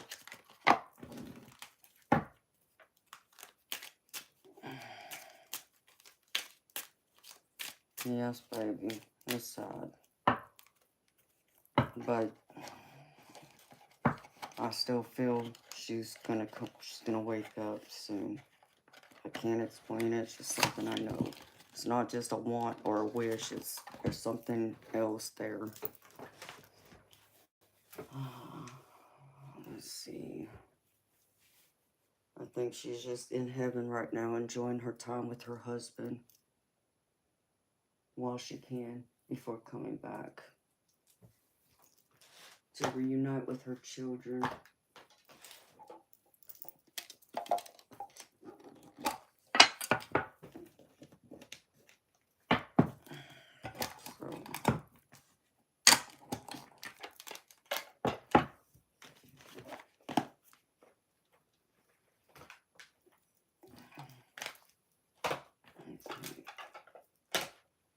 Now that I got all that put away now,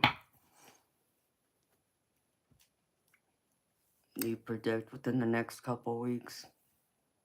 Yeah, something tells me by the end of June, she'll wake up. I can't explain that, and I just saw a spirit orb. But I just feel that. I really do. Alright, for all the people that came in while I was doing that reading, I appreciate those who came in and said hello. Understand me, I was not ignoring y'all, but when I'm in the middle of doing a paid reading, I'm not focused on anybody except for the person who paid me for that reading. It's their energy and their energy only that I need to be in tune with.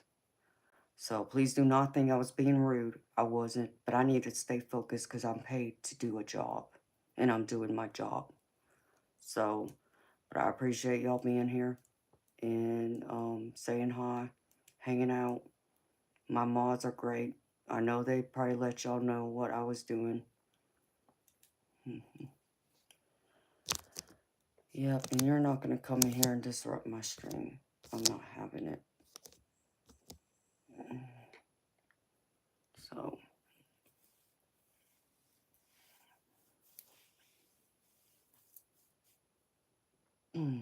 Oh, well, Rob, I'm sorry to hear that, honey.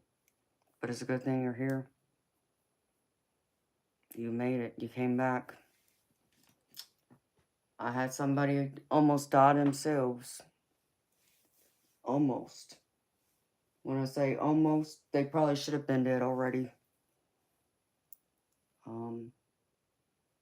They had a blood sugar of 1262 when I got them to the hospital.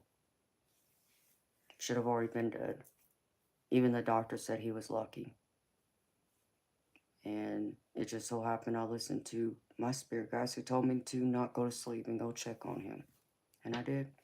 Yep. So, if I had gone to bed instead, they told me when I found him the next morning, he wouldn't have been alert. He would have been in a coma or worse. So, I'm glad you're still here.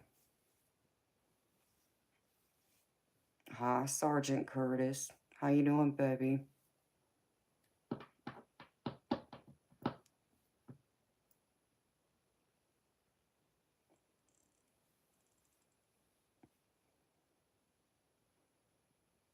Really, Eric?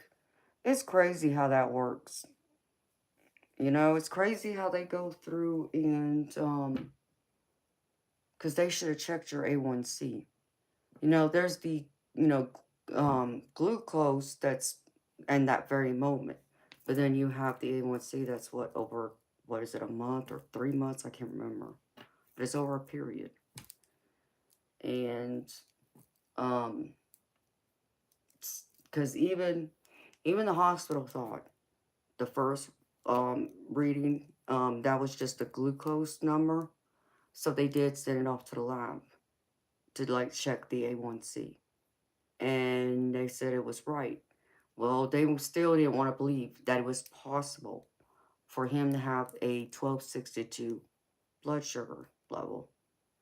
So they sent it out to an outside lab to verify it, and that took a few days. Verified it, it was correct. So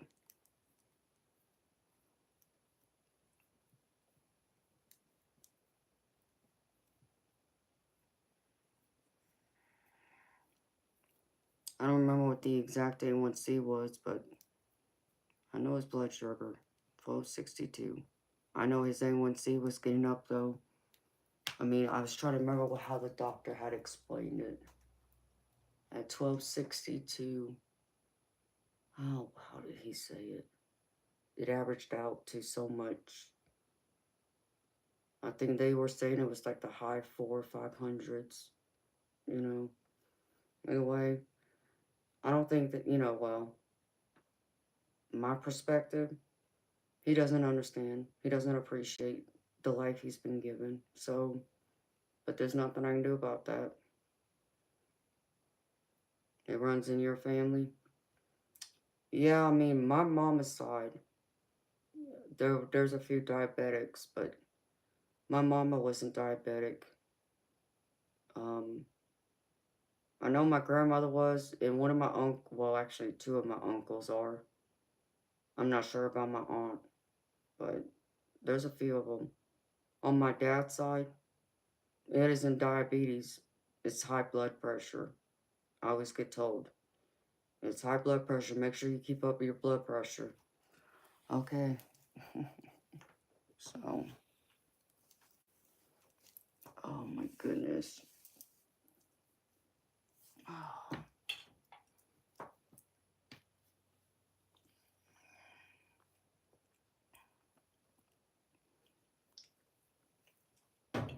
I need to use the ladies' room, y'all. I'll be back in a minute. That Red Bull's going right through me again.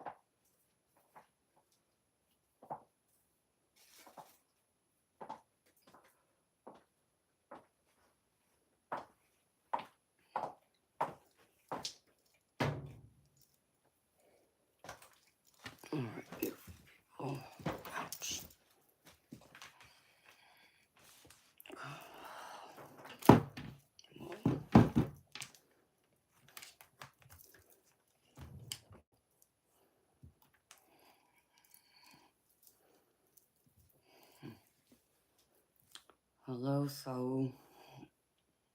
How you doing?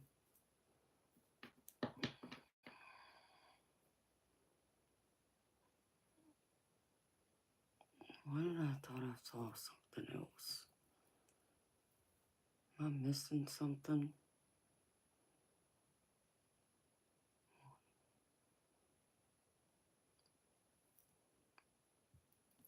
Man, I could have sworn I deleted that. Like, what the heck is going on here? What the heck did I delete then?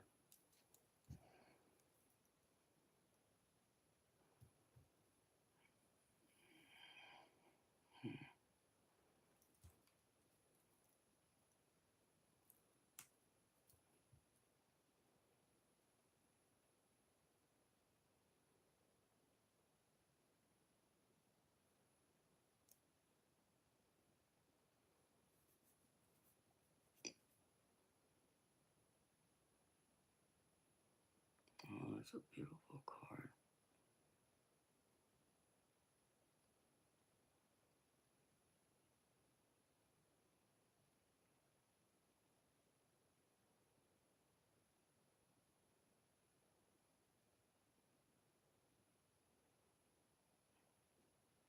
Oh, it might be worth it. I don't know. I'm gravy. Thank you for asking.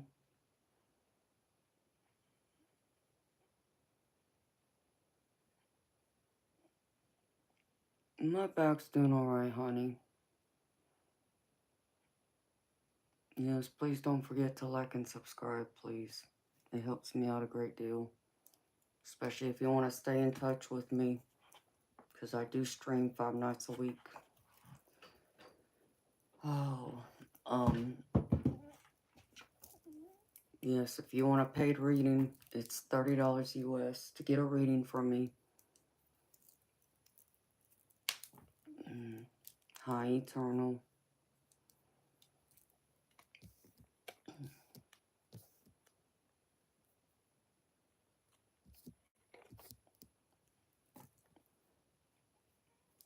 It seems quiet now. It's 3:30. I've been here 5 hours. It's not too bad, I reckon.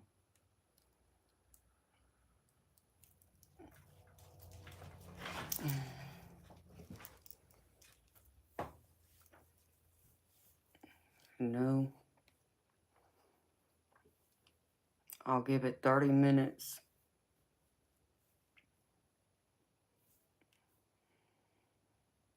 Oh, Bob left. Okay. The trolls went with him. What'd you do, Eric? Sent the trolls with him, baby. That's what I'm talking about. Bob knows what to do to get them to leave me alone.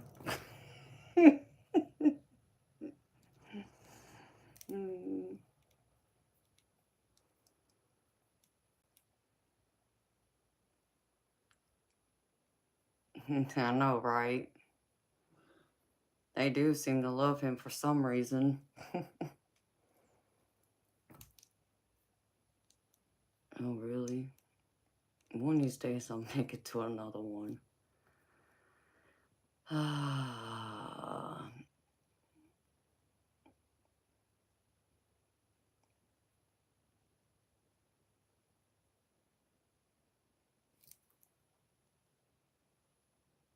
Right before my mama's birthday.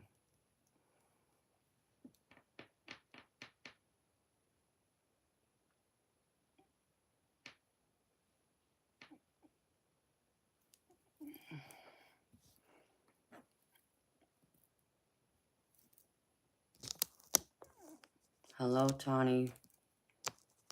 Shrunk girl. How you doing, sweetheart? Thank you. It's very sweet of you. He's at home trying to find a way to put him in timeout at his home. Well, hopefully he figures that out so they'll leave me alone. No, I'm glad you're still here, Rob.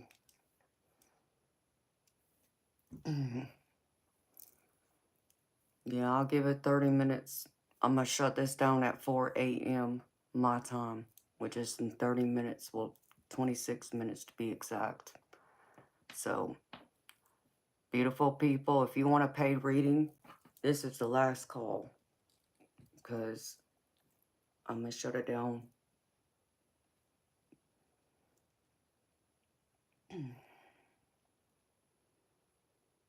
Oh, well, happy birthday to your brother, Nancy. Heavenly birthday.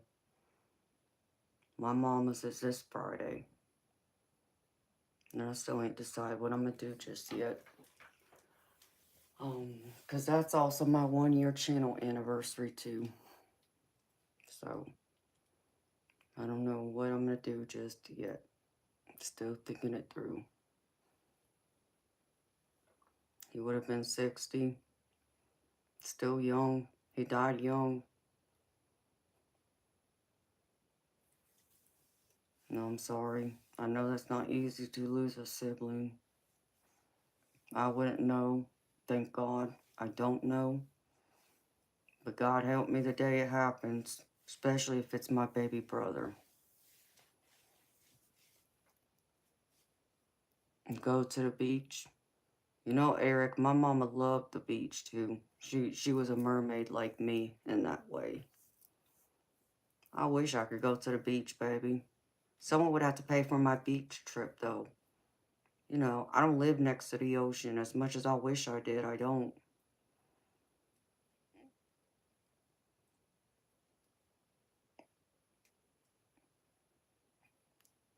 Alright, Inked. Well, thank you for stopping in, sweetheart. You have some sweet dreams, and I'll keep praying for you. I'll be back Wednesday night, honey.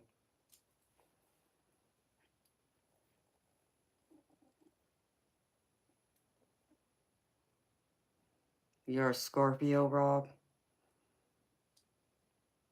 Y'all are crazy and psycho, is that right, huh?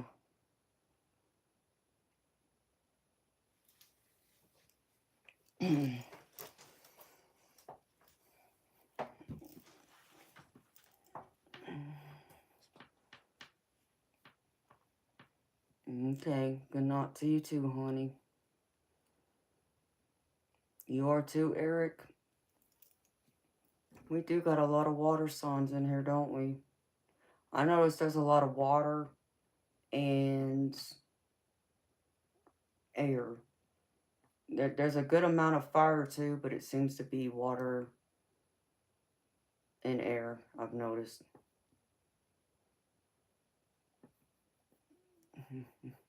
Y'all are crazy, huh?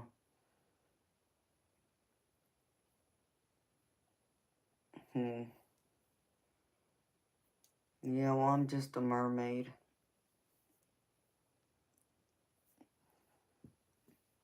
I only get crazy when people want to act like a fool with me. Ain't that right, Eternal?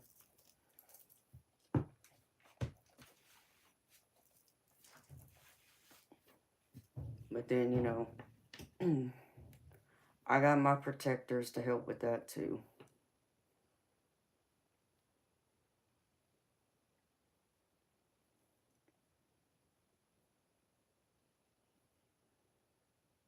Really? That's wild, Eric.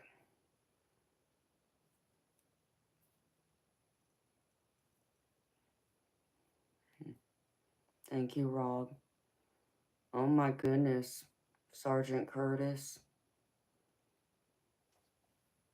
Thank you so very much, baby. Oh my gosh.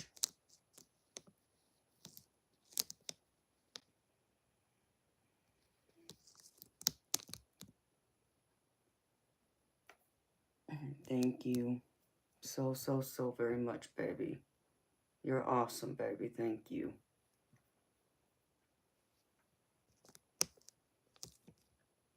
Thank you so much, Sergeant Curtis. You're awesome, baby.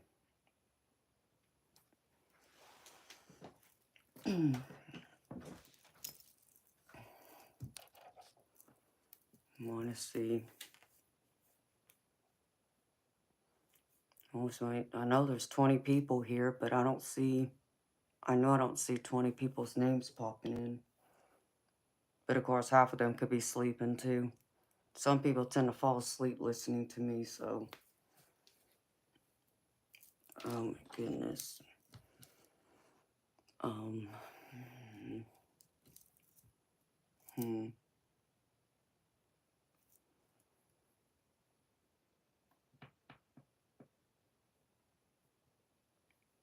I'll do a reading now.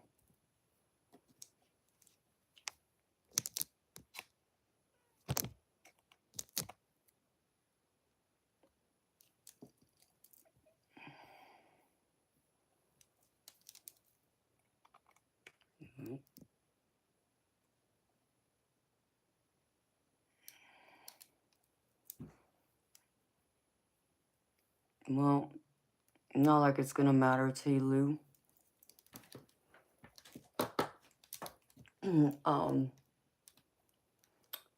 I don't know why that matters while you're in my stream. Because, you see, we're not in church. And even if, you know, you're trying to spread the word, we'll just say, understand me, I'm a Christian woman, and you know, if you had paid attention, you should already know that by looking at my neck. My neck would give it away. There's a clear sign that would tell you that, for one. But two, you see, my beliefs, I don't try and shove it down other people's throats. I'm respectful of people's beliefs, even if they're different from my own. Because, see, if we want to talk about Jesus truthfully, my view and my perspective is the true teachings of Jesus is to love and accept everyone, period. Doesn't matter what their religion is. Does not matter what ethnicity, culture, whatever. And you're not supposed to be judging people either. So, you know, I'm not saying that's what you're doing. I don't know. Because I put you, you know, out. But I'm just letting you know. It's always troublesome people that want to come in here and shove the Bible down people's throats. Even me as a Christian woman, I have a problem with. Because that's just wrong. I'm not in here trying to spread the word to people in that way. If people want to ask, that's one thing. But even for me, it's a problem here because it does offend some people. People who have different religious beliefs than Christianity. So understand me, you did offend someone. It just wasn't me. But it doesn't matter. I just think that, you know, if people want to spread the word, whether that's, you know, from the Bible or from other religions, you would be more considerate and have a different way of approaching it, because it just comes off the wrong way. It rubs me the wrong way. And I know it rubs other people in here the wrong way too, who are my subscribers, because we've had plenty of talks about it. So, and some of them do too, are Christians, but others aren't.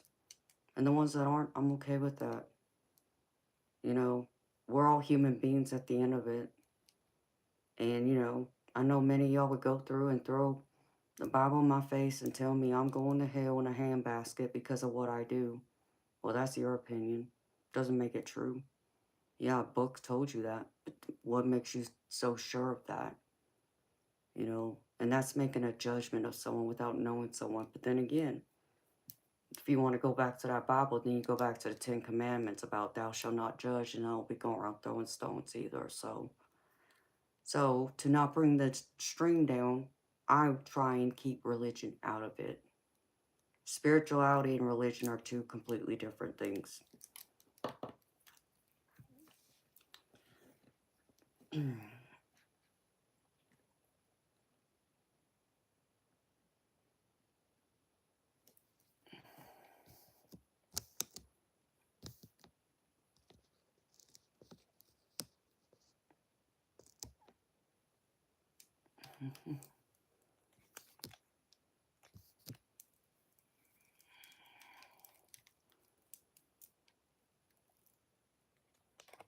Hi, Robert. Thank you.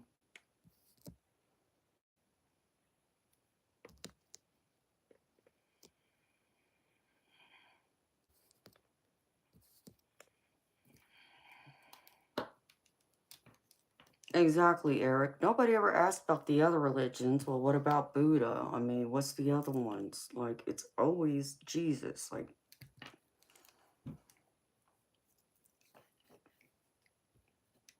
you know, Miss Nancy, you know, someone already bought you a reading not that long ago. So I'm going to hold that for someone else.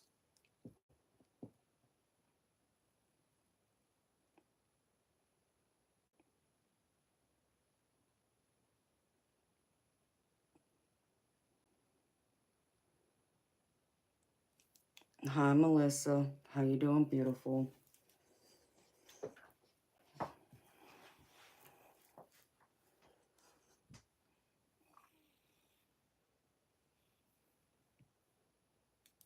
How's life treating you, Melissa?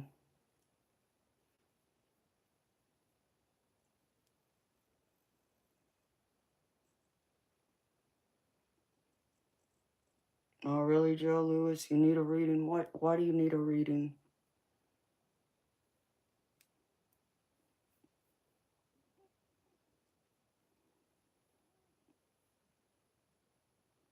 You know, are you going to pay for that reading? It's always good to see you, Melissa.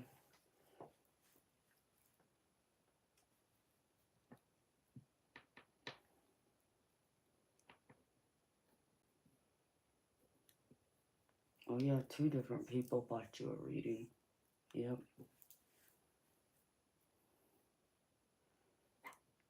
Hi, Miss Lisa. How you doing, beautiful?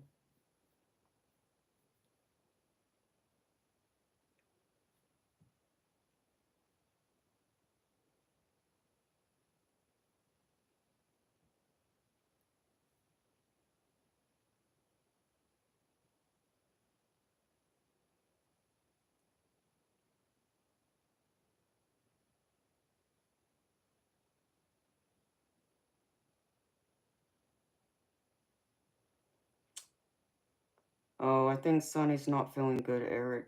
She actually sent me an email earlier. So, I just haven't had a chance to reply to her yet.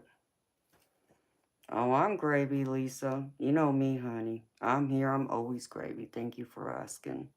I'm happy to hear you are too, girlfriend.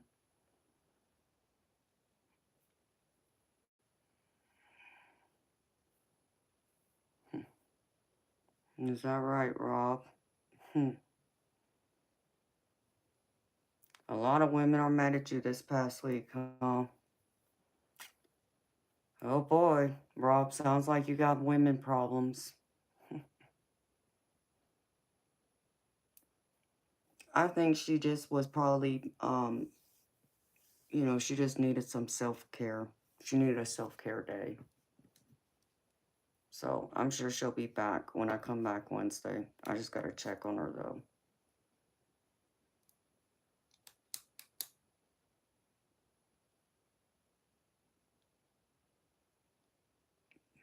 Shame, shame, shame, Rob. You keep playing with women's hearts. What do you expect them to do, baby?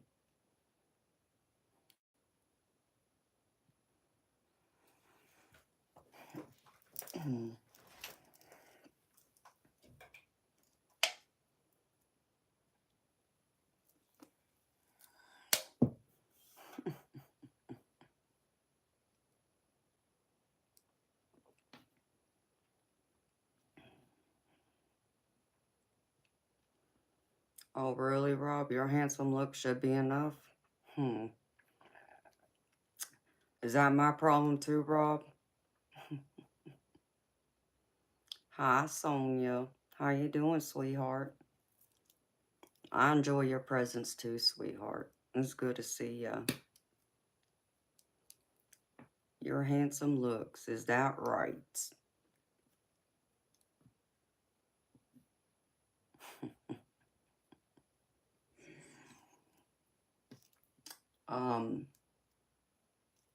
Sergeant Curtis, you still here, baby?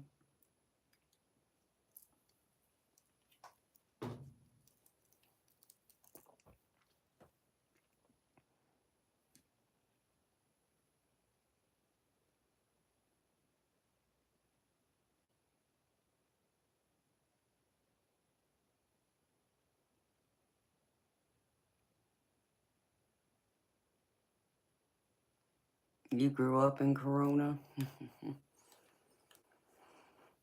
Yeah, I remember you said that before, Eric.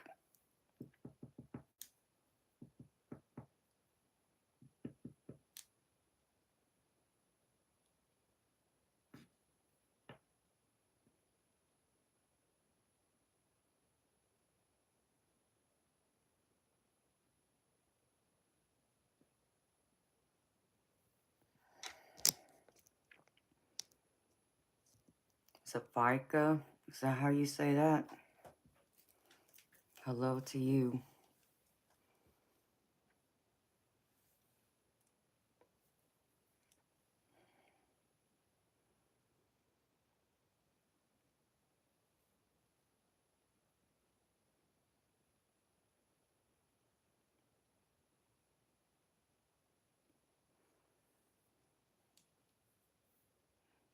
Is that where that is?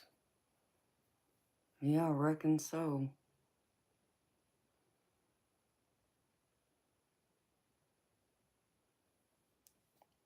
I didn't grow up right there, but I did grow up in some of the other parts.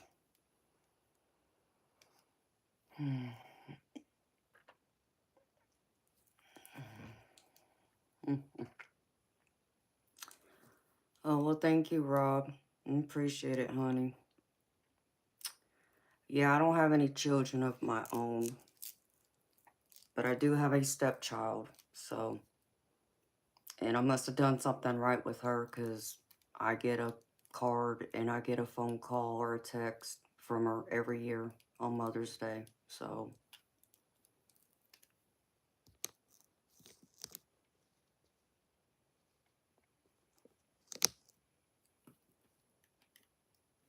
You didn't notice what, Sergeant Curtis? What, the balloon? It could have been further off in the distance, because that balloon... No, it was right behind me before.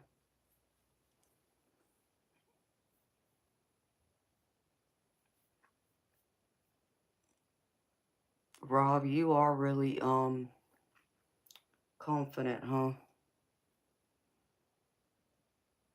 Explain to me, Rob. Why should I date you?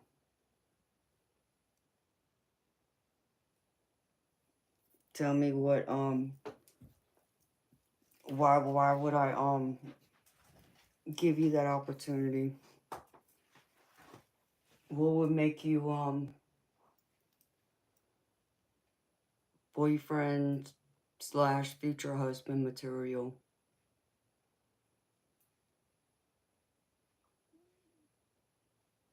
Yes, a mother to all of us here on Misfit Island. Oh, whatever, Eric. Y'all aren't misfits. Come on now. But that's the way you think of me that way, baby.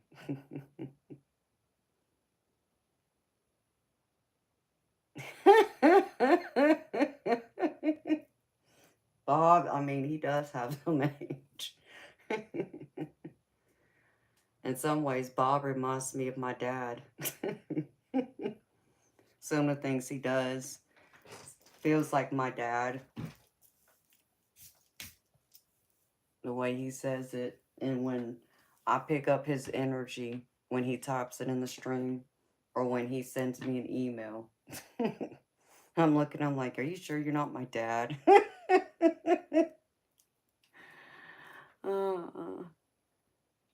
Yeah, he does act that way sometimes, doesn't he? Sergeant Curtis, I'm going to email you something, baby. Just give me a minute. I just wanted to know if you were still here, baby.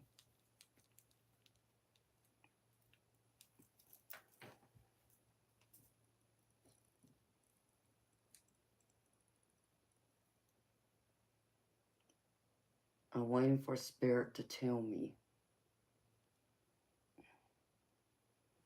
Okay, baby. I know I got your email, so it'll pop up when I send the email. Bob's everyone's dad. Yeah, truly. You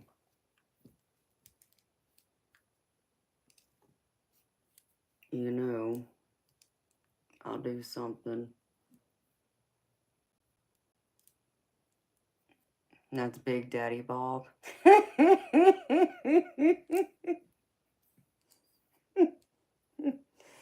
Yeah, he can be that way, can he? Oh, really, Eric? What happened, baby?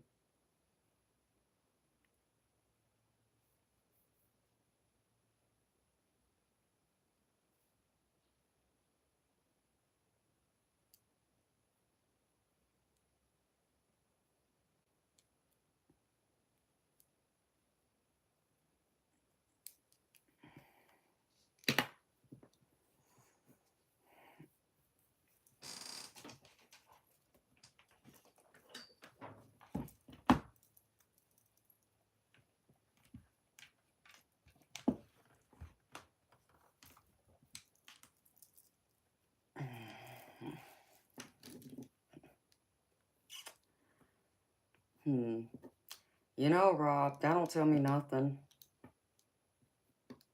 I'm a hard woman to please. I have very high standards and expectations.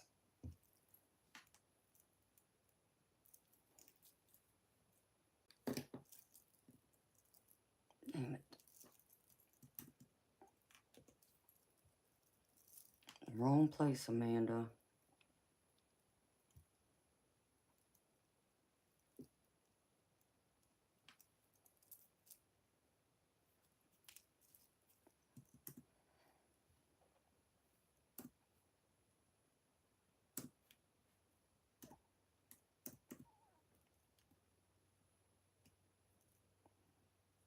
Is it gonna even show up?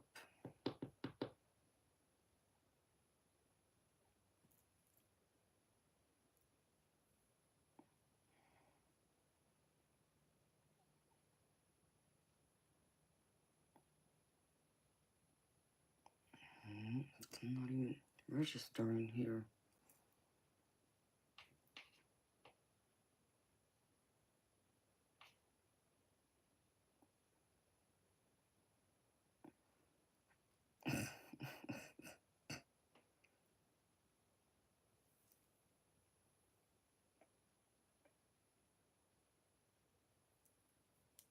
Oh, I like that song. I like that song, Curtis.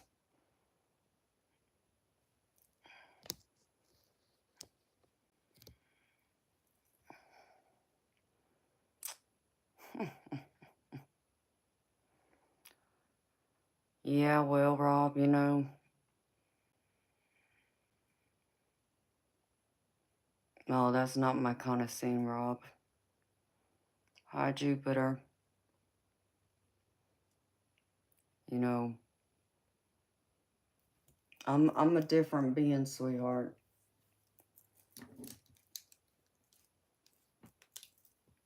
And I'm trying to be nice here.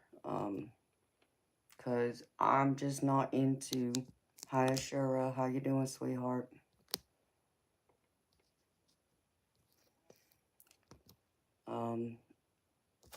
You think you could? Nope.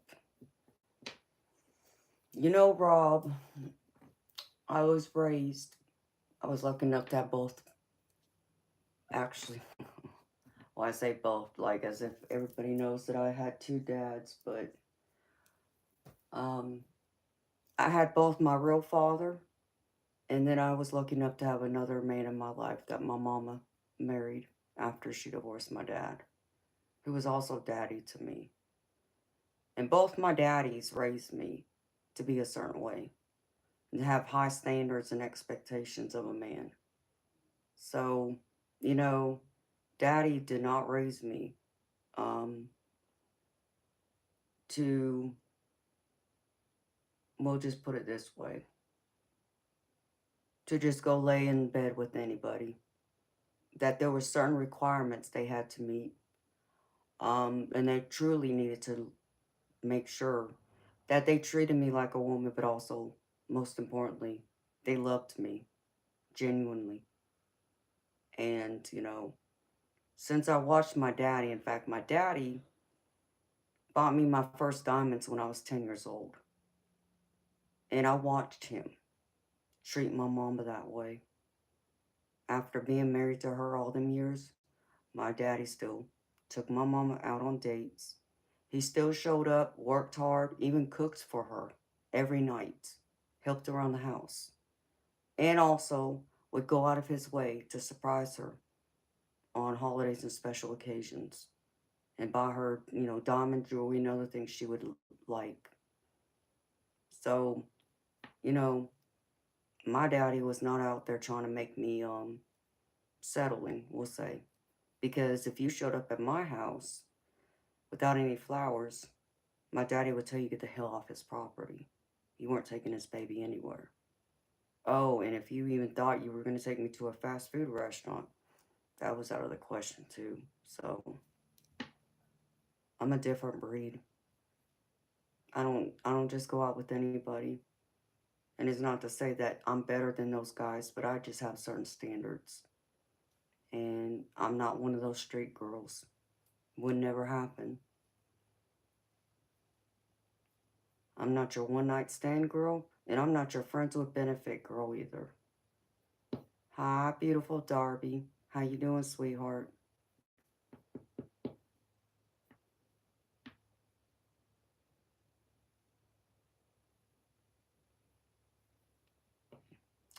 Rob, can you please watch your language?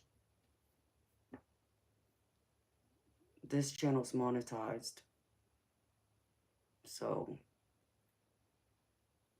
but, it's,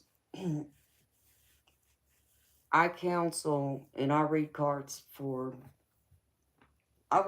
both men and women. And I get a mix of both.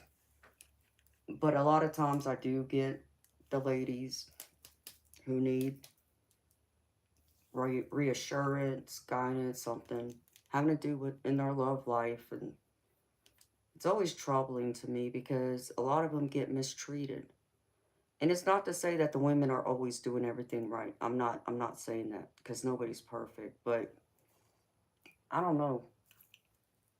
The world out there today, the dating world, and it's on both sides. So understand me. I'm not just taking up for one side because I do see it on both sides, both the men and the women. Some of them, I look at both sides and I'm just like, I don't know what to do with y'all because I wasn't raised that way to be that way or treat someone that way. And I don't understand these dating terms people use today. And they have it's like um, people constantly seem to think it's okay to have, and I'm not judging them. What I would never do, I would never have a baby out of wedlock. But those are my standards. Now, knowing I'm 44 years old, I would never have a baby to begin with. But what I'm saying is, if I was younger and if I really wanted to have a child, oh, that would have never happened unless we had already gotten married. Um, and I also know it's like some of the guys out here, they're not in trying to be serious with people. It's like they're just looking for friends with benefits, they want the benefits of what it's like to have a girlfriend, but they don't want the accountability or the commitment, which means unwilling to make the investment in it. And I just don't get that. It's just mm-mm.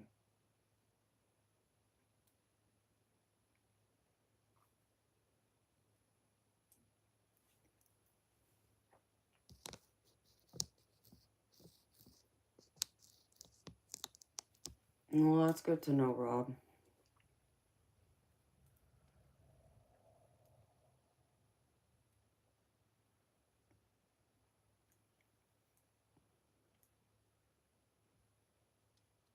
Looking at the wrong guys.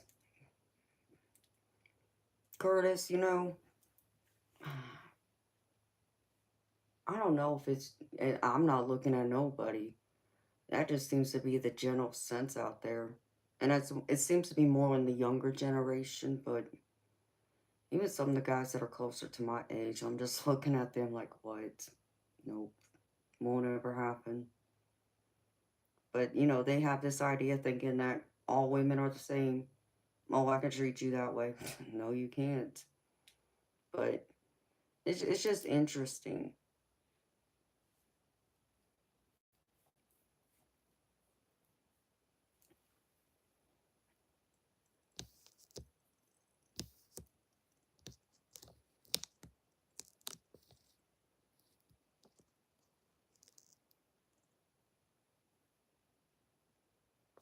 Oh, that's cool, Eric.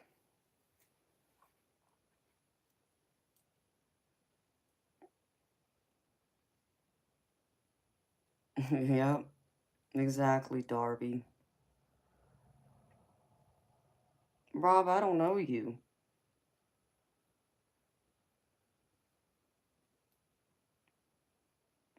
so I can't say if I would or wouldn't. But I'm just saying, it's always interesting to me, because I see so much crap out there, and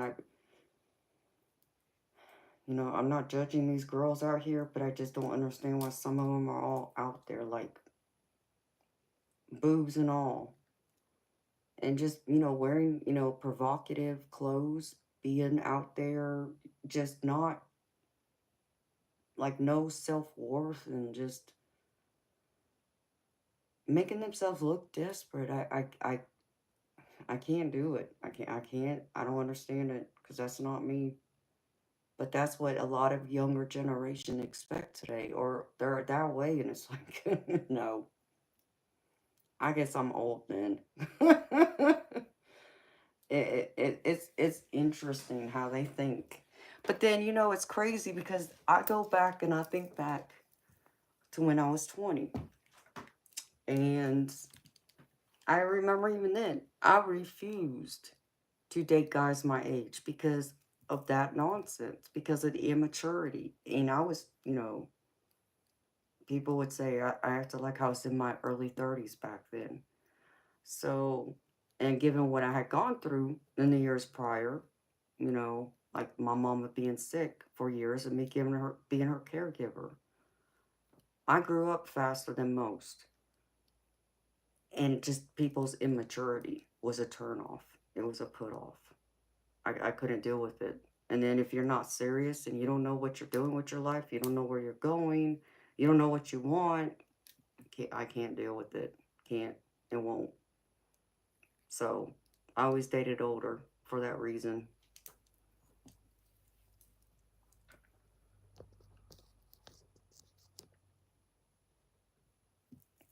Yep, true too.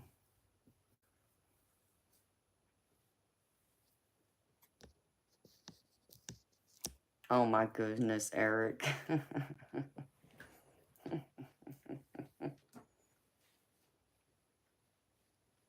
Oh, you plead the fifth on what? Eternal. I just, I don't know. And it's not that I can't dress sexy or anything like that. I just, I would never put, I would never do something like that. I don't know.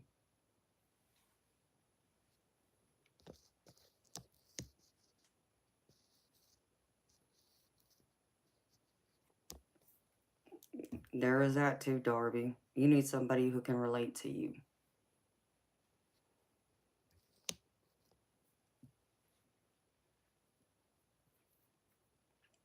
Well, good morning, Spirit Brothers. How you doing, baby? It's good to see you, baby. And I ain't forgot about you. I got your email. Still got to respond to, baby. Um,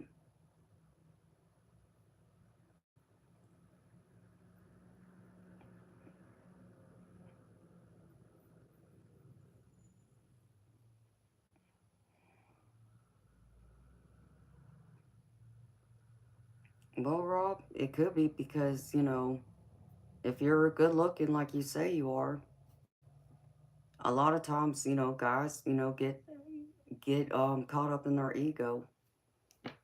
They don't know how to be committed and faithful to one woman, so they end up thinking that you're out there messing around with all the other ones to go around too.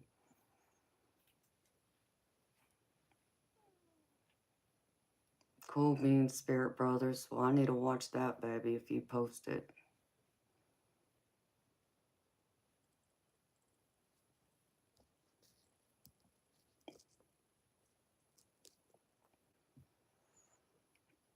Yeah, Curtis, and I think we all have done that, baby. We've all been down that road.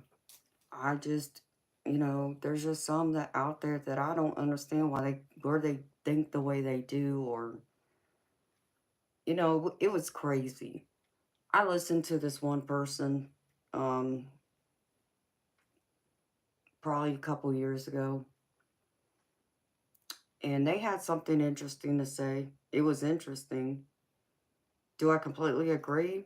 No, but I don't completely disagree with it either. And like they were saying how there's this even with the ladies, like the way they were looking at it is um especially the women out there who have high expectations of what a husband would be, husband material for them. And but then he would turn around and put these women down, and that just disgusted me in itself because I just think it's wrong. Now, do some men may look at those type of women that way? Maybe. I don't know, but he was talking about how a lot of these women out here want that high value men who makes over six figures, good looking, all these things. But yet they don't even know where to find these type of men for one. And then two, if they were to find them, would they even have that chance with them? Is what, this person was saying. And they were saying how one of the things that would not happen, that men in that caliber would not accept, is a woman who has children. Would not accept it. Why? Because they can go out there and find another woman who's attractive, who's younger, who don't have any kids. Why would they settle for someone who has children? They're not interested in trying to raise someone else, another man's child, or children, is what they were saying. I mean, it's maybe, I don't know. It's hard for me to wrap my head around it because my daddy took my mama on, who already had 3 kids when they met. And my daddy still went out with my mama, married her, and had another child. It blew my mind in that way. Now, would you have considered my father, someone who made over six figures? No. But, they were making it sound like most men will not ever give a woman the time of day who has children from a previous relationship, especially if you're looking at a higher caliber man. It's like, and then they wanted to poke at the women's looks, which ticks me off. Talking about, oh no, those type of men are looking for the supermodels that are above the category of like Angelina Jolie, Beyonce type, the drop dead gorgeous supermodel type. Okay, I'm not saying they aren't. Um, and I do understand, there's a reason behind it, and there's many reasons, but then you just sit there and dog all these other women out here, which is just wrong. You just put all these other women down. Made it sound like, oh, because they have 2 or 3 kids and they might be 200 pounds, 5'3", they're not going to ever find love. Like, I was disgusted at the end of it. It's like, you know, there are men out there who will date women with children, and some who aren't all caught up in the physical appearance like that. But of course, if I were to go back and listen to this person, they would go back and say, oh, because that's a lower caliber man, that's why. Okay. So it just blows my mind.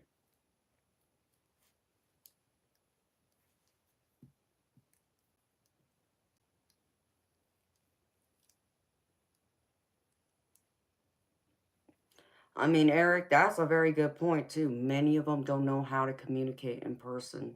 They lack the social skills. You're right. But even some of the ones who, who've been out there or been around for years, even before the internet came into fruition, there's many people out there who lack social skills. Like, people I still see that surprises me, even people who are older than me, who come in here and have this sense of entitlement. I don't hear them ever, if they ask me for something, there's no please or anything like that. And then they have their handouts. Like, no. It just, it rubs me the wrong way. And that's beautiful, Curtis. And I'm happy you are that way. Because we need more guys like you out there. But it just, that's what I mean. There's plenty of people out there who will take on another man's kids if they love that woman enough. And no, maybe the woman isn't a drop-dead gorgeous supermodel, but I know people who, despite their appearance, and it broke my heart too. One of them close to me. I won't say who it is, but someone close to me. People made her feel like she wouldn't get a guy that was good looking and made a 6-figure income, like. And I remember how to tell her, not all guys are looking for someone that looks like me, my shape. Understand me. Guys have their preferences. So I went through and I explained that to her. And I said, don't settle. Don't go out there and just be with anybody. Be specific. Date with intention. So I told her, I said, don't give up. If that's the kind of man you want, and if you're meant to have that type of man, you'll get him. And she found one. Was he, 6 feet tall? No. But he wasn't like 5'3" either. He was, I think, like 5'6", 5'7", maybe 5'8". No more than 5'9", but I think it's more like 5'8". And so that's why I look at him like, what? Or there's another couple I know, and the wife is a bigger woman too. And the guy is muscular in shape, but his job is physical too. So he's, his job, he's able to build, keep his physique, we'll say. Does he make 6 figures? No, but he makes pretty close to it. And he picked someone who is a larger woman. So it just, I don't understand that mindset from that side of it. To put women down, I mean, it ticked me off. I almost wanted to leave a nasty comment for him, but I didn't. But it just, that's why I tell y'all, don't matter what you look like, don't give up. You want someone in that category? If you're still young, you know, that possibility is still out there. Just date with intention. Know exactly what you want.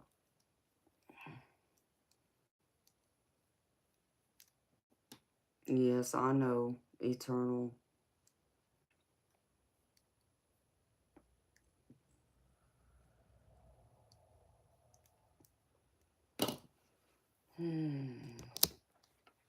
Let's see. Another 2 inches.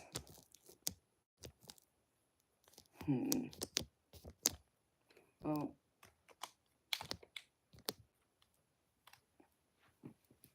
Hey, Undo.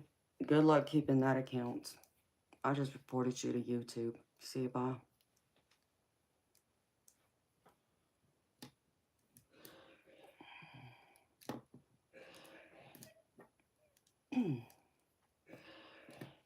Too late.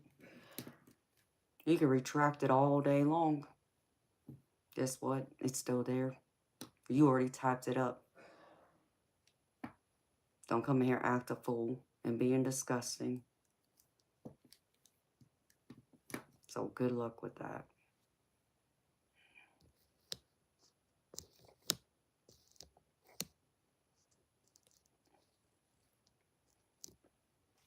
Exactly, Darby. And there's many of them that are that way because they're so caught up in their ego.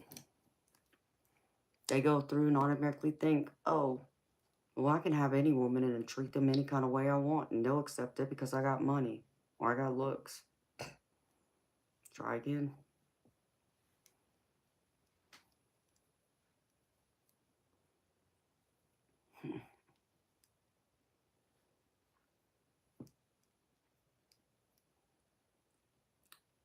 Oh, Spirit Brothers talking about his pickle size, we'll say.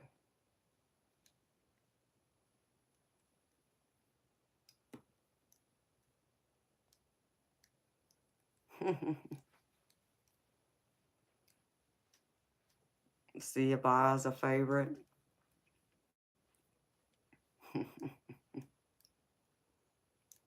I'm surprised that's a favorite of yours, Darby. Why is that a favorite?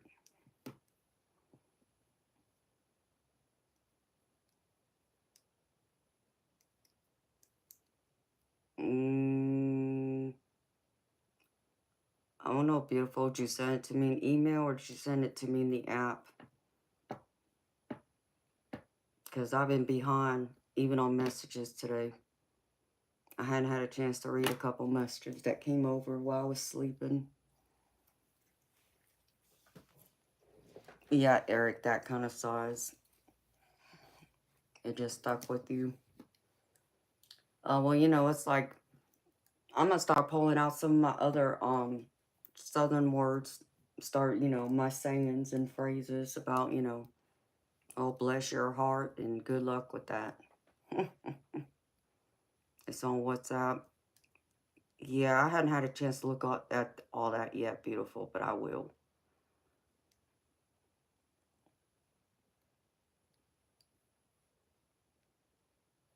This is true, Spirit Brothers. But baby, see, I agree with you, Spirit Brothers, but see, here's the other thing. And my parents would agree with you.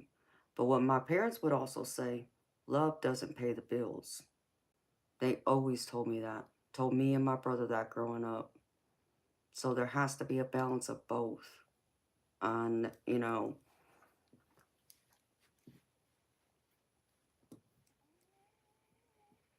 a girl that makes you laugh.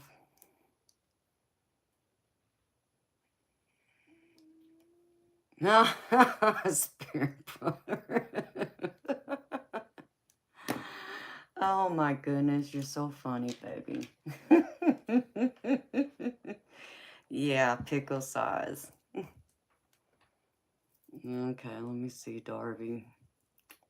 I was gonna do something. Yeah, Curtis, I gotta send you an email, baby. But I'm gonna send it to you when I end the stream. I said I was gonna get off at 4 o'clock, and here I am still here. I'm gonna find people, baby, to do those readings for, but I'm gonna save it for when I come back, baby. If that's okay with you.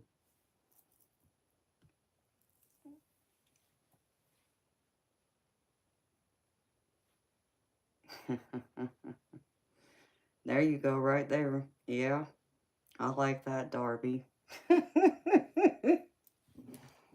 Seriously, a lot of people need to see that because it seems like they come to me for advice and they don't do half the stuff I suggested. And then they wonder why nothing changes. That's funny.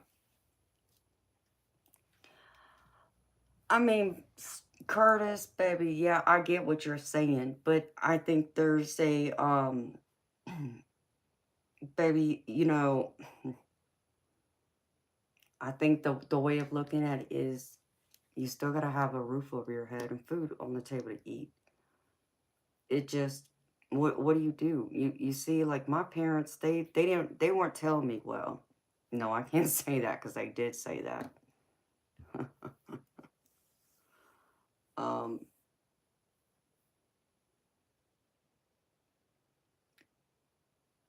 I think it's crazy for some of these women who have this expectation of find a millionaire. That yeah, that's where I see it gets wrecked. But someone who just wants someone who makes a comfortable living, and that's gonna vary from person to person what that means. Because for some of these women out here, they'd be like, "Well, $1 million lifestyle is comfortable." I don't mean it outside of that. I mean,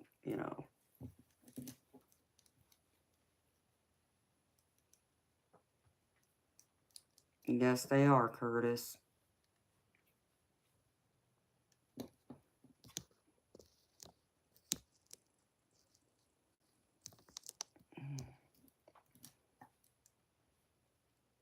Well, I guess that depends on what's comfortable, baby. That's what I mean, Spirit Brothers. For everybody, it's going to be different. It's going to be different what's comfortable or what you consider the average home income. And there's so many variables to that. And everyone's going to be different. £1 million? Yes, please.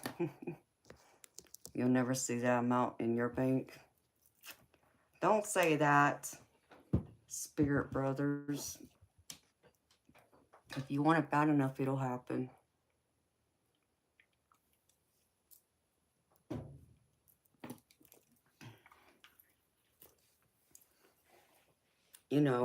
I never thought I would see $250,000 in my bank account, but I've experienced that.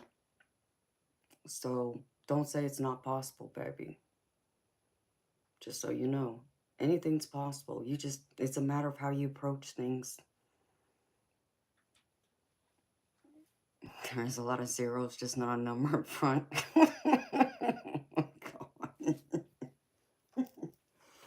Wow.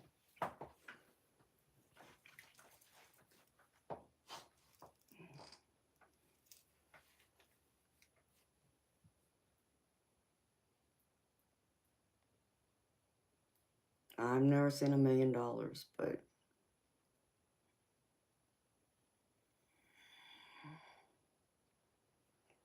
I know, Darby, it don't even come close. $1 million wouldn't even cover half of what these women out there are thinking. None of them would have been okay with the life I had before. They all would have looked at me like, you know, and I didn't care. It was good enough for me.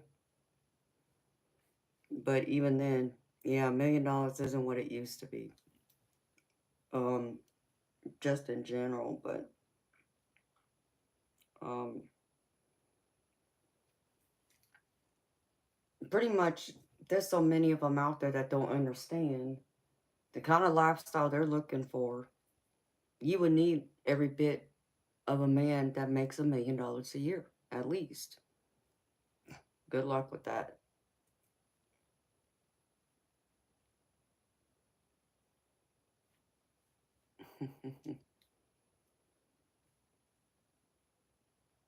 And that's a good saying, Eric. I like that.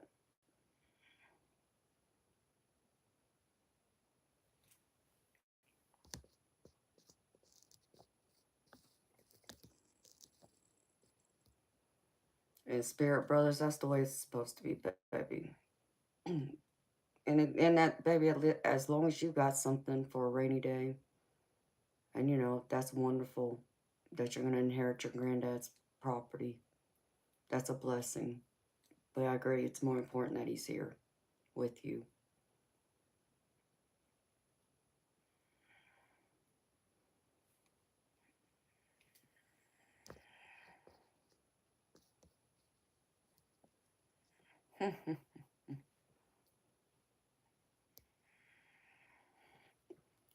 Vanilla Ice said it.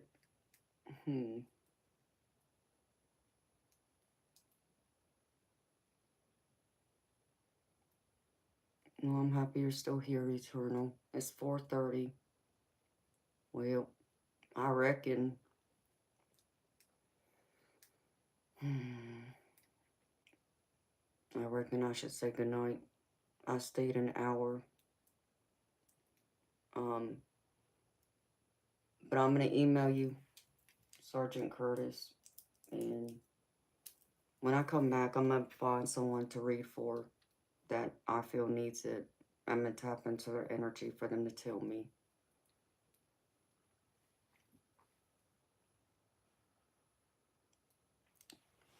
I will, Eric. Y'all too. It does. That's true too, Spirit Brothers.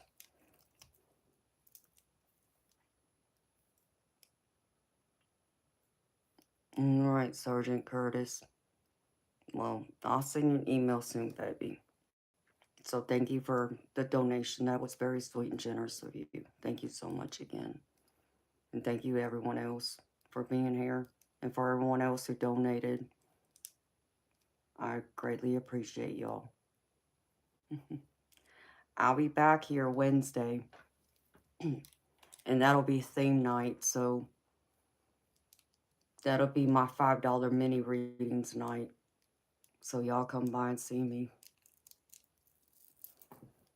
Until then, beautiful people, have a wonderful, beautiful, blessed day. And I hope the next couple days are wonderful. Until we meet again, see you next time. Good night, y'all.